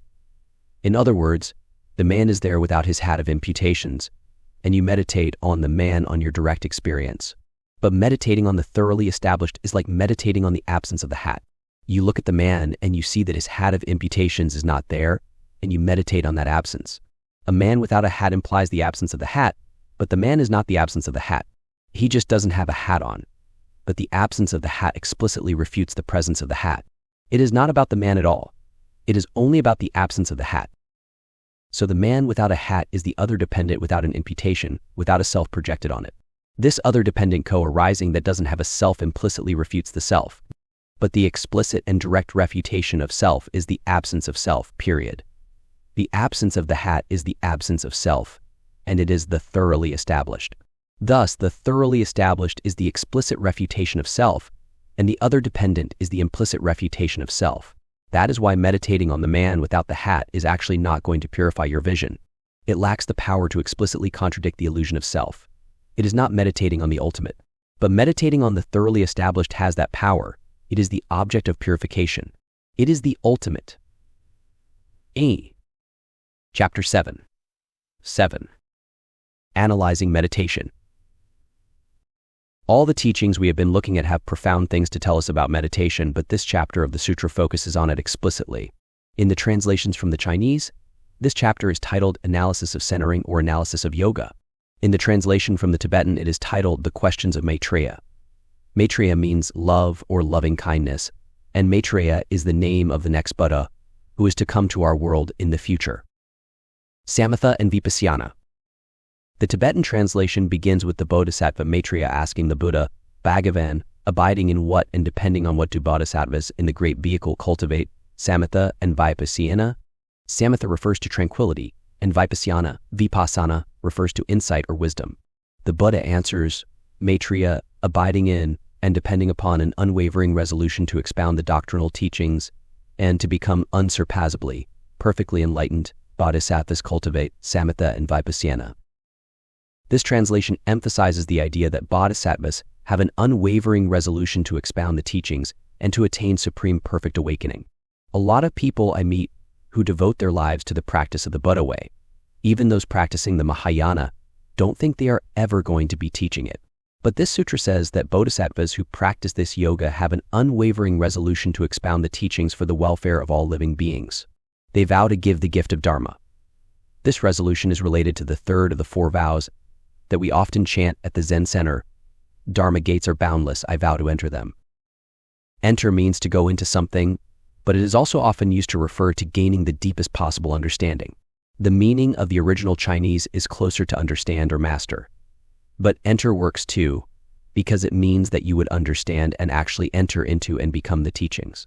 So according to these great vows, part of being a bodhisattva is that you actually vow to learn all the teachings and enter deeply into understanding and teaching them. The translations of the sutra from the Chinese seem to have different answers to Maitreya's question than the Tibetan translation. Thomas Cleary's translation says, based on what, abiding in what, do enlightening beings practice tranquility and observation in the great vehicle? The Buddha replied, you should know that the basis and abode of practice of tranquility and observation in the great vehicle are the provisional setups of the ways of enlightening beings and sustaining the determination for supreme perfect enlightenment. John Keenan's translation says, when a bodhisattva practices the meditation of quietude and vision, what is his support? What is his station? The Buddha answered Maitreya, good son, you should understand that in the great vehicle when a bodhisattva practices the meditation of quietude and vision, his support and station is the conventional exposition of the doctrine and the commitment not to cast off full, supreme awakening. 2. So the bodhisattvas are supported by the teachings and supported by the commitment to attain supreme awakening. Neither of the Chinese translations says that they are supported by the commitment to both expound the teachings and attain enlightenment, as the translation from the Tibetan does. Of course, there are many ways to teach. You can teach this sutra by giving Dharma talks, and you can teach it by working in the kitchen. But the point is you understand that as you work in the kitchen, you're teaching the Samdhinirmocana Sutra and the Lotus Sutra. When you work in the fields, you're teaching the Heart Sutra and the middle-length discourses of the Buddha. You understand that both what you are doing and how you are doing it expounds these teachings. If anybody asks you any questions, you can show them, hand them a shovel, give them a 7-hour Dharma talk, or do a dance. You can expound it in many ways, but the point is that you are expounding it. So there are different emphases in the Chinese and the Tibetan translations, but either way there is a challenge. In one case, these teachings are your support, and you are going to stand in them. In the other case, you are not just going to stand in them, you are going to expound them and teach them to others. In both cases, you are going to be intimate with all the teachings and dedicate yourself to reaching unsurpassed perfect enlightenment. I would add that this resolution also abides in and depends upon the practice of giving, ethical discipline, patience, and enthusiastic and diligent practice. This is the unwavering resolution that supports the practice of tranquility and insight, and it is really about being kind and compassionate. Even before formally practicing tranquility and insight, the bodhisattvas listen to and read the teachings of the Buddha, and as they read and listened, they practice generosity. They also practice precepts while they listen to the teachings. They are patient while they listen, and they are diligent in listening, in patience, in precepts, and in giving. Under those circumstances, they hear well the teachings, they apprehend them well, they repeat them well, they memorize them well, they analyze them well. Then, if they practice samatha and vipassana, they fully realize the teachings. Next, Maitreya says, the Bhagavan has taught that 4 things are objects of observation of samatha and vipassana: conceptual images, non-conceptual images, the limits of phenomena, and accomplishment of the purpose. Bhagavan, how many of these are objects of observation of samatha? The Bhagavan replied, 1. Non-conceptual images. How many are objects of observation of vipassana? The Bhagavan replied, only 1. Conceptual images. How many are objects of observation of both? The Bhagavan replied, there are 2. The limits of phenomena and accomplishment of the purpose. The limits of phenomena means all phenomena, both conventional and ultimate. It includes all compounded things, all conventional reality, and the ultimate meaning itself, that is, emptiness. This passage says that all phenomena, everything that exists, are an object of both tranquility and insight meditation, but one observes all phenomena as non-conceptual images, and the other observes all phenomena as conceptual images. So they both observe the whole range of phenomena, but they observe them differently. The other thing that they both observe is the accomplishment of the purpose of the path. They both observe the expounding of the teaching, and they both observe supreme enlightenment.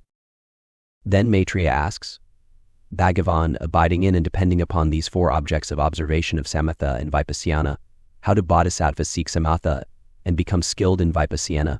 And the Buddha replies, Maitreya, I have set forth these 12 forms of doctrinal teachings to bodhisattvas: sutras, discourses in prose and verse, prophetic discourses, verses, purposeful statements, specific teachings, narratives, historical discourses, stories of the Buddha's former lives, extensive discourses, discourses on miraculous phenomena, and discourses that delineate topics of specific knowledge. Bodhisattvas hear well, apprehend well, repeat well, analyze well with their minds, and through insight, fully realize these teachings. Then he adds, remaining in seclusion, having genuinely settled their minds inwardly, they mentally attend to those doctrines just as they have contemplated them. That last sentence is actually shorthand for samatha and vipassana. The bodhisattvas are practicing giving, precepts, patience, and diligence. Now, in seclusion, they genuinely settle their minds inwardly. In other words, they practice samatha. They settle their minds and turn their light around and shine it back. Having given up involvement with the world and with mental activity around objects, their minds are clear and unobstructed. Then they continuously attend to this clear, ever-present mind. Of course, this mind is always clear, but now it is not distracted by the involvement with the objects that are generated together with the clear awareness. The bodhisattvas turn away from involvement with objects, that is, from being discursive with them, and they return to the awareness of the inner mind. In short, they genuinely settle their minds inwardly. Having settled, the bodhisattvas' tranquil minds pivot and start contemplating these doctrines that they have previously learned well. This settling down is tranquility or samatha, and the meditation on the teaching is vipassana. The Buddha then gives more detailed instructions about how to practice tranquility. In the translation from Tibetan, he says, with continuous inner attention, they mentally attend to that mind which is mentally contemplated by any mind. 151. Keenan's translation from the Chinese renders that phrase a little differently. In the continuity of their inner minds, they focus and reflect, and repeatedly abide in this correct practice. 3. But all the translations point to the same process. So this is the basic instruction: with continuous mental attention, contemplate that mind that is contemplated by any mind. Looking at the mind which is contemplated by any mind is giving up discursive thought. When we observe the world and give up discursive thought, we are looking at the mind which is contemplated by any mind. If you look at the floor or listen to a sound without thinking about it, you are actually looking at the mind that is observed by all minds. When you have given up any discursive activity that tells you what it is, then the floor is the mind. By doing this, you have actually turned your light around and shined it back on the mind that is observed by all minds. In a way, we are addicted to discursive thought in the same way an alcoholic is addicted to drinking. Samatha is like looking directly at the state of being sober, but it's hard to do. It's easier to see giving up drinking. But if you give up drinking for a long enough time, you may actually find sobriety. When you first give up drinking, you are not necessarily sober. You're not drinking, but you are thinking about it, or you're feeling there is something else you need to do to fix up the situation. But when you are actually sober, you have no interest in doing anything to meddle with what's going on. But that way of being is hard to see. It's not really graspable, but it can be realized. What is sobriety? Where is sobriety? We could say sobriety is the absence of addiction. Discursive thought is an addiction in the sense that it is one of the ways we distract ourselves from the reality of phenomena. So in this meditation, we are trying to let go of any addiction to discursive thought and become sober. Moment by moment, we give up our logical approach to our experience and our endless trains of thought. In some ways, it is easier to notice that you are addicted to alcohol, that you are caught by it, than to see the place where there is simply no impulse to drink, the place where there is just awareness. Just as an alcoholic has the impulse to drink, most people have the impulse and predisposition to make conventional designations so they can carry on discursive thought. But whether or not someone has conventional designations and discursive thought going on, there is always mind in each moment of life. Diving into the way of being that is uninterrupted by conceptual involvement is more direct than spending our time cutting off discursive thought or confessing the involvement in discursive thought and letting go of it. But snipping off all these trains of thought or stopping them before they get started may be easier at the beginning. Directly jumping into this realm of true sobriety may be a bit too much for many people. When you settle into looking at this mind that is contemplated by any mind, there is just the mind sitting there. When you look at that, you are looking at things unhampered by conceptual interruptions or manipulation. It is quite similar to wisdom training, where we are looking at emptiness, because that work involves seeing the absence of any conceptualization. In wisdom training, we see the innocence of the phenomenon of a self or the concept of self, and that in turn is like samatha practice, which is innocent of conceptual involvement with the world. These two gestures of the meditating mind are never really separate. Although the practice of counting and following the breath is not specifically mentioned in this chapter of the sutra, it is entirely compatible with the sutra's tranquility instruction to attend to the uninterrupted mind with continuous mental attention. Counting and following the breath are two of the innumerable methods for developing calm concentration by giving up discursive thought. The second ancestor in the Soto Zen lineage in Japan, Kaon Ijo, wrote a text called Absorption in the Treasury of Light, or as I like to say, Absorption in the Womb of Light, in which he tells us to trust everything to inhalation and exhalation. Trust everything to breathing in and breathing out, and then leap into the womb of light and don't look back. Leaping into the womb of light is meditating on the inner stream of the meditating consciousness. It is trusting everything to the inhalation and exhalation, in other words, putting all your attention on your inhalation and exhalation without conceptual reflection. You might start by saying this is an inhalation or this is an exhalation, but really trusting everything to the inhalation and exhalation is to be with them, untouched by any conception of them. In that way, you are actually starting to look at the mind, not its reflections, but the mind itself. What mind? The uninterrupted mind. The mind that is uninterrupted by all the transformations into alaya, manas, manobanena, and the sense consciousnesses. Kaonijo says, after you leap into the womb of light, don't look back. In other words, continuously attend to this womb of light.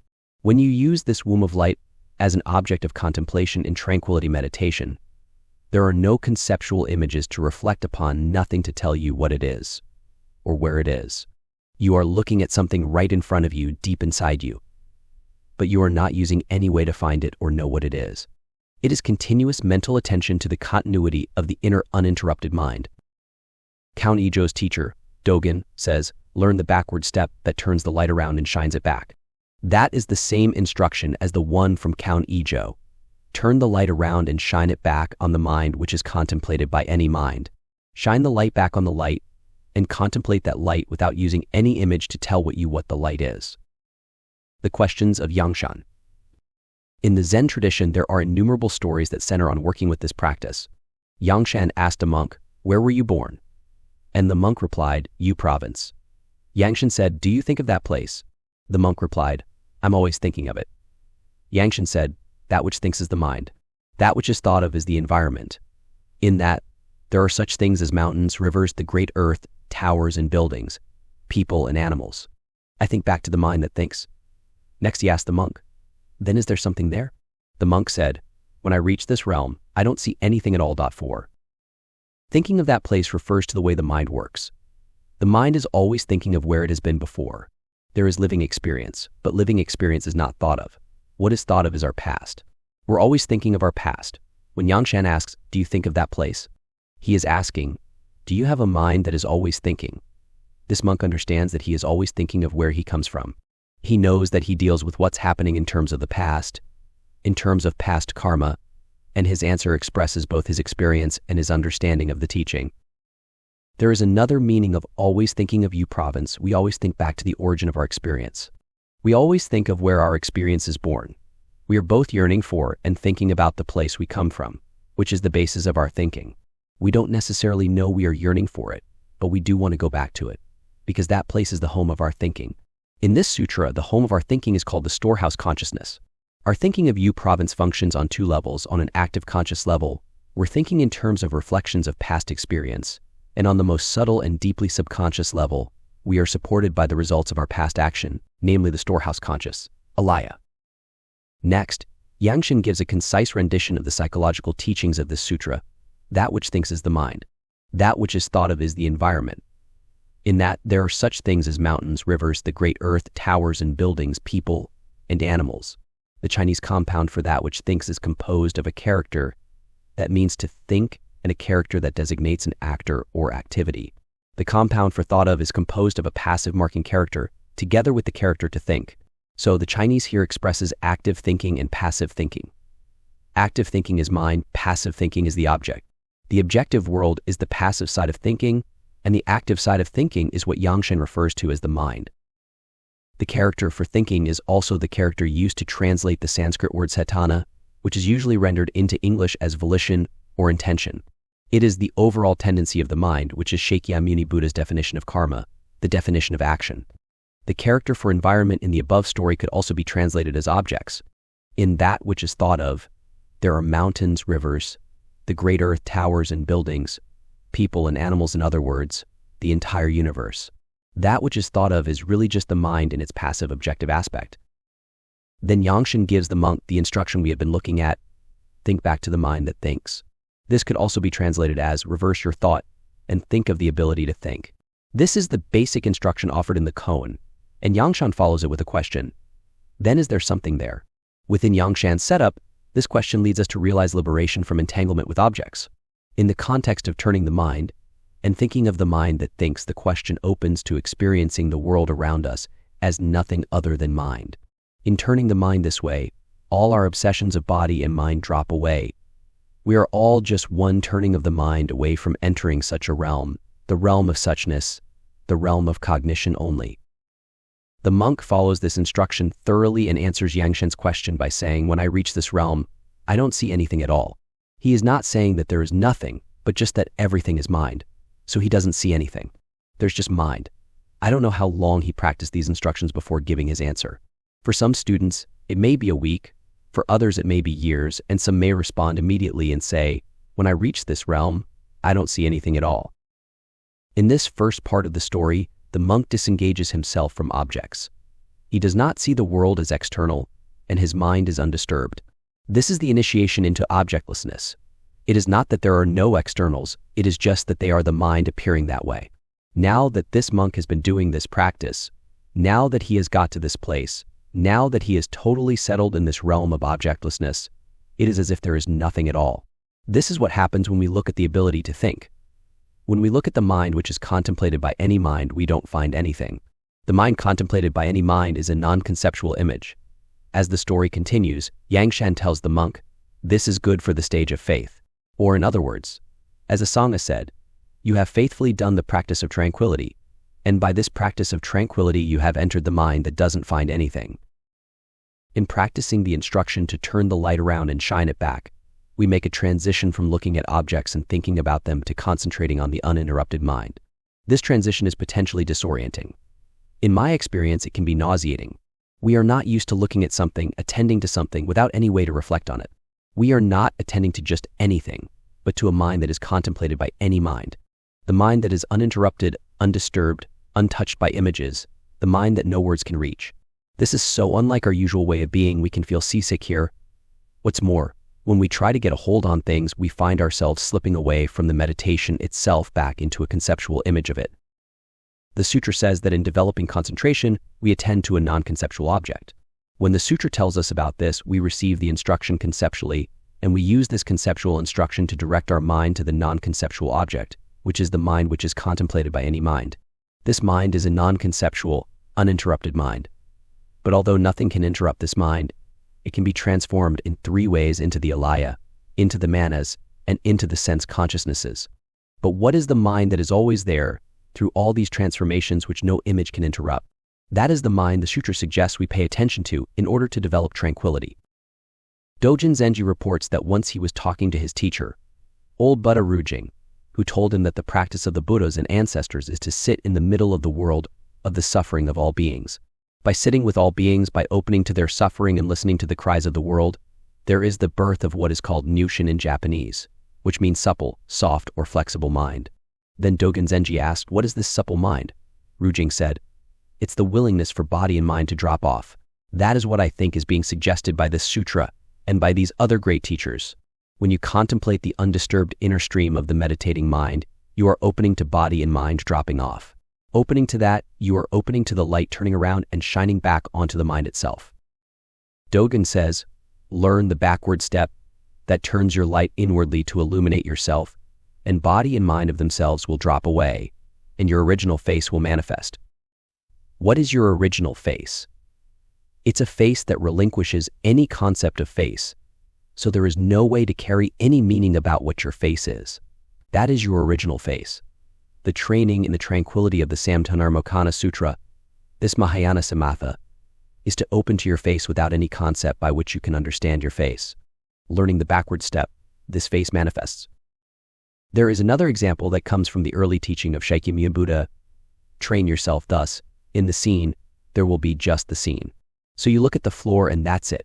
You give up any way to reflect on what the floor is. In the heard, there is just the heard.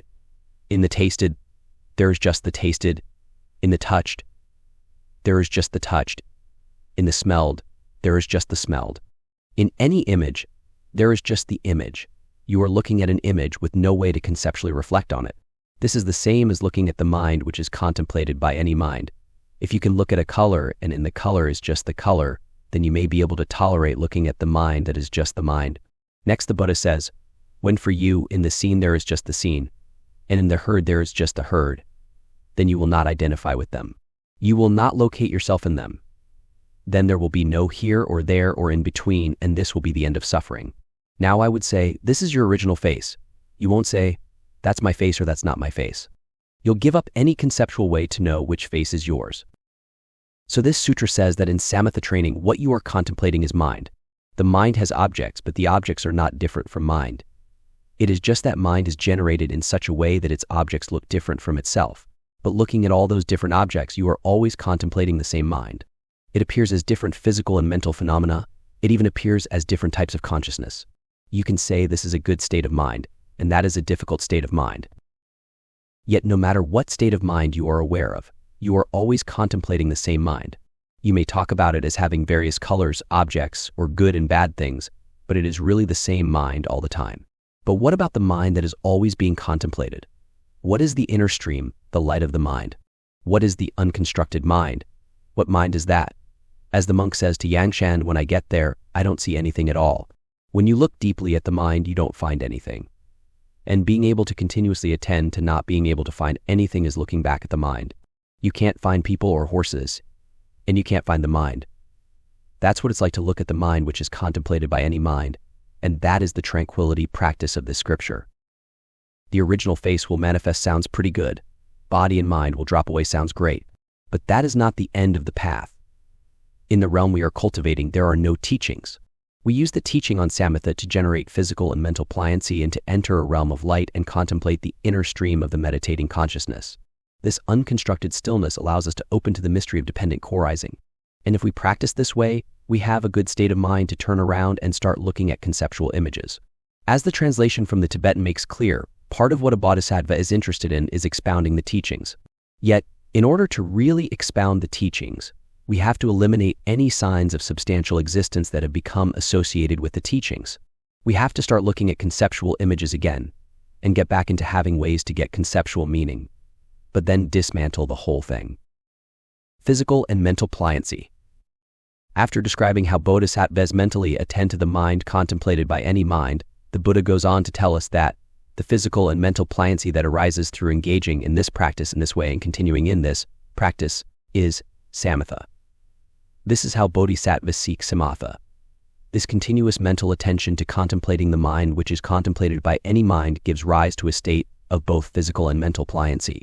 According to this sutra, this pliancy is both the definition of samatha and essential to vipassana. By Gavin, prior to attaining physical and mental pliancy, when a bodhisattva inwardly attends to the mind, observing the mind, what is this mental activity called? Maitreya, this is not samatha. Know that it resembles intensified interest concordant with samatha. This intensified interest is still appropriate to practice when this state of pliancy has not yet arisen, but it is not samatha. The same is true for vipassana. By Gavin, prior to attaining physical and mental pliancy, when a bodhisattva inwardly attends to those doctrines just as they have been contemplated as images that are the focus of samadhi, what is this mental activity called? Maitreya, this is not vipassana. Know that it resembles intensified interest concordant with vipassana, 153. The pliancy and flexibility, the ease of body and mind that arises from practicing in a correct way, is called prasrabdhi in Sanskrit. It is one of the 10 virtuous mental factors in the Abhidharma of early Buddhism. It refers to the fitness for action that freely applies the full energy of body and mind towards all good purposes. The ease of prasrabdhi comes from relaxing, and it removes all obstacles. Actually, the passage says, this ease comes from relaxing rigidity. 5. What kind of rigidity do we have to relax to produce this state of ease? The rigid adherence to the contemplation of conceptual objects. This calming meditation asks us to relax that rigidity, and not to constrict around the objects of mind, but to attend mind itself. Asanga says, pliancy is supreme happiness and joy that is preceded by faith and clarity. What is the faith in this case? It is the faith that it would be a good idea to practice continuous mental attention to the mind which is contemplated by any mind. It is the faith that it would be good to continuously meditate on the inner stream of the meditating consciousness. According to Asanga, gradually making the mind joyful, pliancy eliminates the non-virtuous class of errant tendencies. When you are pliant, you are very awake and very relaxed. You are calm and full of energy. If somebody wants you to do something, or some big effort is necessary, you are ready. Okay. Yes, Mom, I am right here. Suzuki Roshi taught me the Japanese expression kashiko murimashita. He told me that it was a humble and polite way to say, yes, I will do as you request. When I use that term, Japanese people always seem to say, oh, that is a good word. Roughly, it means that I understand what you said, and I will do as you say, or I understand what you requested, and I am happy to do so immediately. If somebody asks you to do something, you can also say hi in Japanese. Please go to the zendo, hi. Please clean the toilets, hi. That is good too, and it also embodies the spirit of this pliancy. But Kashiko Murimashita goes a little bit further. It is more like I am right there with you, and I am totally for this good activity. Bodhisattvas don't say Kashiko Murimashita for unkind deeds. There is a famous story from Tibet of the great teacher Marpa telling his student Milarepa to build a tower. Then, as soon as he gets done, Marpa tells him to tear it down and build another one. Whatever you are called upon to do, if you are flexible, then you can do it with your whole heart. If you are asked to build a tower, you can build a tower. If you are told to tear it down, you can do it with your whole heart. If something good needs to be done, there is no kind of hindrance to it, no stickiness. In the same way, when you give up excessive involvement with external objects, your mind is unblocked, and you enter the bodhisattva way. If you have been diligent in this practice and someone suggests some wholesome activity, there is no blockage. Sometimes you can be diligent, and you really feel like that would be good, but there is a little bit of a blockage in you because you are still involved in objects.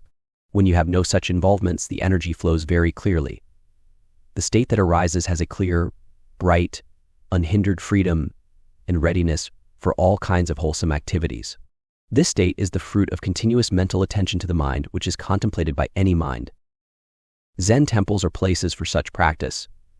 Practitioners may be engaged in some work project, and before they get done, it is time to go to the meditation hall, and they just stop and turn their whole attention to sitting. When the bell rings, they give up their sitting, and they turn their whole attention to getting up and leaving the hall. I remember Suzuki Roshi saying sometimes when I'm sitting, I feel that I can continue sitting forever. But when the bell rings, I get up and do kinhin walking meditation. I also remember in the early days at Tasajara, one of my friends was a very energetic worker. He asked Suzuki Roshi, if we are working digging a ditch or something, and people are working slowly, what should we do? Roshi answered, you should slow down. Then somebody else asked, what about in the kitchen? Suppose we have all these people cutting the vegetables really slowly. Is the Tenzo head cook supposed to slow down? The word from the ancient master was, yes, the Tenzo should slow down. Once you slow down and join them, then they can join you in speeding up and serving the meal on time. There is a story of a Zen teacher who was trying to sleep, and above the ceiling over his bed, a rat was gnawing and scratching. Energetically, rats are like moles and hummingbirds. They have a very high rate of metabolism. The teacher sped up his breathing to join the rat's breathing. And when he united with the rat's breathing, then he started to slow back down to his normal breathing rate. The rat slowed down with him, and the rat fell asleep. Now they both could sleep. A good Tai Chi teacher can do the movements very fast, but when she is teaching, she slows way down so the students can join in her movements, and they can move together. Gradually, the student and the teacher can move faster and faster. But first of all, you knew. That is prasrabdhi.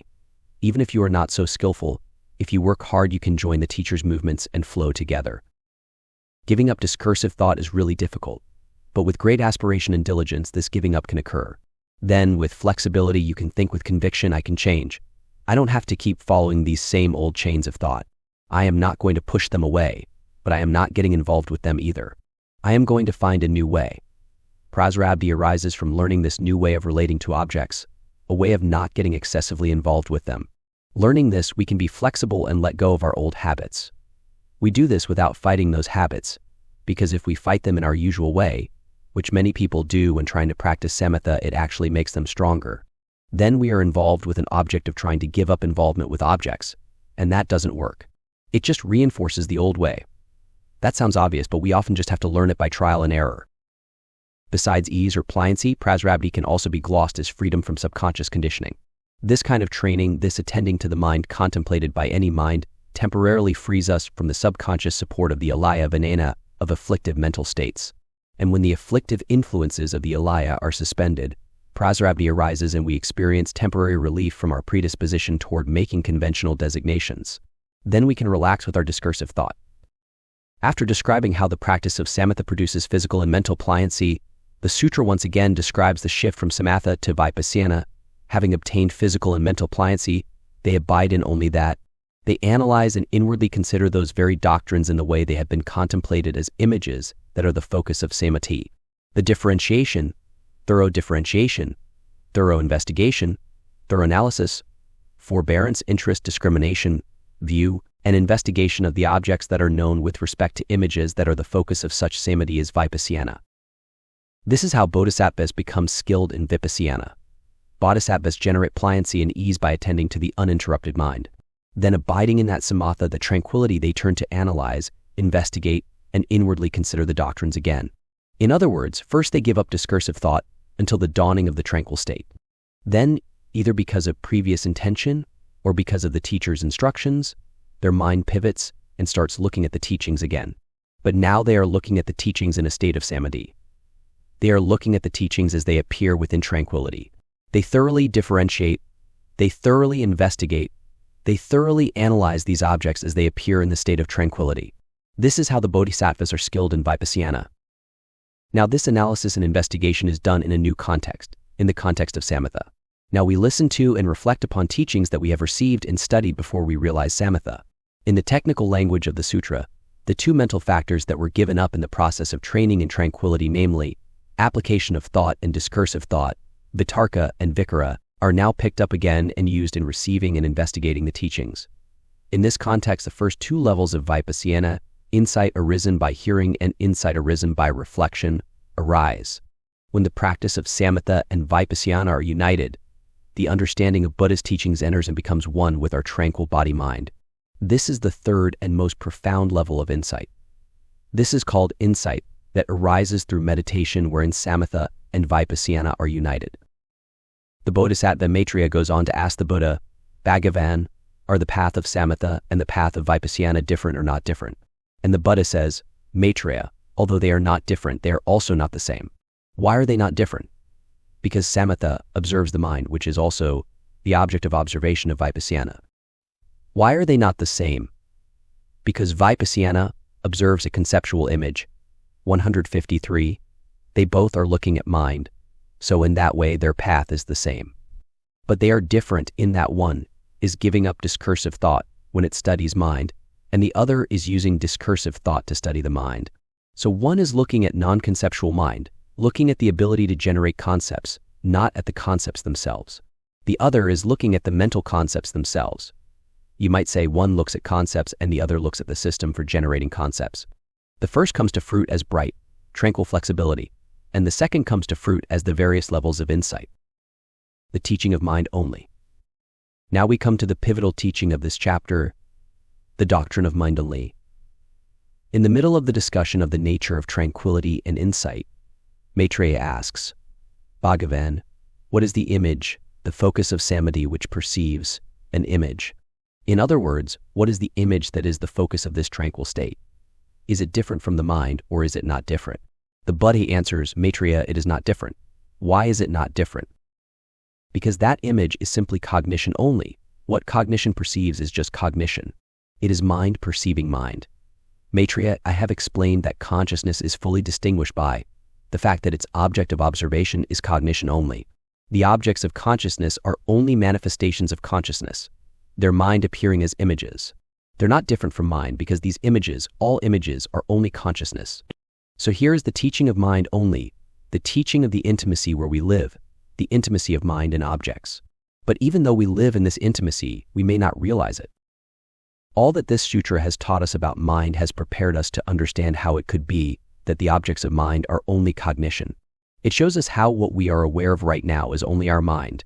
It seems that the first appearance of the teaching of cognition only in this explicit form is right here in this chapter of the Samdhinirmocana Sutra.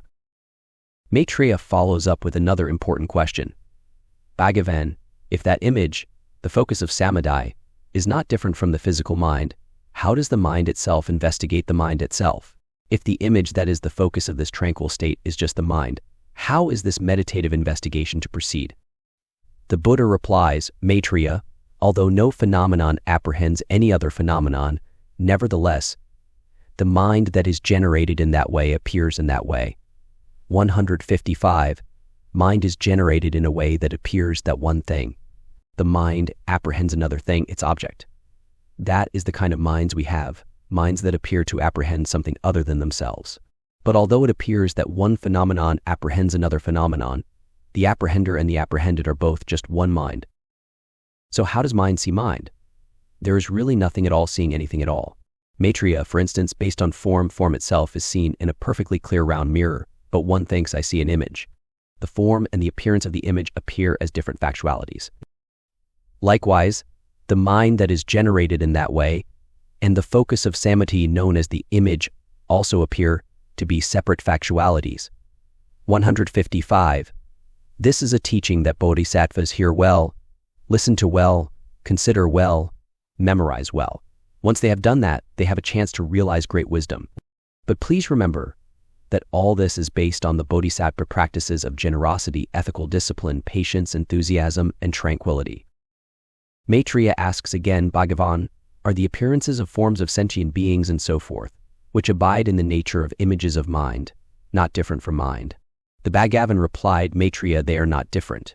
However, because childish beings with distorted understanding do not recognize these images as cognition only, just as they are in reality, they misconstrue them. Speaking of childish beings might seem harsh. After all, it takes a great deal of training to not misconstrue images. Even if we have heard the teaching and deeply appreciate it, we may still not remember and be mindful of it. In this way, we are childish beings some of the time. We are not mindful and don't realize that what we're aware of is just our cognitive version of reality. You are not my cognitive version of you. If I stop cognizing you, you don't evaporate. But all I know about you is my mind. My mind arises in dependence upon you, but what I see as you is just cognition. And being a childish being, it's possible I'll forget this teaching and think that the image I have of you is separate from my mind. The Buddha says the mind is generated in such a way that it arises with objects. But we should be clear that it isn't that the mind makes its objects.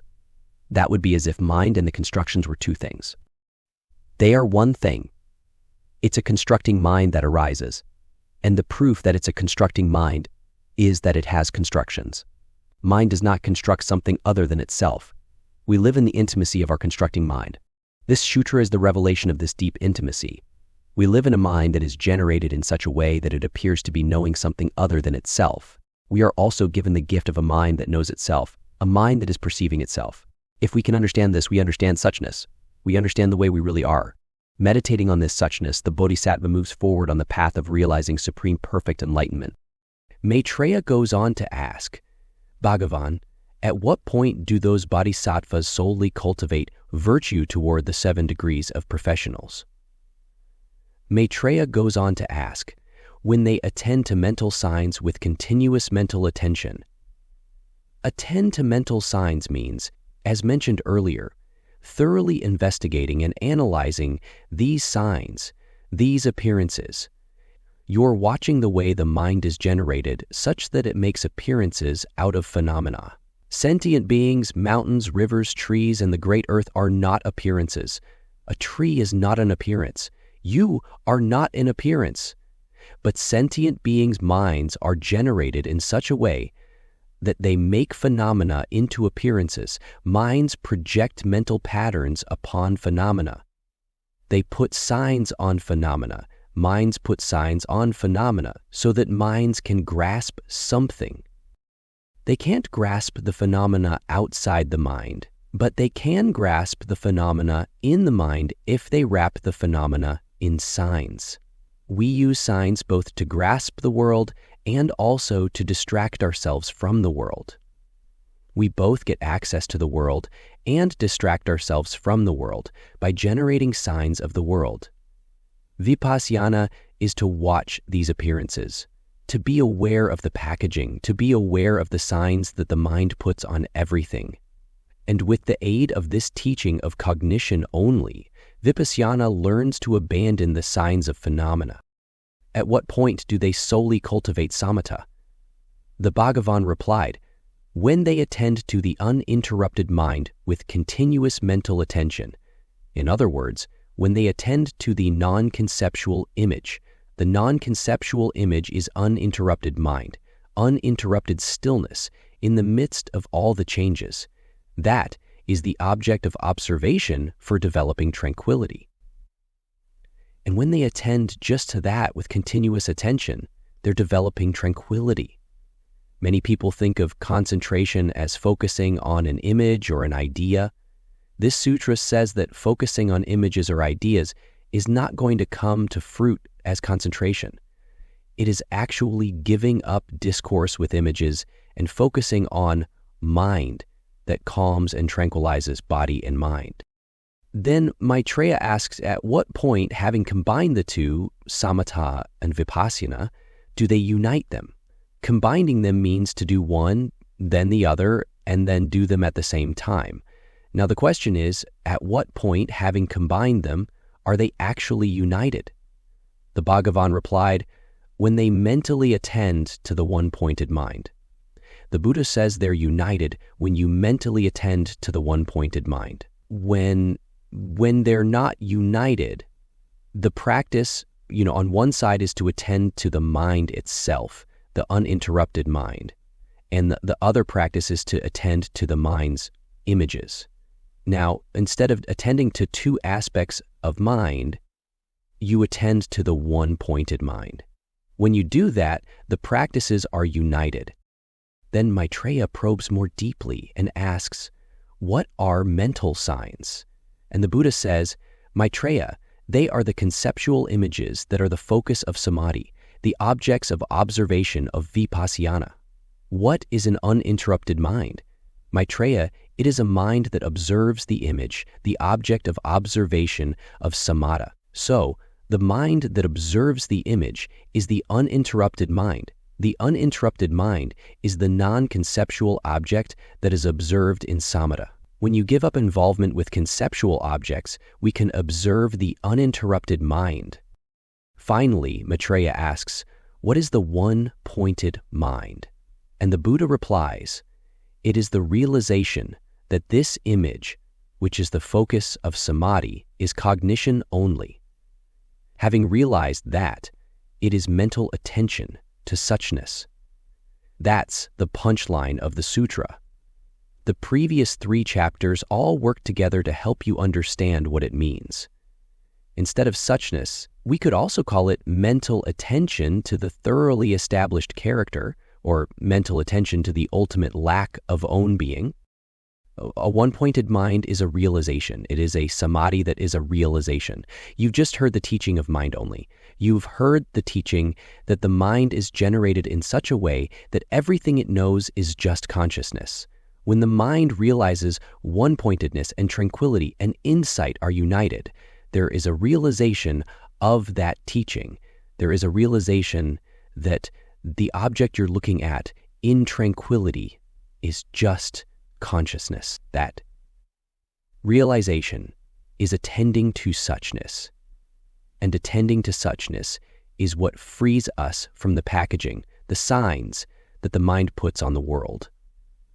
The one-pointed mind is the realization that mind and the objects of mind are the same thing, not separate things.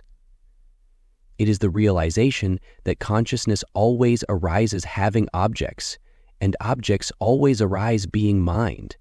This realization is the one-pointed mind, and that one-pointed mind observes suchness. This is the realization of consciousness only.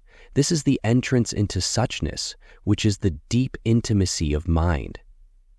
If anybody or anything looks external to you, and you enter into this one-pointed mind with that sign of externality, you can become free of that sign of the external. You can be at peace with this sign. Another way to say it is that you can abandon it. You can give away the appearance of externality in what's appearing in mind. You're free of it. The founder of the Yogacara school says that when we give away this sign of externality, all unwholesome minds are pacified, and we enter the middle way. There are many other teachings you can contemplate in this same way, and every time you contemplate a teaching and realize that the image of that teaching is just a conscious construction of the teaching, then you realize the teaching of consciousness only. You attain the state of consciousness only, and you understand the suchness of the teaching, not the appearance of the teaching by which you grasped it, but in the suchness of its own self. This teaching is a key for understanding all teachings, so that all teachings stop being external to you, and you enter their suchness through the suchness of consciousness only. Many great sutras were written before this one.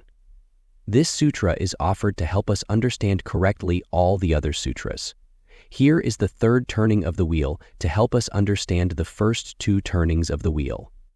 This teaching also helps us understand the other teachings in this sutra, like the teachings of the Dharmakaya, which will come up in the final chapter. It tells you how to study the mind, how to calm down and meditate on it, and how to look at the images within mind and attain freedom from images. Suchness and emptiness. The union of samatha and vipassana realizes emptiness. Emptiness, in this case, is the emptiness of separation between mind and object. It's the insubstantiality of the appearance of separation between ourselves and other beings. It's the insubstantiality of the appearance that our feelings or our memories are separate from our consciousness. There is an appearance, but that appearance is completely insubstantial. It's just a mental fabrication. This isn't one type of emptiness that this scripture teaches, the emptiness of separation, the insubstantiality of separation between self and other, mind and object. We have already said that the union of insight and tranquility is the one-pointed mind, the realization of cognition only.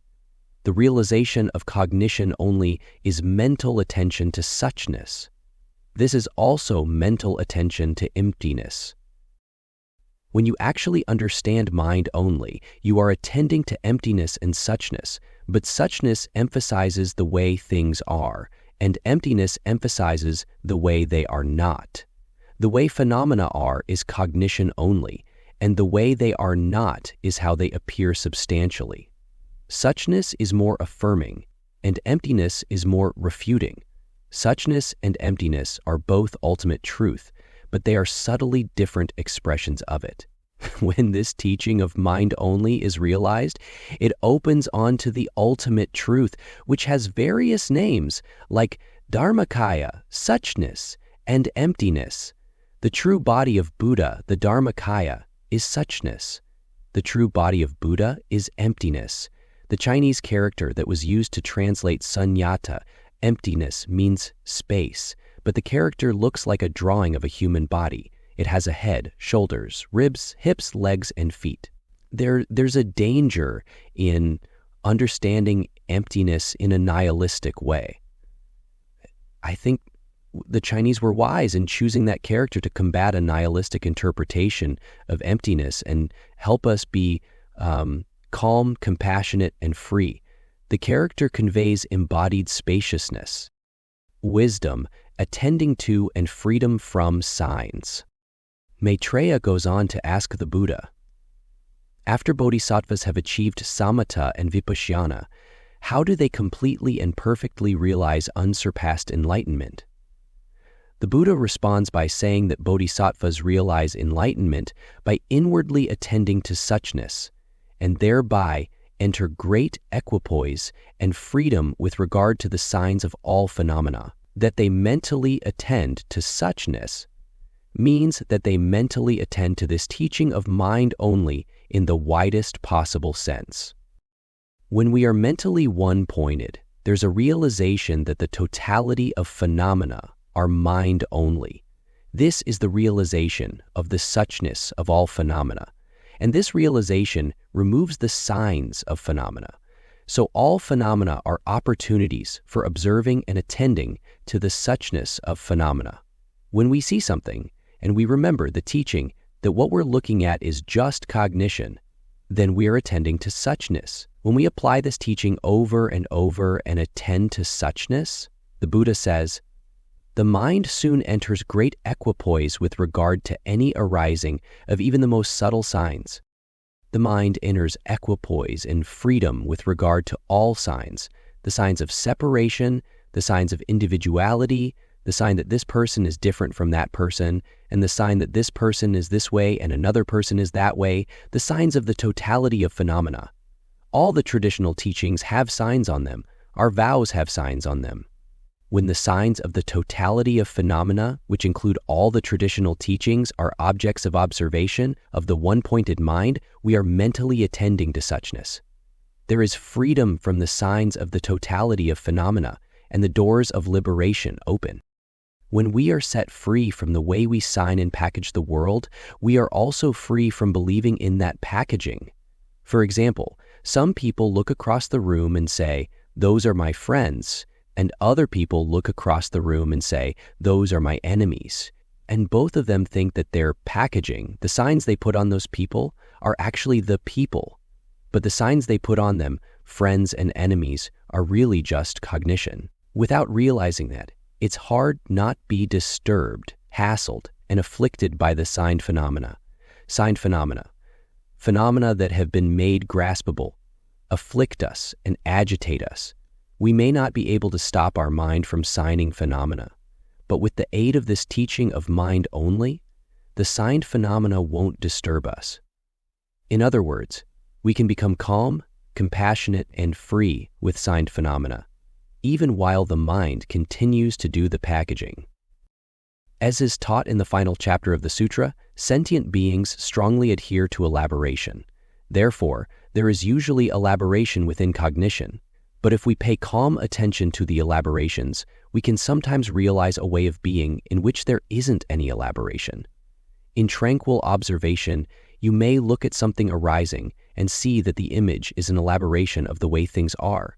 If you're calm with that and realize that it is consciousness only, then the elaboration is pacified. Even if you have lots of signed phenomena flowing around, there is a mind that can observe them and be free of them. There is a mind that can say, "This is cognition only," and understand the phenomena beyond their packaging. A lot of people are free of other people's packaging of phenomena, or of their own past packaging of phenomena, but not many people are free of their present packaging, their own story of what's going on. But if we can practice tranquility and apply insight to this teaching, we can become free of the roots of all affliction. The first teaching of the Buddha was the teaching of the truth of suffering. Now we understand that the truth of suffering, its suchness, is that it's nothing but a manifestation of consciousness. And the truth of the origin of suffering is that it is a manifestation of consciousness. And the same for the truth of cessation and the truth of the path. The sutra goes into 7 kinds of suchness, and 4 of the 7 kinds are the 4 noble truths. So, those 4 noble truths are 4 suchnesses, which the bodhisattvas study in order to be perfectly enlightened. To study these truths, to understand the way they're taught, and then to see their suchness is the bodhisattva practice. The teaching and reality of the truth of suffering, as you're studying it, as you learn about it, as you're meeting it in this present moment, is none other than a manifestation of your consciousness. When you know this, you become intimate with the reality of that teaching, and the teaching, the Dharma, does its work. As the result of this practice, you will ultimately enter and realize the realm where there is no elaboration, no signs. You don't see images of things arising and ceasing. You don't see fabrications of existence and non-existence. This is the realm where you have unlimited power to help living beings. You're not committed to existence, so you can relate to non-existence. You're not committed to existence, so you can relate to existence. You're not involved with these fabrications, so there's no hindering of the emanation of suchness. You come into the realm of fabrication united with the emanation of suchness to help people who live there. There's an image of Dharmakaya Vairocana Buddha sitting on a 1,000-petal lotus throne, and on each petal sits the Shakyamuni Buddha. All these emanation Buddhas are appearing in realms where people are into fabrication, so they can teach people how to become free of fabrication, while they're still seeing fabrication. But the source of this freedom from fabrication is a realm where there really isn't any fabrication, just unconstructed stillness. What's the correct way to relate to fabrication? This is just fabrication, just cognitive fabrication. And relating to that teaching in an unmoving, calm state, we become free of our current fabrication and we enter suchness, which sets us up to meet and be free of all fabrication. This leads to the totally unhindered state of helpfulness called the Dharma body, where there's no fabrication, just unconstructed stillness, with all the great activities and all the great constructions swirling around within it. As the sutra teaches in the final chapter, Buddha's cognition is totally pure, without any elaboration. It doesn't fabricate any elaboration. Looking at you and taking care of you, without elaborating you into existence or non-existence, is Buddha. Buddha is being totally intimate with you without making signs so she can grasp you.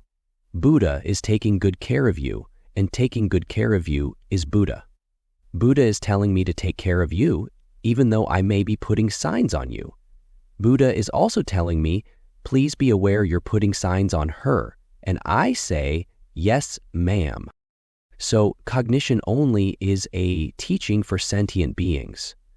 Bodhisattvas are sentient beings, top-of-the-line sentient beings, but sentient beings nonetheless. This teaching is for them, for people who want to realize Buddhahood for the welfare of all beings. Buddhas have given this teaching to help sentient beings become Buddhas. Buddhas have given this teaching, but this teaching is not for Buddhas, because they have already realized this teaching. They have a different kind of cognition. They have Buddha cognition, which is unfabricated, no signing, no enclosing, no grasping, no distraction from the world by making it into something that they can use. They're devoted to all beings, and they teach all beings, and this is one of their teachings. Stafford. Even great bodhisattvas are still working with cognition only. They're still in the trenches working with signs, but they're free of them and relaxed with them. Buddhas live in a realm completely free of signs, and they emanate beings to help us deal with signs skillfully and enter the Buddha realm. The Bodhisattva surfer. I often use the image of surfing the ocean of mind. It's not so much that you try to make the mind ocean smooth, although sometimes the mind ocean can become flat due to some kind of deep, yogic concentration practice. What I'm concerned about is being upright and relaxed with the movement of the mind, so you are able to ride the fluctuations with complete stillness and balance, like a skillful surfer. The skillful surfers are interacting with forces of nature that are constantly changing and challenging their balance, and yet they find equanimity in the impermanent flux of their mind and body in relationship to its environment. There is stillness, there is imperturbability in the midst of constant change. The question is, in the midst of such great flux, with the water splashing and the waves flowing all around you, can you remember the teaching that this is just mind looking at mind?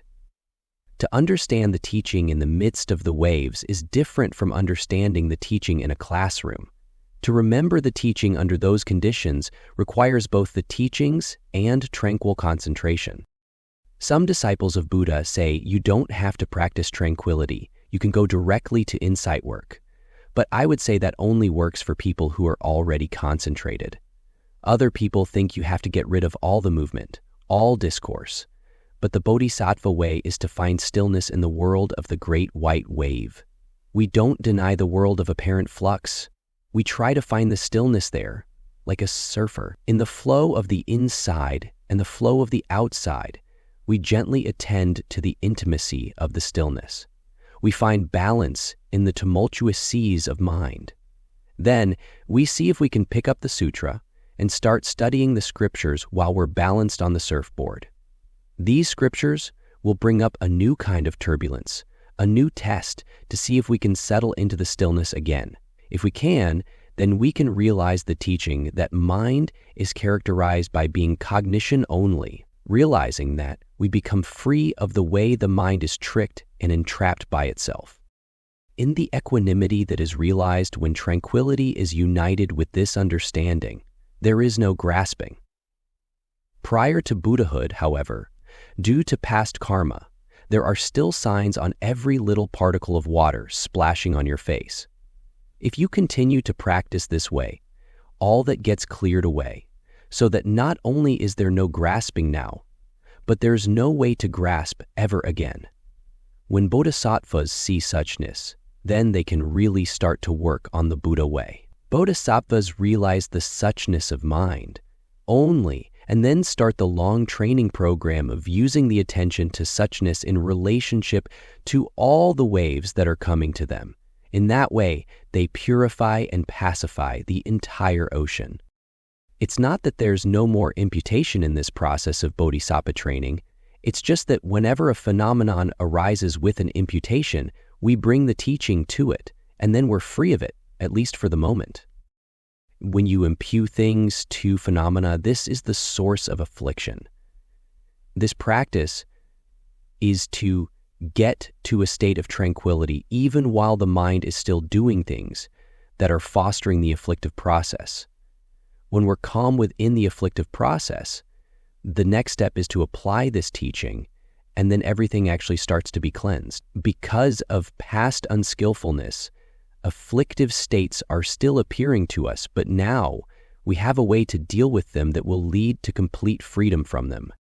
Even if a thought of ill will arises in the mind of the surfer, she doesn't get distracted by it. She stays balanced.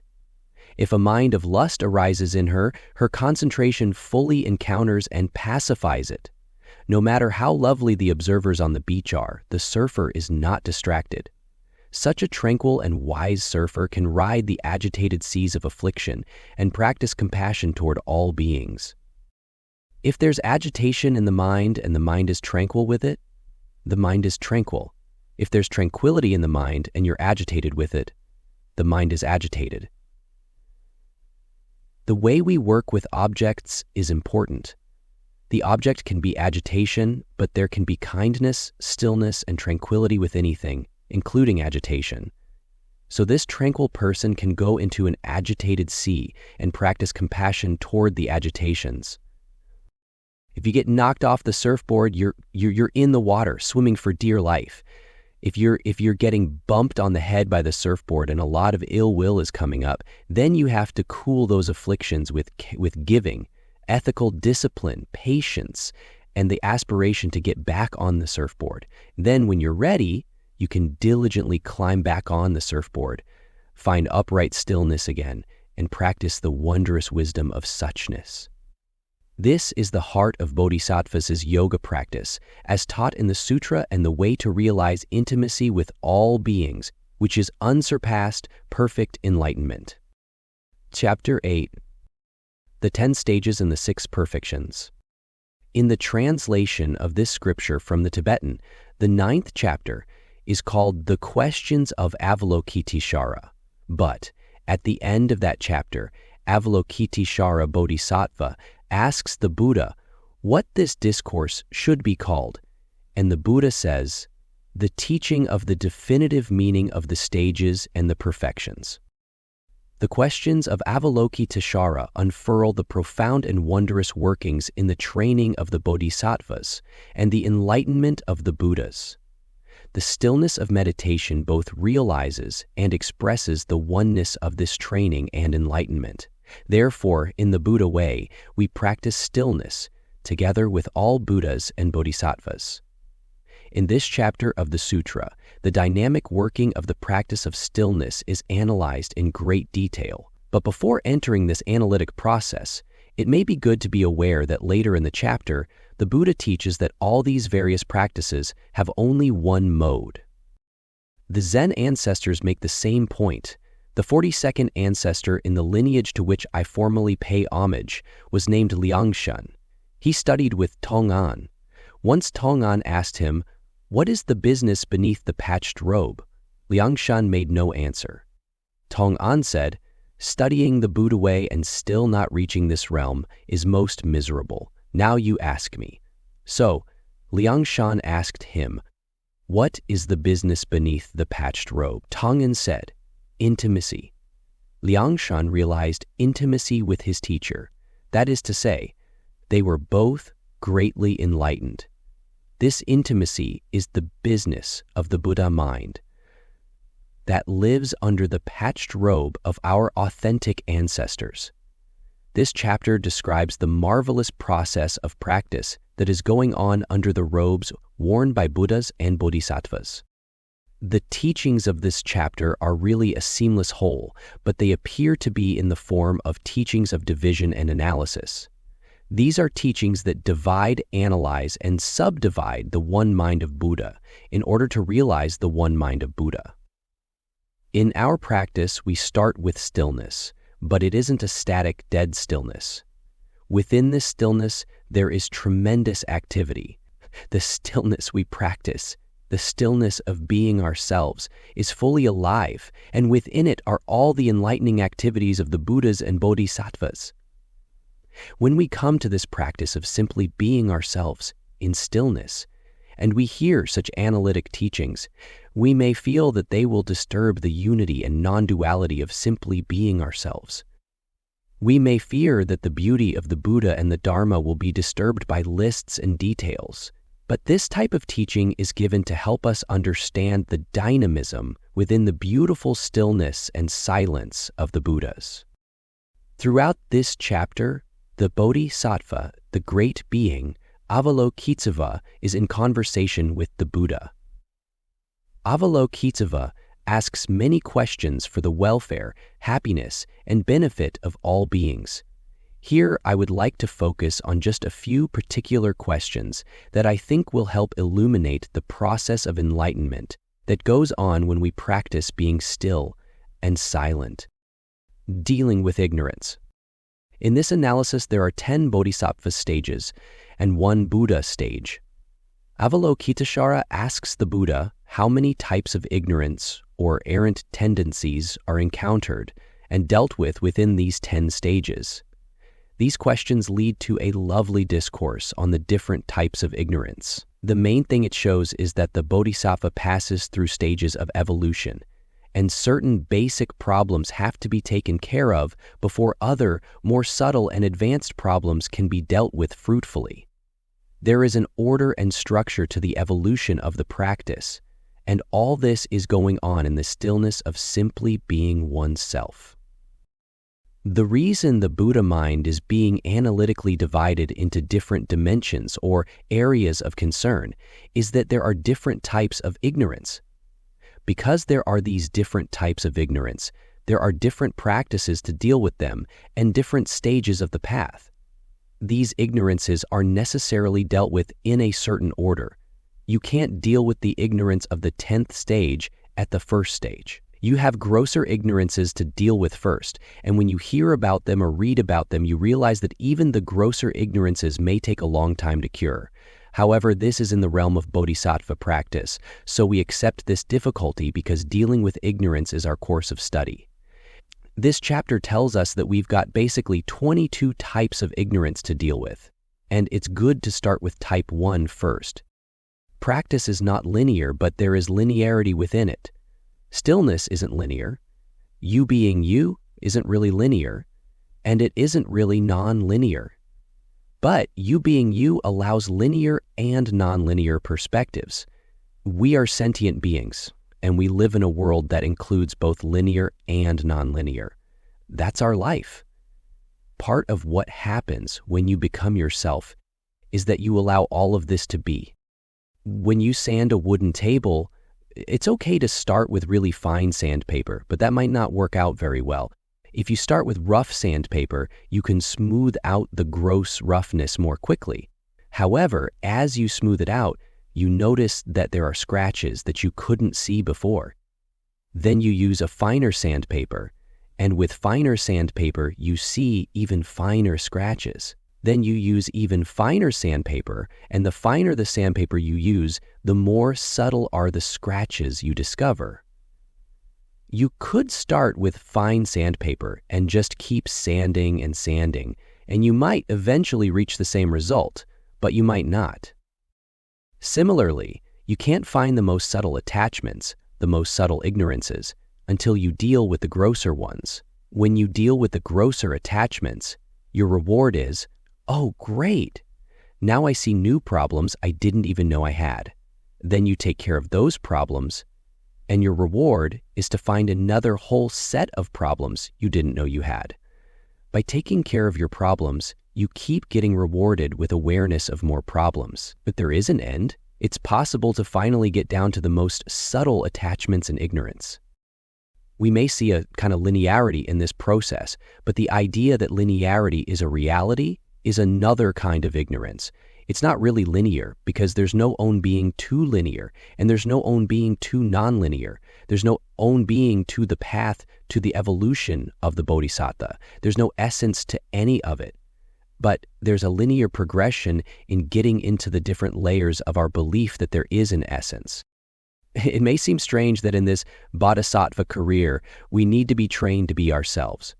But in the realm of just sitting, in the realm of just being still and learning to be yourself, the process of learning to be yourself involves innumerable practices, innumerable ways of training yourself to be yourself.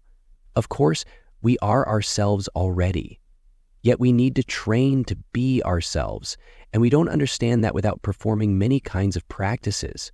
All the practices are about the same thing: studying the self, becoming thoroughly yourself, and being relieved of all attachment to yourself. The 6 perfections. Perhaps the most central question that Avalokiteshvara asks in this chapter is, what are the basic types of training? What are the basic types of practice? What are the basic precepts? The Buddha says there are 6 basic precepts for bodhisattvas, 6 basic kinds of training. Of course, there are innumerable kinds of training, but they are all included under 6 headings: giving, ethical discipline, patience, enthusiasm, concentration, and wisdom. All the practices of bodhisattvas fall under those categories. In Sanskrit, these basic types of training are called paramitas, which means going beyond, that which goes beyond, or transcendence. So there are 6 kinds of practices that go beyond themselves, that don't attach even to themselves. In their fullness, they constantly transcend themselves. Therefore, they are called transcendent practices, or perfections. The great bodhisattva, Avalokiteshvara, further asks about 4 additional perfections that the Buddha also taught. And the Buddha says the additional 4 are actually already included in the first 6. The additional 4 perfections, skill in means, power, vow, and knowledge, assist the basic 6. The first 3 perfections of giving, ethical discipline, and patience are all transcendent ethics, and the perfection of skill in means assists those first 3. The perfection of power assists the perfection of meditation. The perfections of vow assists the perfection of enthusiasm, and the perfection of knowledge assists the perfection of wisdom. Knowledge is not necessarily something that is possessed by an individual. It is something that exists in the world. Knowledge that can assist the continual process of wisdom going beyond itself is non-conceptual. It is the fruit of wisdom, and it assists in the ongoing development of wisdom. In this way, wisdom nourishes itself. Thus, the 10th perfection nourishes the 6th perfection. The 6th perfection is really the center of all the perfections, the center of the whole bodhisattva practice. The other 5 are really unfoldings of the perfection of wisdom, and the last 4 all assist the basic 6. The information that you're given as a result of wisdom contributes to the evolution of wisdom. Knowing that you shouldn't get stuck in wisdom is something you find out when you're wise, but you can find it out before you're wise too. This teaching from the Buddha tells you right now that holding on to wisdom is antithetical to wisdom. It helps wisdom not get stuck in itself. It helps wisdom continue to go beyond wisdom. Some teachings of the Buddha that are given to us in the form of knowledge help us to develop wisdom, and they are included in wisdom. Such teachings, such knowledge, and such information are non-conceptual. You may know them conceptually, but they are non-conceptual. And this wisdom is non-conceptual too. It's more like the process by which you know that things are innocent of conception. It's the breaking through to how things are not reached by words. Like the knowledge that apprehends the lack of own being, words do not know it, and words do not teach you how to get there. But words are part of the process. So the Buddha, uses words to teach wisdom. Next, Avalokiteshvara asks how many kinds of each of the 6 perfections there are, and Buddha says there are 3 kinds of each, and each of those has 3 aspects. So there are 3 times 3 times 6, which is 54. 54 aspects of the dynamic bodhisattva practice that lives in authentic stillness. For example, the 3 kinds of giving are giving of material things, giving of the Dharma, and giving of fearlessness.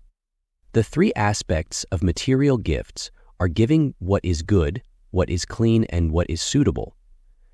The 3 aspects of giving Dharma involve offering teaching non-erroneously, offering teaching logically, and offering teaching that encourages others to take up the bodhisattva precepts of training.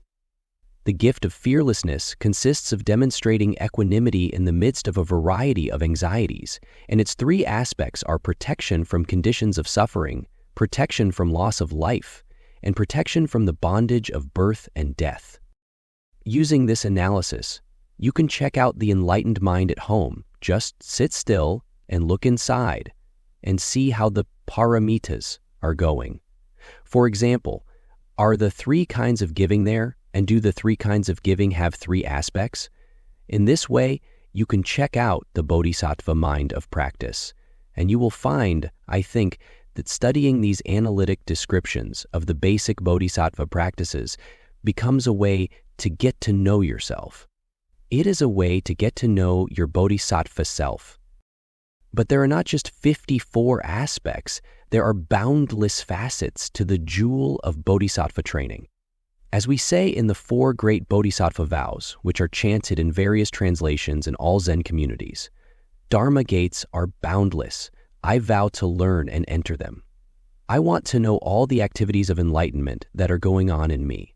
These teachings help me to get to know the enlightenment that's living in me right now. They are a tour guide to your enlightened mind. How is it that when we sit still and silent, there is material giving, giving of Dharma and giving of fearlessness? How is our body sitting still a material gift for the welfare of all beings? How is our mobile sitting a gift of the Dharma of the Buddha ancestors?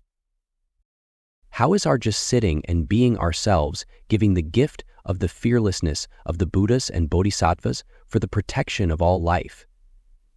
If you turn the light around and look, you may be able to discover the answers to these questions living in the midst of the stillness of being yourself. Then you will see how wonderful these questions of Avalokiteshvara really are. Abiding in the practices, not the results. I want to look at 2 more questions in some detail. The first concerns the way bodhisattvas practiced the perfections. Avalokiteshvara asks the Buddha, Bhagavan, why is it that bodhisattvas do not abide through faith in the desirable fruitional results of the perfections, in the same way that they abide in the perfections?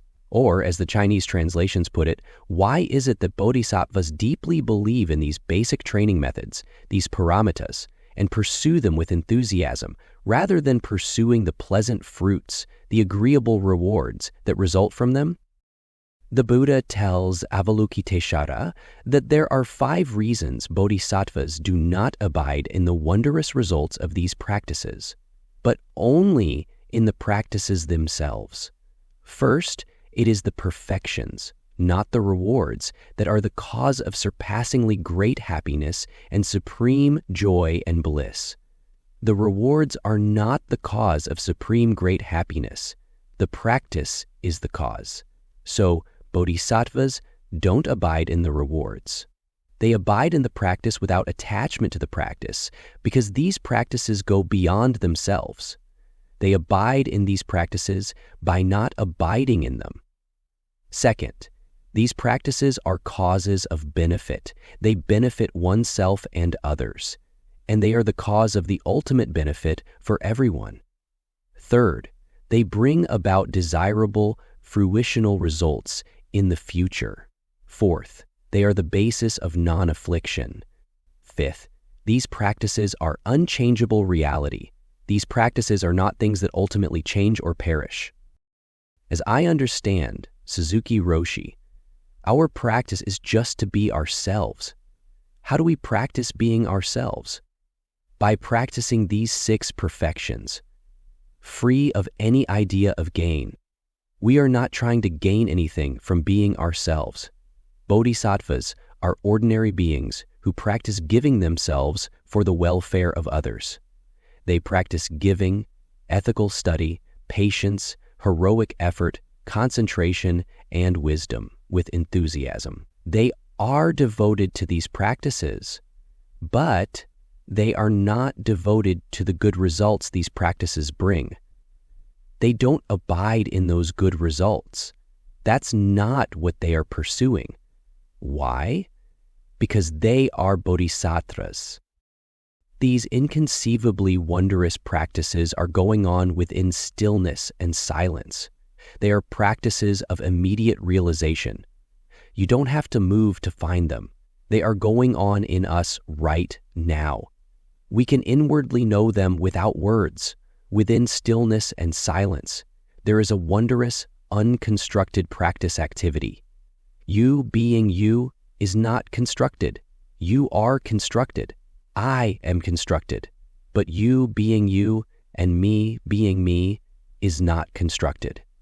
We may feel we need a bit more explanation to understand this, but you being you will not be grasped by explanation. You cannot get at you being you.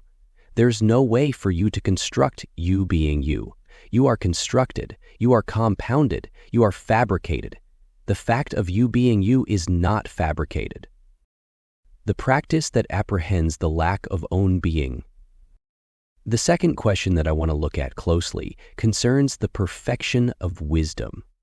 Avalokiteshvara asks, Avalokiteshvara, with what perfection do bodhisattvas apprehend the lack of own being of phenomena?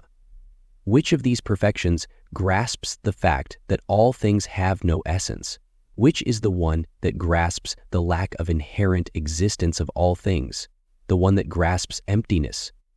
The Buddha answers, Avalokiteshvara, they apprehend this with the perfection of wisdom. The perfection of wisdom grasps the lack of own being of all phenomena. Then Avalokiteshvara asks, Bhagavan, if they apprehend lack of own being with the perfection of wisdom, why do they also not apprehend it with own being? In other words, is there an own being? Is there something that inherently exists that grasps the lack of inherent existence? Transcendental wisdom grasps that things have no essence, but is there an essence that grasps the lack of essence? Is there an own being that grasps the lack of own being? And the Buddha says, Avalokiteshvara, I do not say that own being apprehends what is without own being. Yet, since lack of own being is individually known without words, without being taught by words, I have spoken of apprehension of lack of own being. I never taught that an own being grasps the lack of own being. I don't say that there's something that grasps the lack of inherent existence. I say the perfection of wisdom grasps it. But I don't say perfection of wisdom is something that it is an essence that grasps things. What is it that grasps a lack of own being?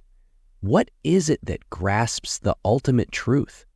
The Buddha calls it the perfection of wisdom. But this lack of own being cannot be taught by these words or by any other words. It can be known inwardly. It can be grasped by wisdom. It is known without words, and it cannot be taught with words. Therefore, I use words to tell you that words will not reach it. When you look for it, when you look inwardly to find the ultimate truth, don't use words to try to know it. Only use words to send yourself into your training to be yourself. The Buddha did talk about a being that apprehends ultimate truth, a being that apprehends the lack of own being of things. He called that being perfect wisdom.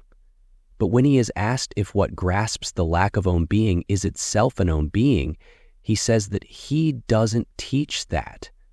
He doesn't teach that this being that grasps this wisdom being that could be a bodhisattva or a Buddha, is an own being that grasps the lack of own being. So Buddha wouldn't teach that there's a God or a bodhisattva or a Buddha that is an own being that grasps the lack of own being. Wisdom is a being, otherwise it wouldn't exist. But it's not a being that has an own being. It's not something that exists separately from you and me.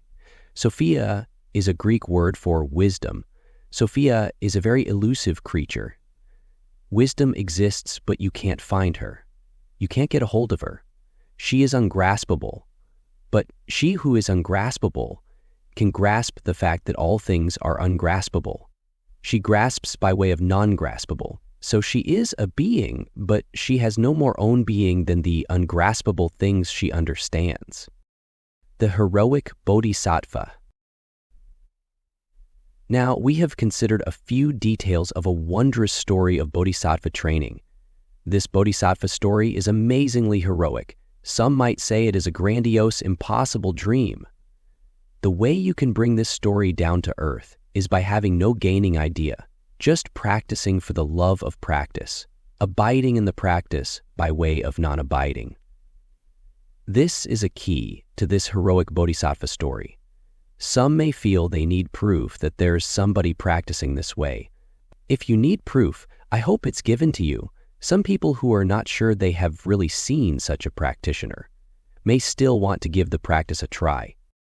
Shakyamuni Buddha recommended that you open your mind to the possibility that there have been and are such people. Part of what Shakyamuni Buddha taught as right view is that there are beings who follow the path just for the sake of the path and realize authentic enlightenment. So may we open to the suggestion that it is possible. Even if we haven't seen them, hearing their story, we may still want to be like them and realize what they are said to have realized. I saw a movie once about King Arthur. After having pulled Excalibur out of the stone and establishing his splendid court with the round table of knights in shining armor, King Arthur still had some deeper psychological work to do. This work was called seeking the Grail. So here he is in the film, going through the filthy, sewage-polluted streets of a medieval town, dressed in rags, with a few raggedy-tatty knights still following him. He's wounded and limping through dark, muddy passageways when he comes upon a peasant boy. He says, "Hello, young man." The boy says, "Hello, mister." King Arthur says, "What do you want to be when you're a man?"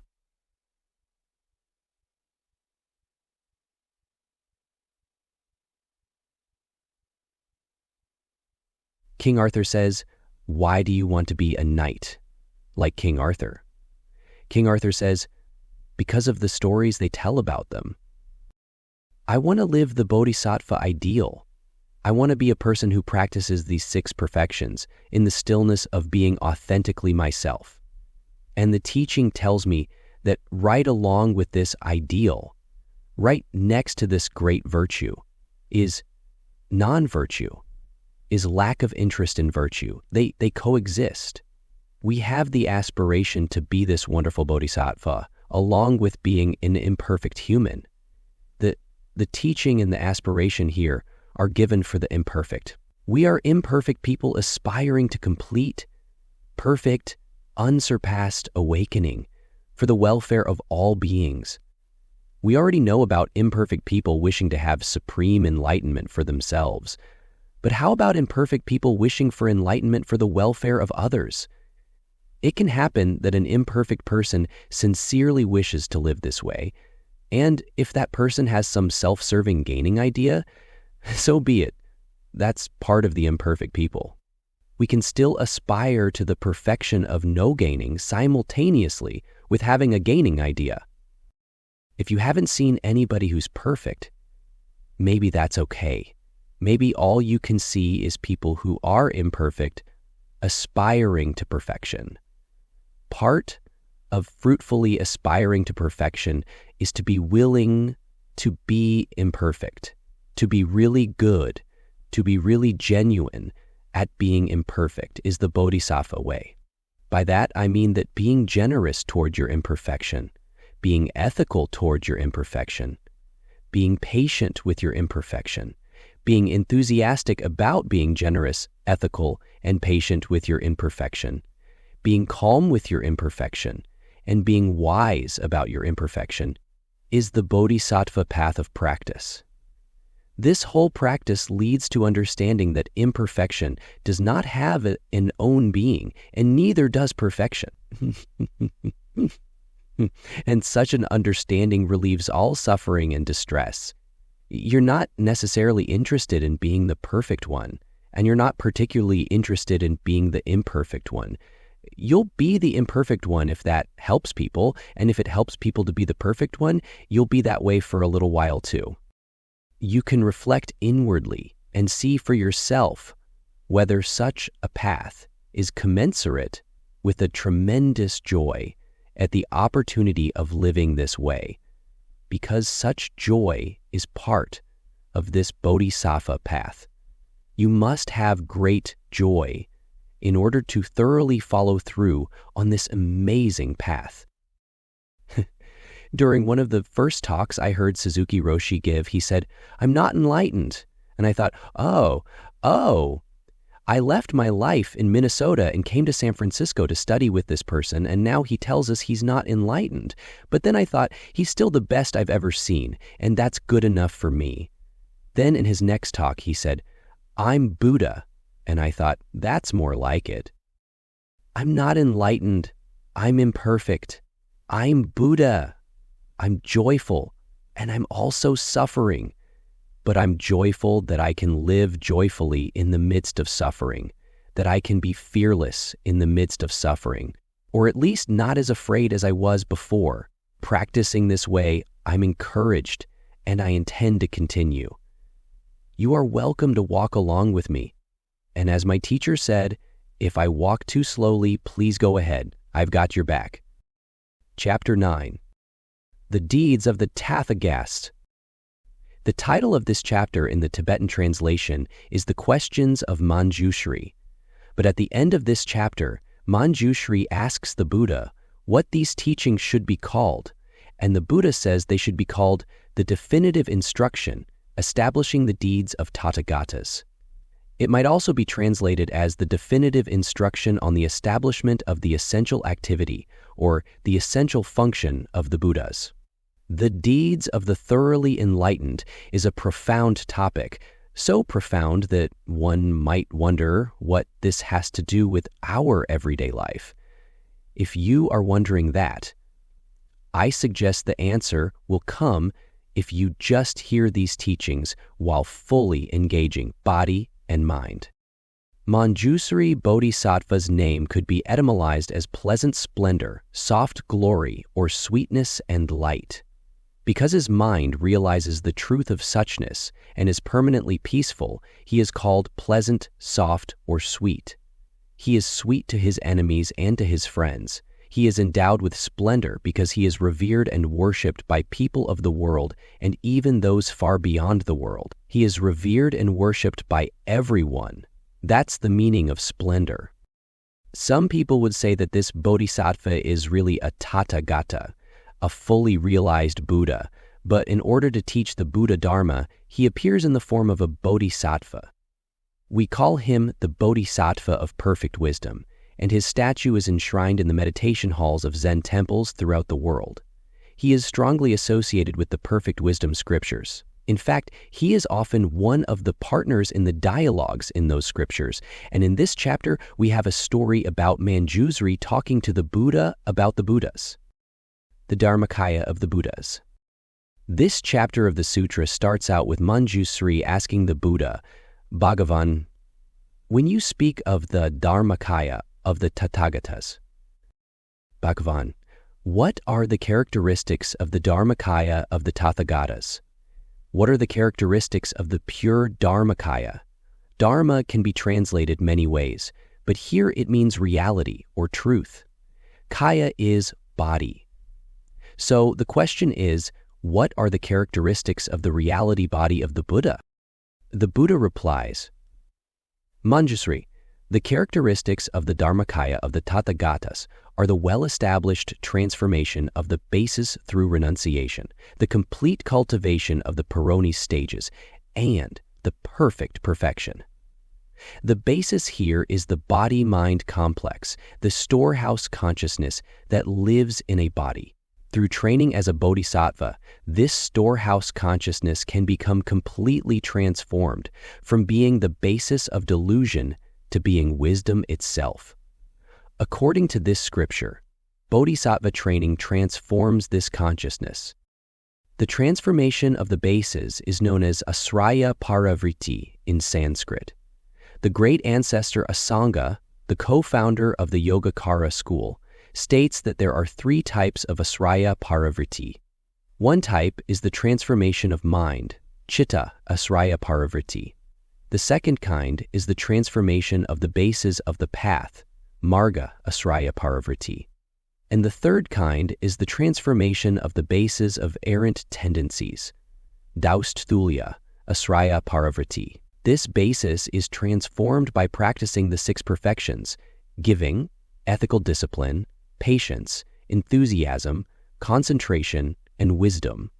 Asanga comments that when well established, this transformation is the exalted wisdom of reality and suchness, and it is unerring and changeless. Like the Buddha goes on to say, moreover, know that this Dharmakaya has an inconceivable characteristic for 2 reasons: because it is free from elaborations and free from manifest activity, and because sentient beings very strongly adhere to elaborations and manifest activity.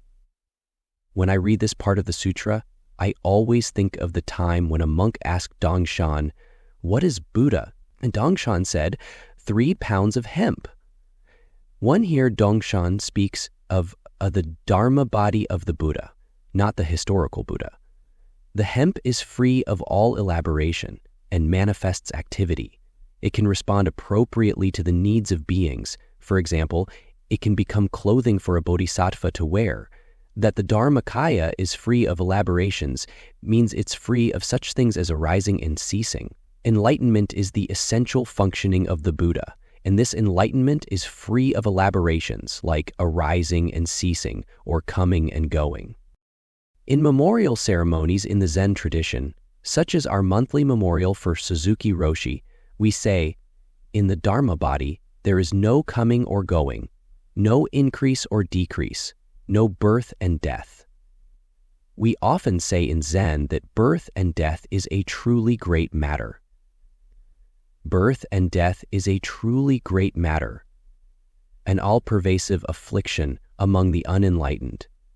So the world of misery is called birth and death, and the Buddha realizes a body-mind that is free of such elaborations. It is also free of such elaborations as this exists or doesn't exist, or this both exists and doesn't exist, or this neither exists nor doesn't exist.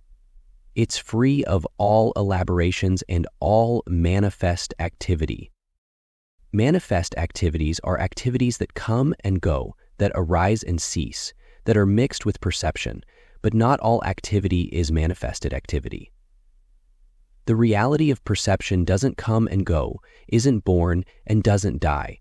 The Dharma body is totally non-separate from the realms of birth and death, and it is simultaneously free of all elaboration and manifest activity. That's one reason why this Dharma body is characterized as inconceivable. The other reason is that we have trouble understanding something that doesn't come or go, that doesn't arise or cease, that doesn't have manifest activity. If we could conceive of what is without elaboration, then it wouldn't be inconceivable to us. But we strongly adhere to our elaborations. They're the way we usually relate to our experience. The more you're inclined toward elaboration, the more inconceivable this Dharma body is. Next, Manjushri asks the Buddha, is the transformation of the bases of Shravakas and Pratyekabuddhas also suitably referred to as Dharmakaya? In addition to Buddhas and Bodhisattvas, we have other kinds of sages, the disciples or Shravakas who became enlightened by listening to the Buddha, and the Pratyeka Buddhas, or solitary Buddhas, who became enlightened on their own without hearing the Buddha's teaching. The Arhats, who are on the Sarabhaka path, have also reached a way of living that's beyond training. They are enlightened beings. They understand the selflessness of living beings. For example, in the first scripture of our tradition, called Turning the Dharma Wheel, the Buddha is talking to 5 disciples, and all 5 of them quite quickly become transformed, enlightened, and liberated. They all face north, bow to the Buddha, and formally become his disciples. They all reach a stage beyond training. So, Manjusri is asking if their transformation should be referred to as the Dharmakaya. The Buddha replies, Manjusri, they are not spoken of. So Manjusri asks him, Bhagavan, in that case, what should they be called? The Buddha responds, Manjushri, they are liberation bodies. Manjushri, in terms of liberation bodies, tathagatas, shravakas, and pratyeka Buddhas are similar and equal. In terms of the Dharmakaya, tathagata are superior. Since the Dharmakaya is superior, tathagata Buddhas are also superior in terms of immeasurably good qualities. It is not easy to provide examples of these unlimited good qualities because they cannot be grasped. The liberation body of the Arhats is equal to the liberation body of Buddhas. Buddhas are free, and Arhats are free, but the Dharmakaya of the Buddha is not like the transformation of the bases of these disciples. The Buddha has immeasurably good qualities that they do not possess. It is not that they do not have good qualities, but they cannot be compared to the immeasurably good qualities of the Dharmakaya. Nothing is remotely related to it. A key point about the purity of the Dharmakaya is made here, because it's free of any kind of elaboration, because it doesn't get involved with coming and going, birth and death, existence and non-existence. It is totally committed to the welfare of all beings. It is not only wonderful in the sense that it is the completion of all the bodhisattva practices, it is wonderful because it is so pure that it can respond in whatever way is appropriate to the welfare of beings. If you want to die, it can die with you.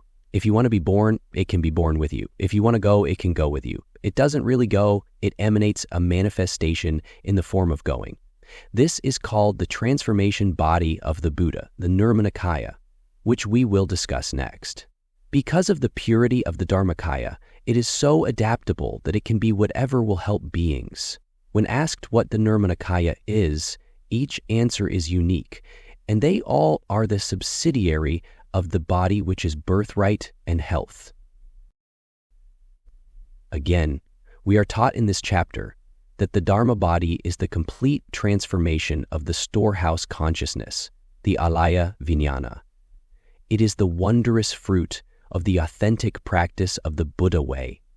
It has been proposed from Shakyamuni Buddha on, and I now propose to you that this fruit has already been realized by the ancient Buddhas, and it is perfectly available for transmission to us now. This is the grace of the Buddhas. Its presence is all-pervading, but without authentic practice, it is not realized. The transformation body.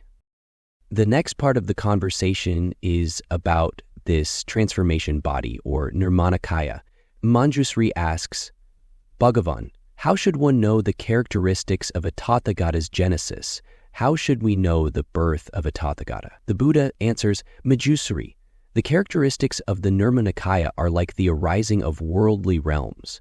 You should see the characteristics of the Nirmanakaya as characteristics that are empowered by all the types of adornments, displaying the qualities of the tathagatas which arise. The Dharmakaya has no genesis. What is the transformation body? That's another body of the Buddha. Nirmana can be translated as transformation, magic, illusion, or phantom. The Dharma body can be transformed into something that is born, that arises, that comes and goes. But the Dharmakaya doesn't come and go. So Manjusri asks, how should one view the skillful method that displays the Nirmanakaya?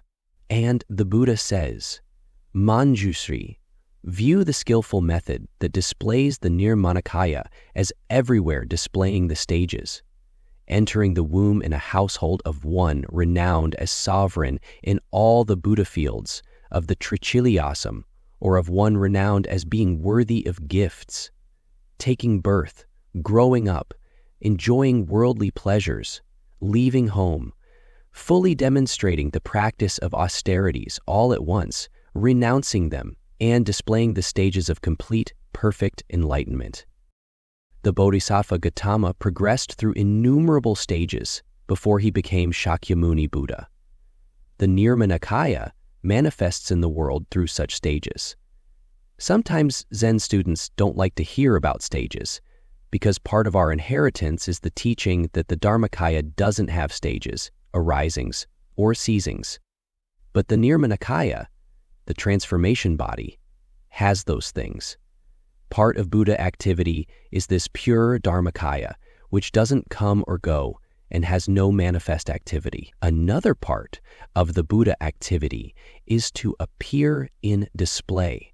So what the Buddha is saying is that when the Nirmanakaya appears, it appears displaying stages.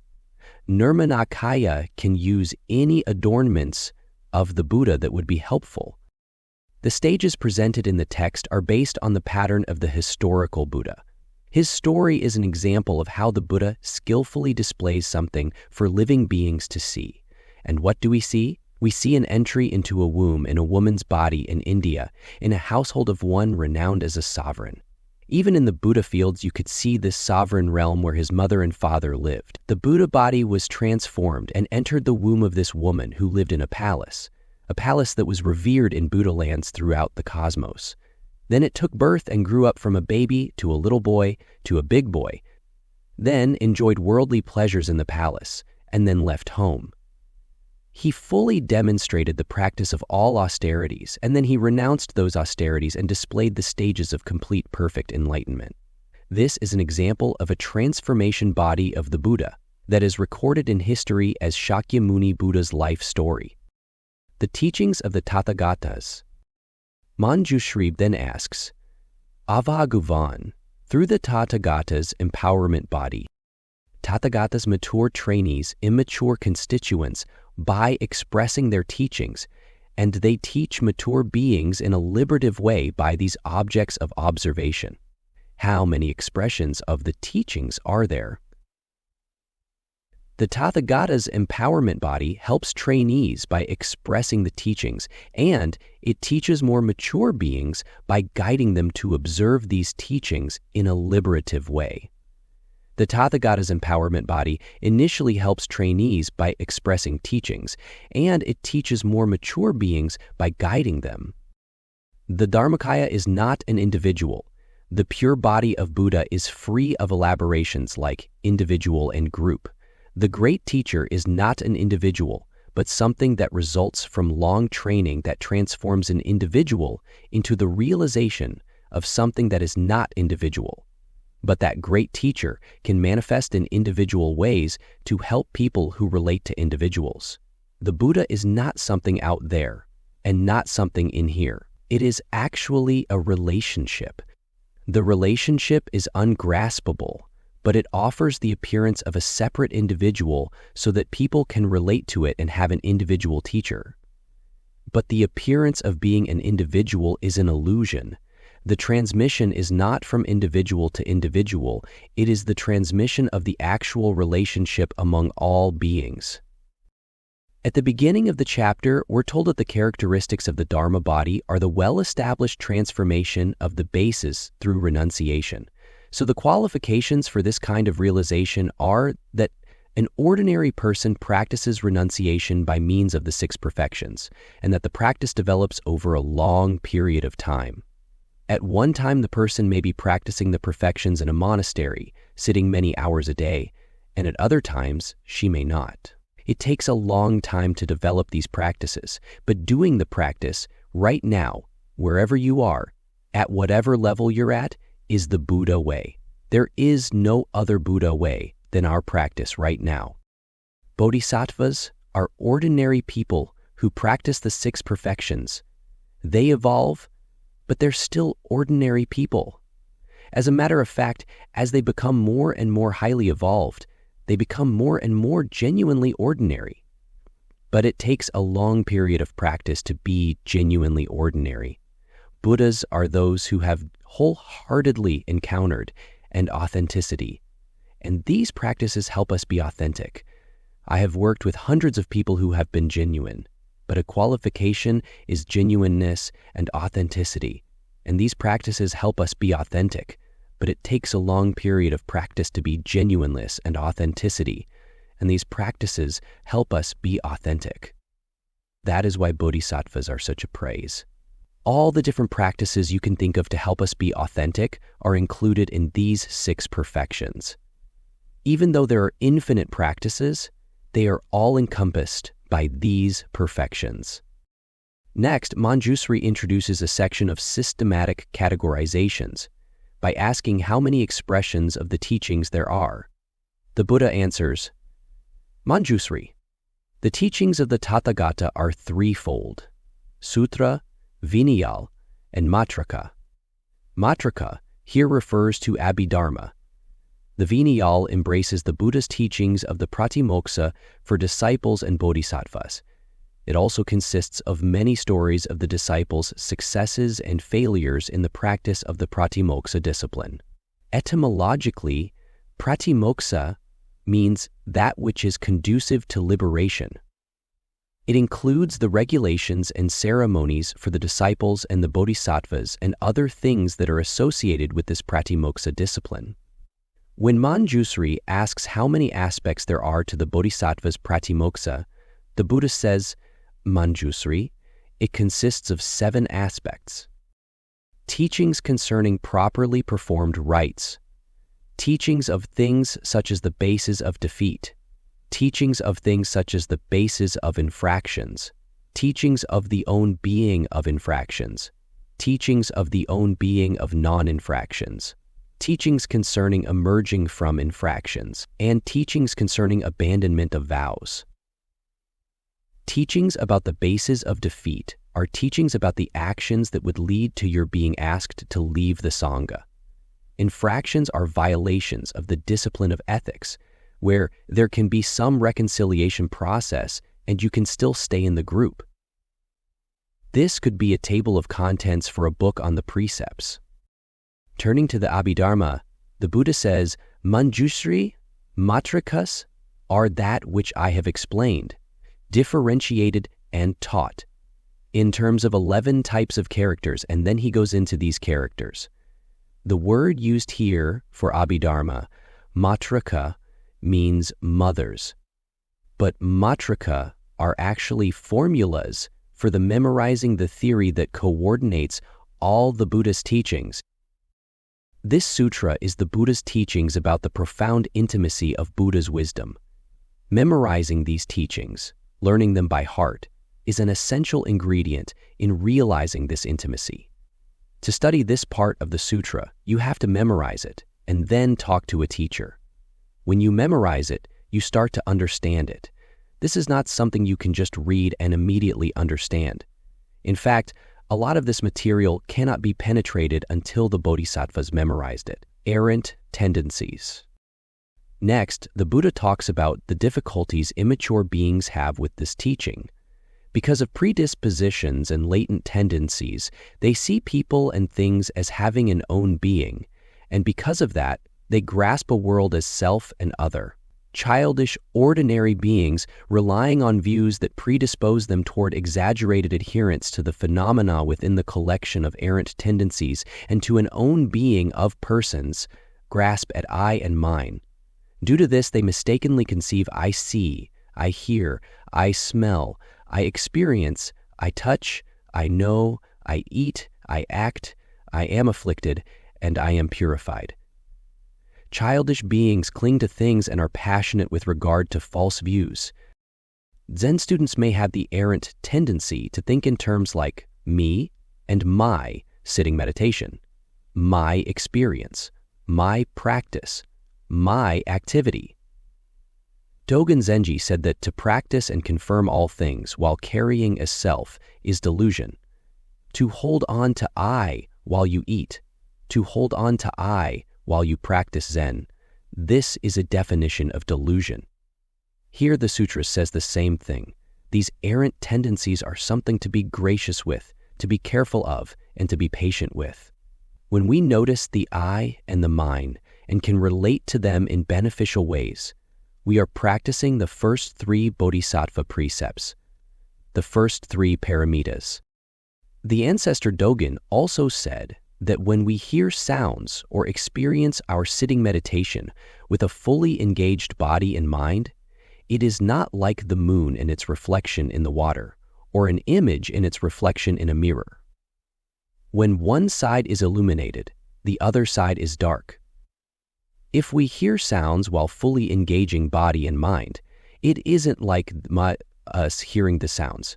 It is not like the moon reflected in the water. It is either the moon or the reflection in the water. When you fully engage body and mind, hearing sounds, there is just sound and no you. Or there is just you and no sounds. When you're fully engaged in sitting meditation, there is no you and you're sitting. There is just sitting. Or there is no sitting. All there is you. There are no sounds, no sitting. There is just you, but usually we're not fully engaged, so there appears to be you in your practice. However, if you are kind to this dualistic view of you in your practice, that kindness will help you become more and more fully engaged. Until, fully engaged, there is just the practice, or just you. Such a practice is understanding reality just as it is, and this is the end of suffering for the moment. Next, Buddha tells us that those who understand reality just as it is, having fully abandoned the collection of errant tendencies, have no basis for any of the afflictions. They attain a body that is very pure, free from elaborations, uncompounded, free from manifest activity, manjusari. Know that this is the entire quintessential meaning, and that they can have beings without any filters made from minds. Then the Buddha speaks these verses. Afflicted phenomena and pure phenomena are all without activity and personhood. Thus I explain that they are without activity, not purified or afflicted, in past or future. Relying on views that predispose one to the collection of errant tendencies, one grasps at I and mine. One thinks, I see, I eat, I act. I am afflicted, and I am purified. Knowing reality just as it is, abandoning the collection of errant tendencies, one attains a pure body with no basis for the afflictions, free from elaborations and uncompounded. The tathagatas mind. Manjushri asks, Bhagavan, how should one know the characteristics of the tathagatas' mental factors? How should we know the characteristics of the tathagatas' thinking or the arising of the tathagatas' thinking? Manjushri, tathagatas are not distinguished by mind, thought, or consciousness. Indeed, you should know that a tathagata's mind arises free from manifest activity. It is like an emanation. Recall that mind, thought, and consciousness are the 3 transformations of mundane consciousness. Mind here refers to alaya vijnana, or the storehouse consciousness. The second transformation of consciousness, what is called thought here, is manas in Sanskrit, and it is also referred to as kista manas, thinking that is characterized by grasping a self.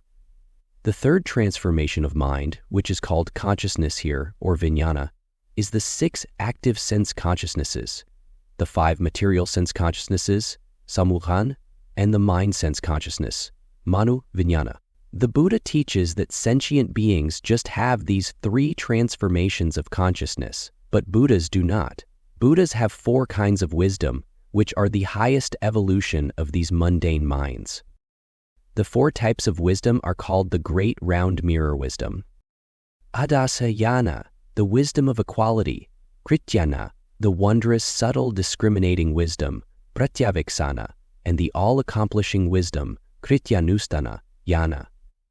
These four wisdoms are the complete transformation of the storehouse consciousness, Kristamana, the defiling thinking consciousness, Klistamana, the mental sense consciousness, Manoyana, and the five material sense consciousnesses, Panchindriyavanyana, respectively.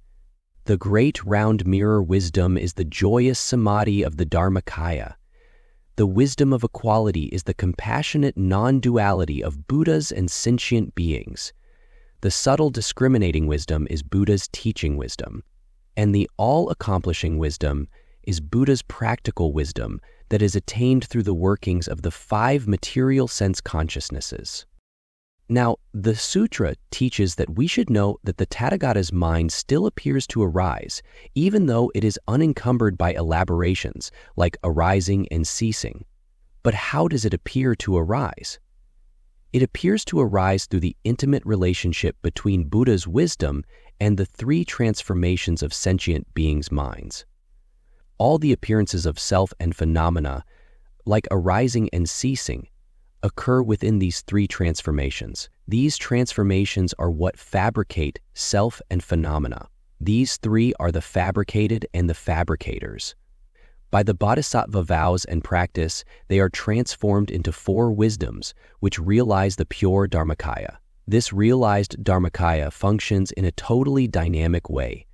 It is a radiance that responds to beings and creates innumerable transformation bodies, with minds that appear to arise. The sutra also reveals another body, the Sambhogakaya, the bliss body or reward body. This body of Buddha is in a sense also a transformation body, but it doesn't appear in form. It doesn't really appear or not appear. It is the blissful experience of the complete faith and understanding of the non-dual intimacy of the transformations and their formless source. The transformation body of Buddha arises as a response to beings. It arises as an emanation. There is a Buddha body that is free of elaboration, not characterized by thinking, consciousness, or mind, not characterized by anything except purity and freedom from elaboration and manifest activity. But this pure body of non-elaboration radiates light. A great emanation of Dharma comes from it. The working of this source is itself the light that is emanated. Just as the total function of the sun completely includes its radiance, the sun doesn't work to make the light. Keenan's translation puts it like this: a tathagata is not to be described as having arisen from mind, thinking, and consciousness. Rather, all tathagatas arise from a mental state of effortlessness. You should understand them to be magical creations. To help these magical creations are effortlessly given in order to help sentient beings practice the Bodhisattva way. There are just emanations, but they are emanations that teach us not to take the emanations as anything more than emanations. These emanations are given so that beings may realize the Dharma body from which they emanate. The unconstructedness in stillness emanates Dharma for the sake of sentient beings' great peace and happiness. Tathagatas are not really involved in conceptual mental activity, but due to the power of wisdom from previous causal periods, mental phenomena arise without exertion as emanations. Tathagata manifest whatever is suitable due to the power of concentration, not the power of conceptual mental activity. The Tathagatas are practicing this self-receiving and self-employing samadhi. They're enjoying being themselves, free of elaboration and any kind of manifest activity. In this samadhi, thoughts arise in response to beings. This very pure Dharmakaya can emanate, can exude thoughts and speech. Although it is not constructed, it is not without speech and posture. Although no words reach it, light comes out of it. Its basic nature is like the sun. It is giving off light. But if you try to get at it, it turns into a black hole. Manjusri seems a little puzzled when he asks his next question. Bhagavan, if the Dharmakaya of the Tathagatas is free from all manifest activity, in that case, How could there be mental factors in the absence of manifest activity? If the Dharma body is beyond all deliberate effort, how could mental events occur? If the Dharma body of all tathagatas is apart from all such effort, then how does it engender anything at all? The Buddha responds, Manjusri, this is due to the previous manifest activity of cultivating method and wisdom. This pure Dharma body, unhindered by elaboration and manifest activity, is the fruit of an immeasurably long bodhisattva path of practicing all kinds of skillful methods and wisdom. Due to such great past efforts, thinking now arises without effort. Manjusri, for example, even though during mindless sleep there is no manifest activity for awakening, due to the force of former manifest activity, one will awaken. Even though absorbed in cessation, there is no manifest activity for rising from absorption, due to the force of former mental activity, one will rise. The cessation referred to here is a very profound level of concentration, where you're so absorbed that there is almost no sign of mental activity at all. But after going into such a state, one effortlessly comes out of it. Just as the mind emerges from sleep and absorption in cessation, know that the tathagatas' mental factors come from the previous manifest activity of cultivating method and wisdom. In Keenan's translation, this passage is rendered, because of the force of the effort, whereby they have previously cultivated the wisdom of skillful methods, they do give rise to thinking. 3. They do effortlessly give rise to thinking. In Cleary's translation, it is, arousal of mind occurs because of the power of concerted action, of technique and insight previously cultivated. 4. It happens by the force of previous effort, by previous cultivation of the way. The practice is to continue making effort now, effort in meditation, effort in the perfections, effort in all our actions. The bathhouse attendant at Tassajara Zen Mountain Center once told a story of making an effort to wash away a little piece of lint in the shower, but for some reason, it wouldn't go down the drain. He tried, and then he finally gave up and was cleaning the next shower when he looked over and saw the little piece of lint being washed away. There was a need for this shower to be washed. There was an effort made. Then this wonderful thing was given. The lint was washed away. He gave up trying to control things, and he was available to be amazed at how this happened without any effort. There is a history of effort, but when the actual washing, the actual healing happens, it is not because of human activity. But if humans don't make an effort, they miss the wonder of the effortless. Manjusri continues this conversation by asking, Bhagavan, do tathagatas have emanation minds or not? In other words, does the Nirmanakaya, does the transformation body, have mind or not? The Buddha answers, Manjusri, the minds do not exist, nor do the minds not exist. These minds lack autonomy and are empowered by the tathagatas, minds. One of the translations from the Chinese puts it, it neither has a mind nor has no mind. Why? Because of having no mind relative to self, and because of having a mind relative to others. And the other says, it can be described neither as thinking nor as not thinking. This is so, because it does not have any independent thinking, but it does have thinking dependent upon others. This reality body of the Buddha is unfabricated, but it has emanations, boundless emanations. When Buddhas manifest as appearances, they are called transformation bodies, nirmanakayas. The question now is, do they have minds? And the answer is, they neither have minds nor do they not have minds. The transformation of the true body of Buddha into appearances is due to the Buddha's power and blessings and a sentient being's request. Therefore, the transformation bodies don't have their own mind, but they do have a mind that is dependent on others. Their mind arises from the interaction between sentient beings and Buddha's Dharma body. For this reason, it is not appropriate to say that these transformations, these emanations, have minds, and it is not appropriate to say they do not have minds. When the sutra says that they are not autonomous, it means that they do not arise by their own nature, but by the blessed nature of the Dharmakaya in response to the particular needs of living beings. According to one great Mahayana treatise, the Yogacara Bhumi, neither the Nirmanakaya nor the Sambhogakaya, the bliss body, manifest in a way that has a real mind and real mental factors, but they appear that way 7. They don't have a mind or mental factors, as do sentient beings, because their appearances do not come from karma and do not come from their own conceptual thought. The minds creating them are external to them, so the emanations themselves cannot be said to really have minds.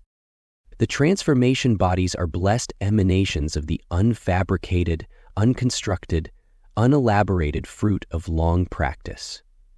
In other words, Dharmakaya is born of bodhisattva vows and practices. The Dharmakaya is born to respond.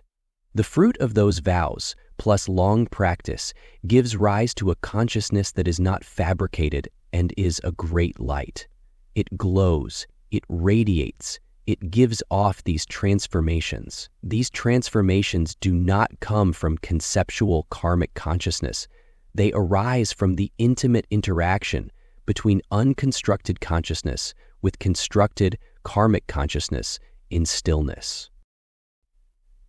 The next question Manjushri asks is, Bhagavan, what are the characteristics of the manifest, complete enlightenment of tathagatas, their turning the wheel of doctrine and their great parinirvana?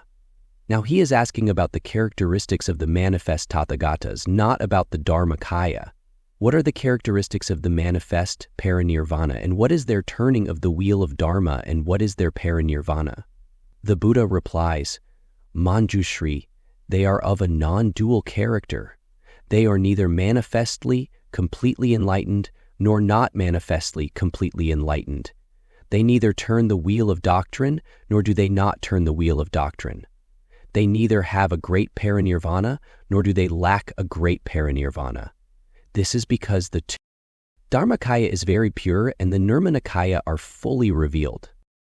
What are the characteristics of the Buddhist's manifest, complete, perfect enlightenment? From the side of the Dharmakaya, they're not completely and perfectly enlightened, because the Dharmakaya is so pure, so free of elaborations like completely, perfectly, and enlightened. But because the Nirmanakaya is always manifesting, they are completely and perfectly enlightened. They do not turn the Dharma wheel because the Dharmakaya is pure. They do turn the Dharma wheel because the Nirmanakaya is constantly manifesting. They don't enter parinirvana because the Dharmakaya is pure. They do enter great parinirvana because the transformation body is constantly appearing. So they're constantly being enlightened, turning the Dharma wheel and entering nirvana. And because the Dharmakaya is so pure, they're not doing any of that. This is the non-dual character of their enlightenment, their teaching, and their perfect nirvana. This is a Mahayana Sutra, and the Buddha here is not a historical Buddha. The Buddha here is a trans-historical Nirmanakaya Buddha, and yet this teaching is in accord with the teachings of the historical Buddha. I've heard, for example, that when the historical Buddha, the Nirmanakaya Buddha Shakyamuni, was about to die, he said, "Those who say that I enter perfect nirvana are not my disciples. Those who say that I do not enter complete nirvana, parinirvana, are not my disciples either." Thus, Shakyamuni Buddha says that there is a true body of Buddha that does not enter into parinirvana, and there is a transformation body that does. So don't take either side. Be in the middle way between those two. That's where the Buddha is living, together with her disciples. That's the non-dual character of the Buddha's enlightenment, the Buddha's teaching, and the Buddha's perfect peace and freedom. If we practice with skillful means and wisdom, the Dharmakaya, that is the fruit of that practice, will respond to the needs of sentient beings in such a way that they have something to see and listen to, something to remember and accept. They might see a being they identify as a compassionate bodhisattva and wish to be like that being. That wishing is a psychological response. I would like to be like that. In other words, they want to be like that being, and just like that being, they want to attain perfect Buddhahood for the welfare of all beings. This is also a spiritual response, a thought of enlightenment, which is called bodhicitta. Then they may see or hear some appearance, a sutra or a dharma talk that says, "Now that bodhicitta has arisen, please take care of this wonderful intention, because if you don't take care of it, you'll lose it." And how do you take care of it? By the practice of the 6 perfections.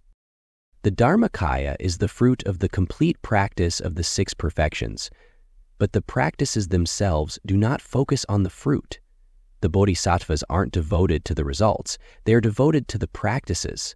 They love the practices, not nirvana. The mind becomes transformed by doing the practices just for themselves. They are the responsive working of the Dharmakaya. The Dharmakaya of the Buddha meets and responds to sentient beings, and thus a wish may arise, and the wish is fuel for these practices, and these practices take care of the wishing. Once born, the bodhicitta, the thought of enlightenment, is very easily lost. It needs to be taken care of after it's born, and the way you take care of it is through these practices. The beings and the books that show us how to practice are the Nirmocana. They encourage us to do these practices, and these practices come to fruit as unconstructed great loving kindness and great compassion. The origins of the transformation body. Then Manjusri asks, "Bhagavan, how is it that Nirmanakaya are known to come forth from tathagatas so that sentient beings generate merit through viewing, hearing, and revering them? Nirmanakaya comes forth so that sentient beings can generate merit and virtue. It's hard for us to generate merit and virtue without this coming forth." The question is, how is it that this transformation body comes forth so that beings can look at it, hear it, and venerate it, and thereby generate the practices? Another translation of this passage is, "World-honored one, all the varieties of sentient beings gain merit in seeing the transformation bodies, in hearing them and revering them." What kind of causality does the Tathagata exercise in their regard? 8. In response, the Buddha says, Manjusri, a Nirmanakaya, comes forth, due to intensely observing the Tathagatas, and also because Nirmanakaya are the blessings of the Tathagatas.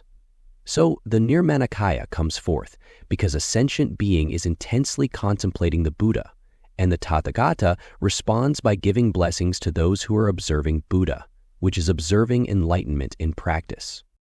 One might ask, doesn't the Tathagata give blessings to everyone, even those who aren't observing the Tathagata?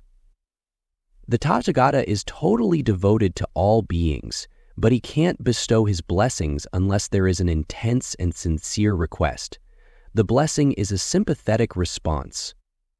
The Buddha's teachings are not effective until beings really ask for them.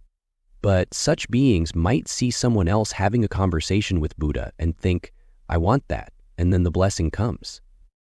The Tathagata emanates these transformations all the time because sentient beings are constantly requesting such gifts. It is not that the Tathagata is holding back. It is just that the Tathagata doesn't appear in form for you unless you ask it to by practicing or by thinking, "I want to serve the Tathagatas," or "I want to learn the Tathagata's way." Thinking that way arises from a deep inner request for a good teacher. The Tathagatas always wish to bestow blessings universally, but we don't realize this without a sincere request. If you are wholeheartedly practicing skillful means and wisdom, you will realize that the Dharmakaya Tathagata, that is the final fruit of the Bodhisattva path, is responding to you and practicing together with you. Practicing generosity is the basic way to open to and request Buddha's teaching. It is the first step in the practice of enlightenment. Part of the practice of giving is learning to see everything as a gift. learning to see everything as the best the world can offer for us to practice with right now.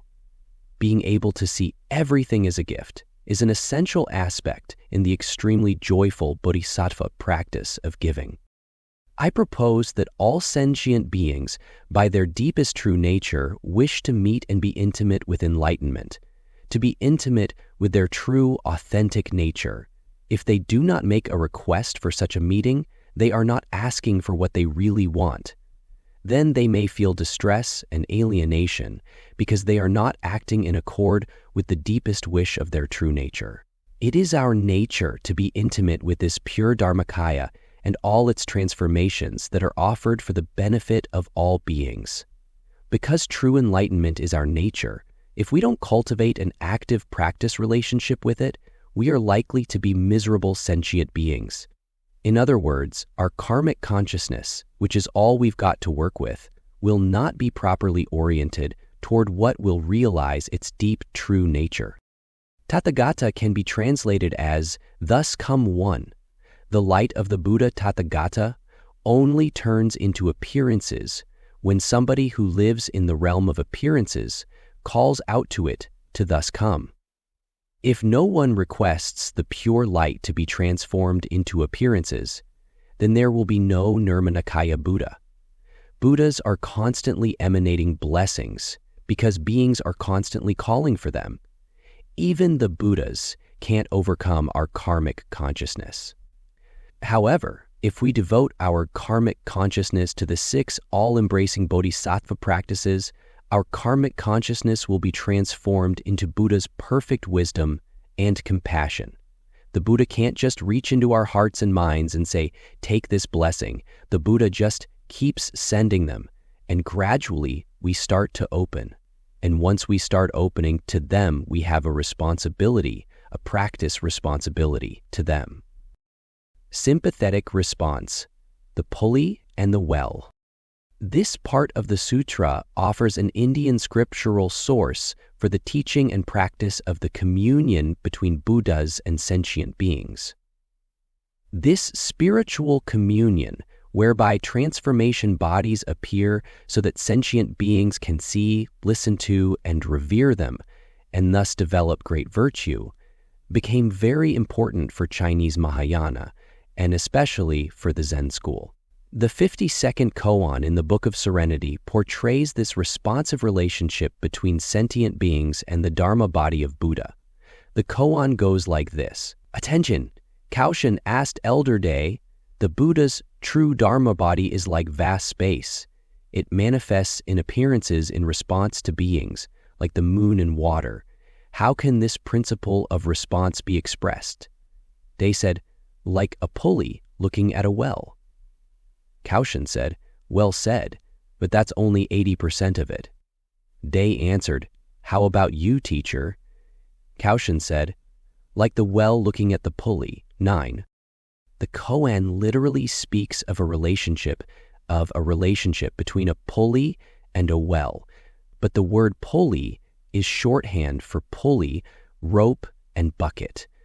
It's a metaphor for the process of sentient beings requesting a meeting with the pure Dharma body of the Buddha. The pulley, rope, and bucket are a way for us to request water from a well. This is Elder Day's wonderful image for sentient beings' request. Elder Day could just as well have said, it's like the well looking at the pulley. That would have been 80% too. Either image alone is only 80%. It's not that the first one is 80% and the second one is only 20%. The first one is 80% and the second one is 80%. In other words, both of them are really saying a lot, but you have to say the other side to get to 100%. In this story, 80% and 80% makes 100%. Two really excellent responses make 100%. Think about this case and look at how the pulley, rope bucket, and the well are looking at each other. The sutra says that the root condition is the power of the tathagata's blessing. So in this koan, the main thing is the well with its water. Still, we need the pulley and bucket to request and receive the water. The well has its water, and we have our pulley and bucket. Getting the water is the point, but you've got to have a pulley to get the water. In this way, we are sympathetic to the Dharmakaya, and the Dharmakaya is sympathetic to us.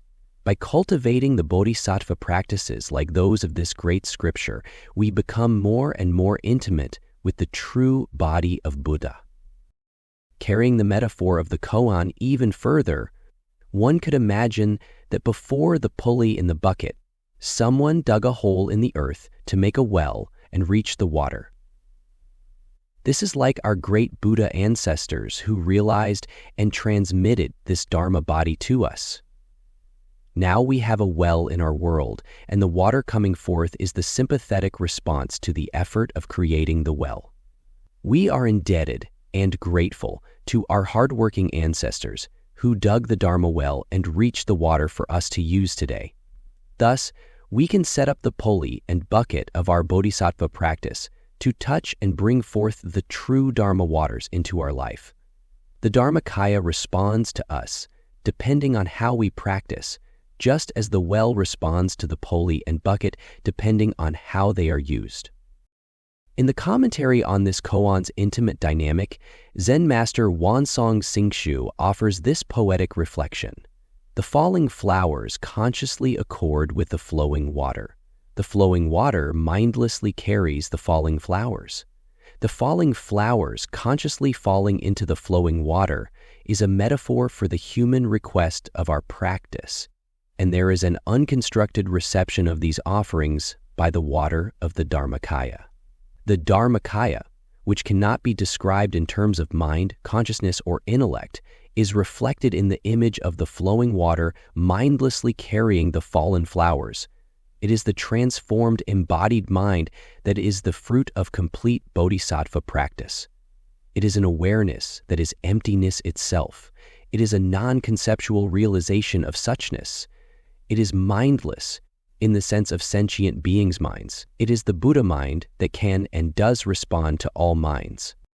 Zen master Wansong, commenting further on this story, asks, "As for the pulley looking at the well, and the well looking at the pulley, does this allow understanding by dividing them?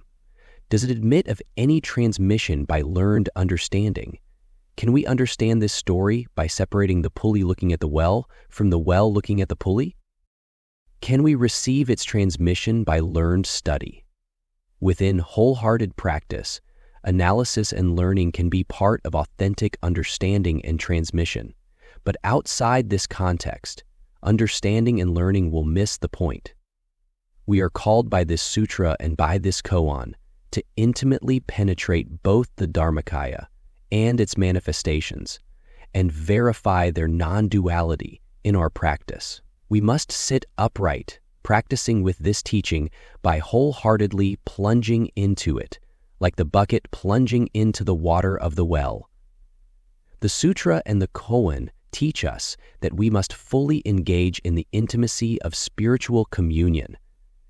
It is in being reverently upright in this communion that the transmission of the Dharma body occurs. Everything is a blessing.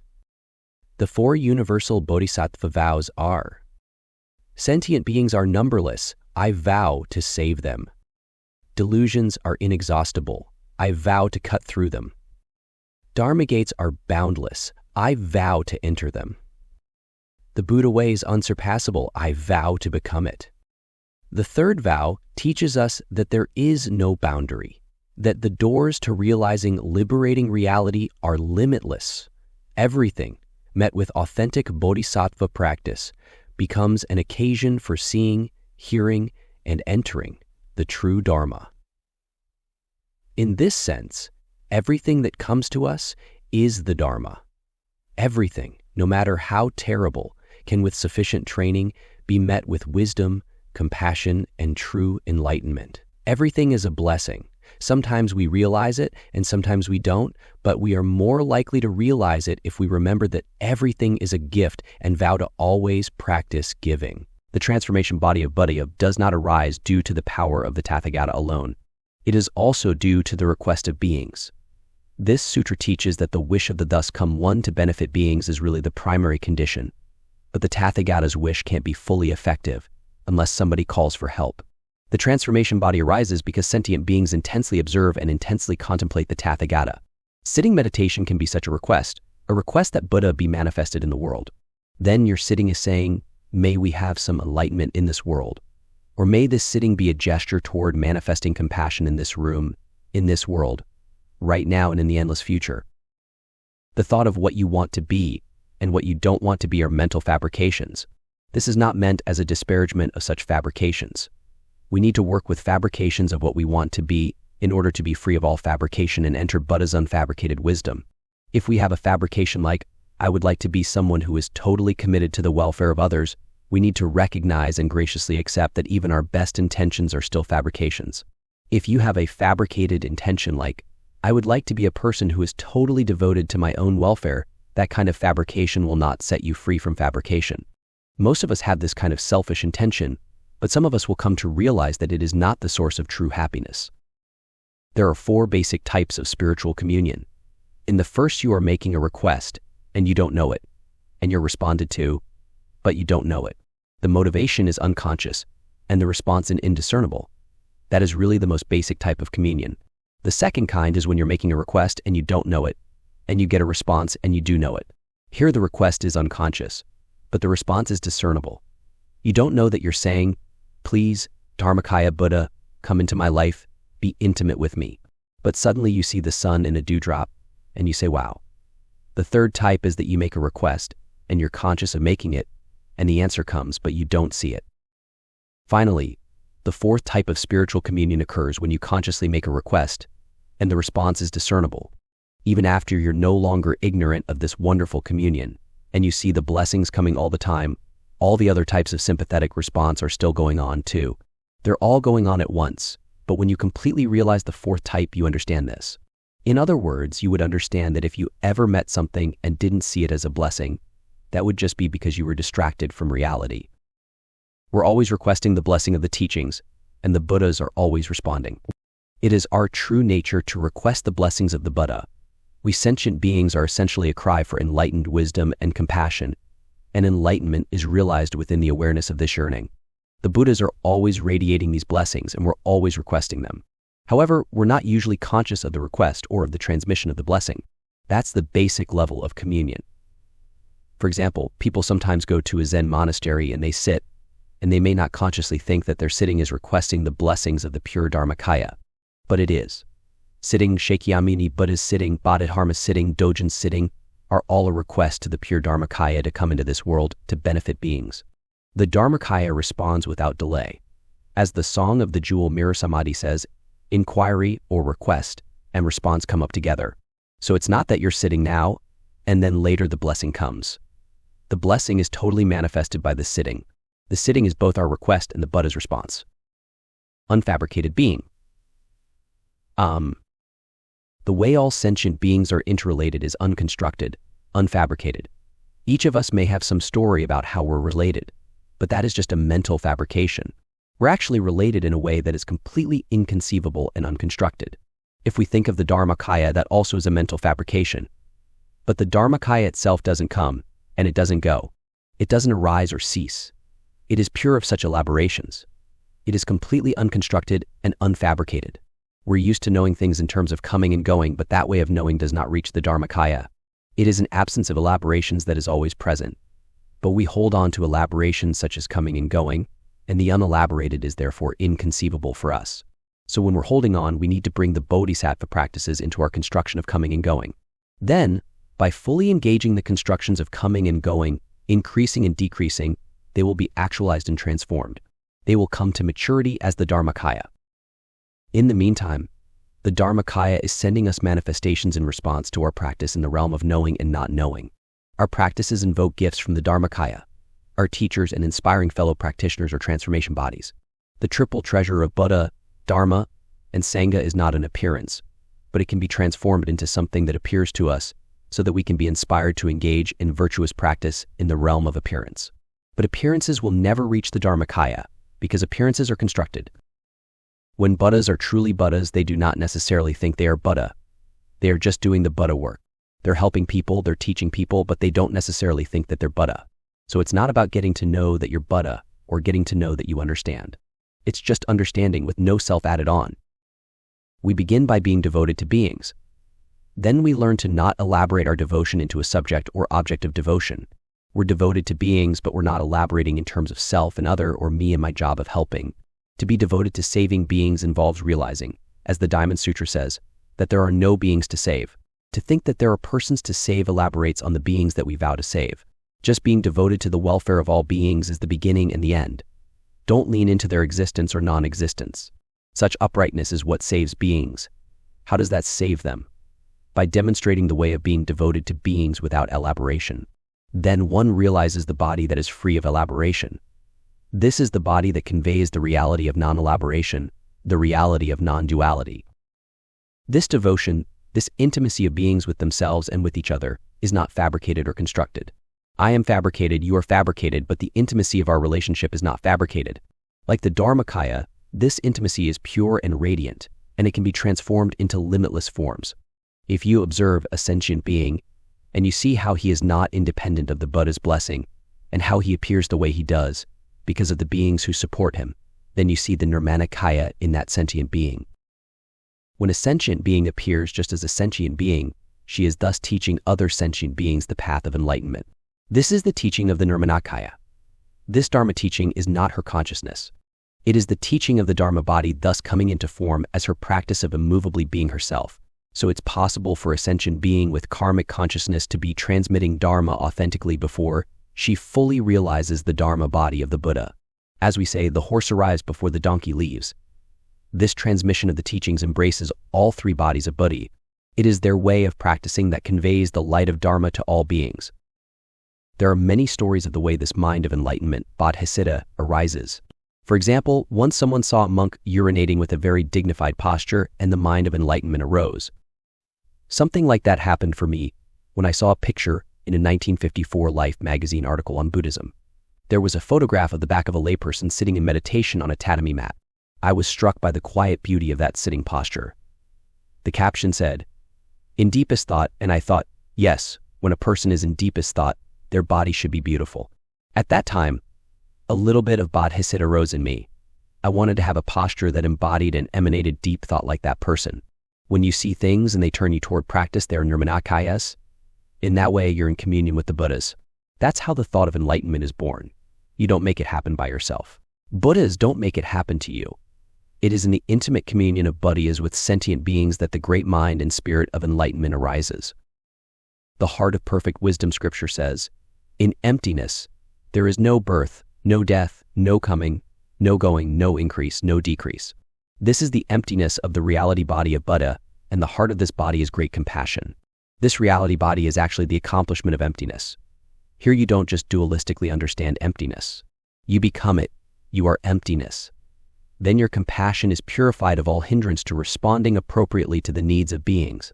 The Perfect Wisdom Sutras expound emptiness, which is the Dharmakaya, and the Samdhinirmocana Sutra makes it clear that this great emptiness is not nihilistic. This realization of emptiness is full of compassion because it effortlessly responds to beings. I have not seen the Perfect Wisdom Scriptures specifically express this. However, they do implicitly express this. For example, the Heart Sutra does say that the sutra is itself a mantra, and that we should proclaim this mantra. We should proclaim this mantric teaching of emptiness in order to meet the true body of Buddha, and thus relieve all suffering. We're not proclaiming nihilism, we're proclaiming wisdom and pure compassion. Then the sutra says that the mantra is gate, gate, paragate, parasamgate, body svaha. The mantra is gone, gone, gone beyond, gone entirely beyond. Welcome enlightenment. Gone beyond what? Gone beyond all elaboration, gone beyond all manifest activity. Then we can welcome the Dharma body of Buddha and all beings. So let's proclaim this mantra. Let's make this mantra come true. Let's go beyond all elaboration, beyond all manifest activity, and enter the reality body of Buddha. The Samdhinirmocana Sutra follows and accords with the Perfect Wisdom Scriptures and teaches us the mind and body that realize perfect wisdom. This sutra honors the heart of perfect wisdom and protects beings from misinterpreting the teachings as nihilism. The Perfect Wisdom Scriptures have been called the second turning of the wheel. Therefore, this sutra may be called a third turning of the wheel. As we reach the end of our work, I want to join the final chapter of this scripture with the conclusion of the Book of Serenity, as a gesture of joining the teachings of the scripture with the teachings of the Zen ancestors. The Book of Serenity's finale, the 100th case is: a monk asked the great Langye Jiao if the original state is clean and pure, then how suddenly do mountains and rivers in the great earth arise? Langye said, if the original state is clean and pure, then how suddenly do mountains and rivers and the great earth arise? 12.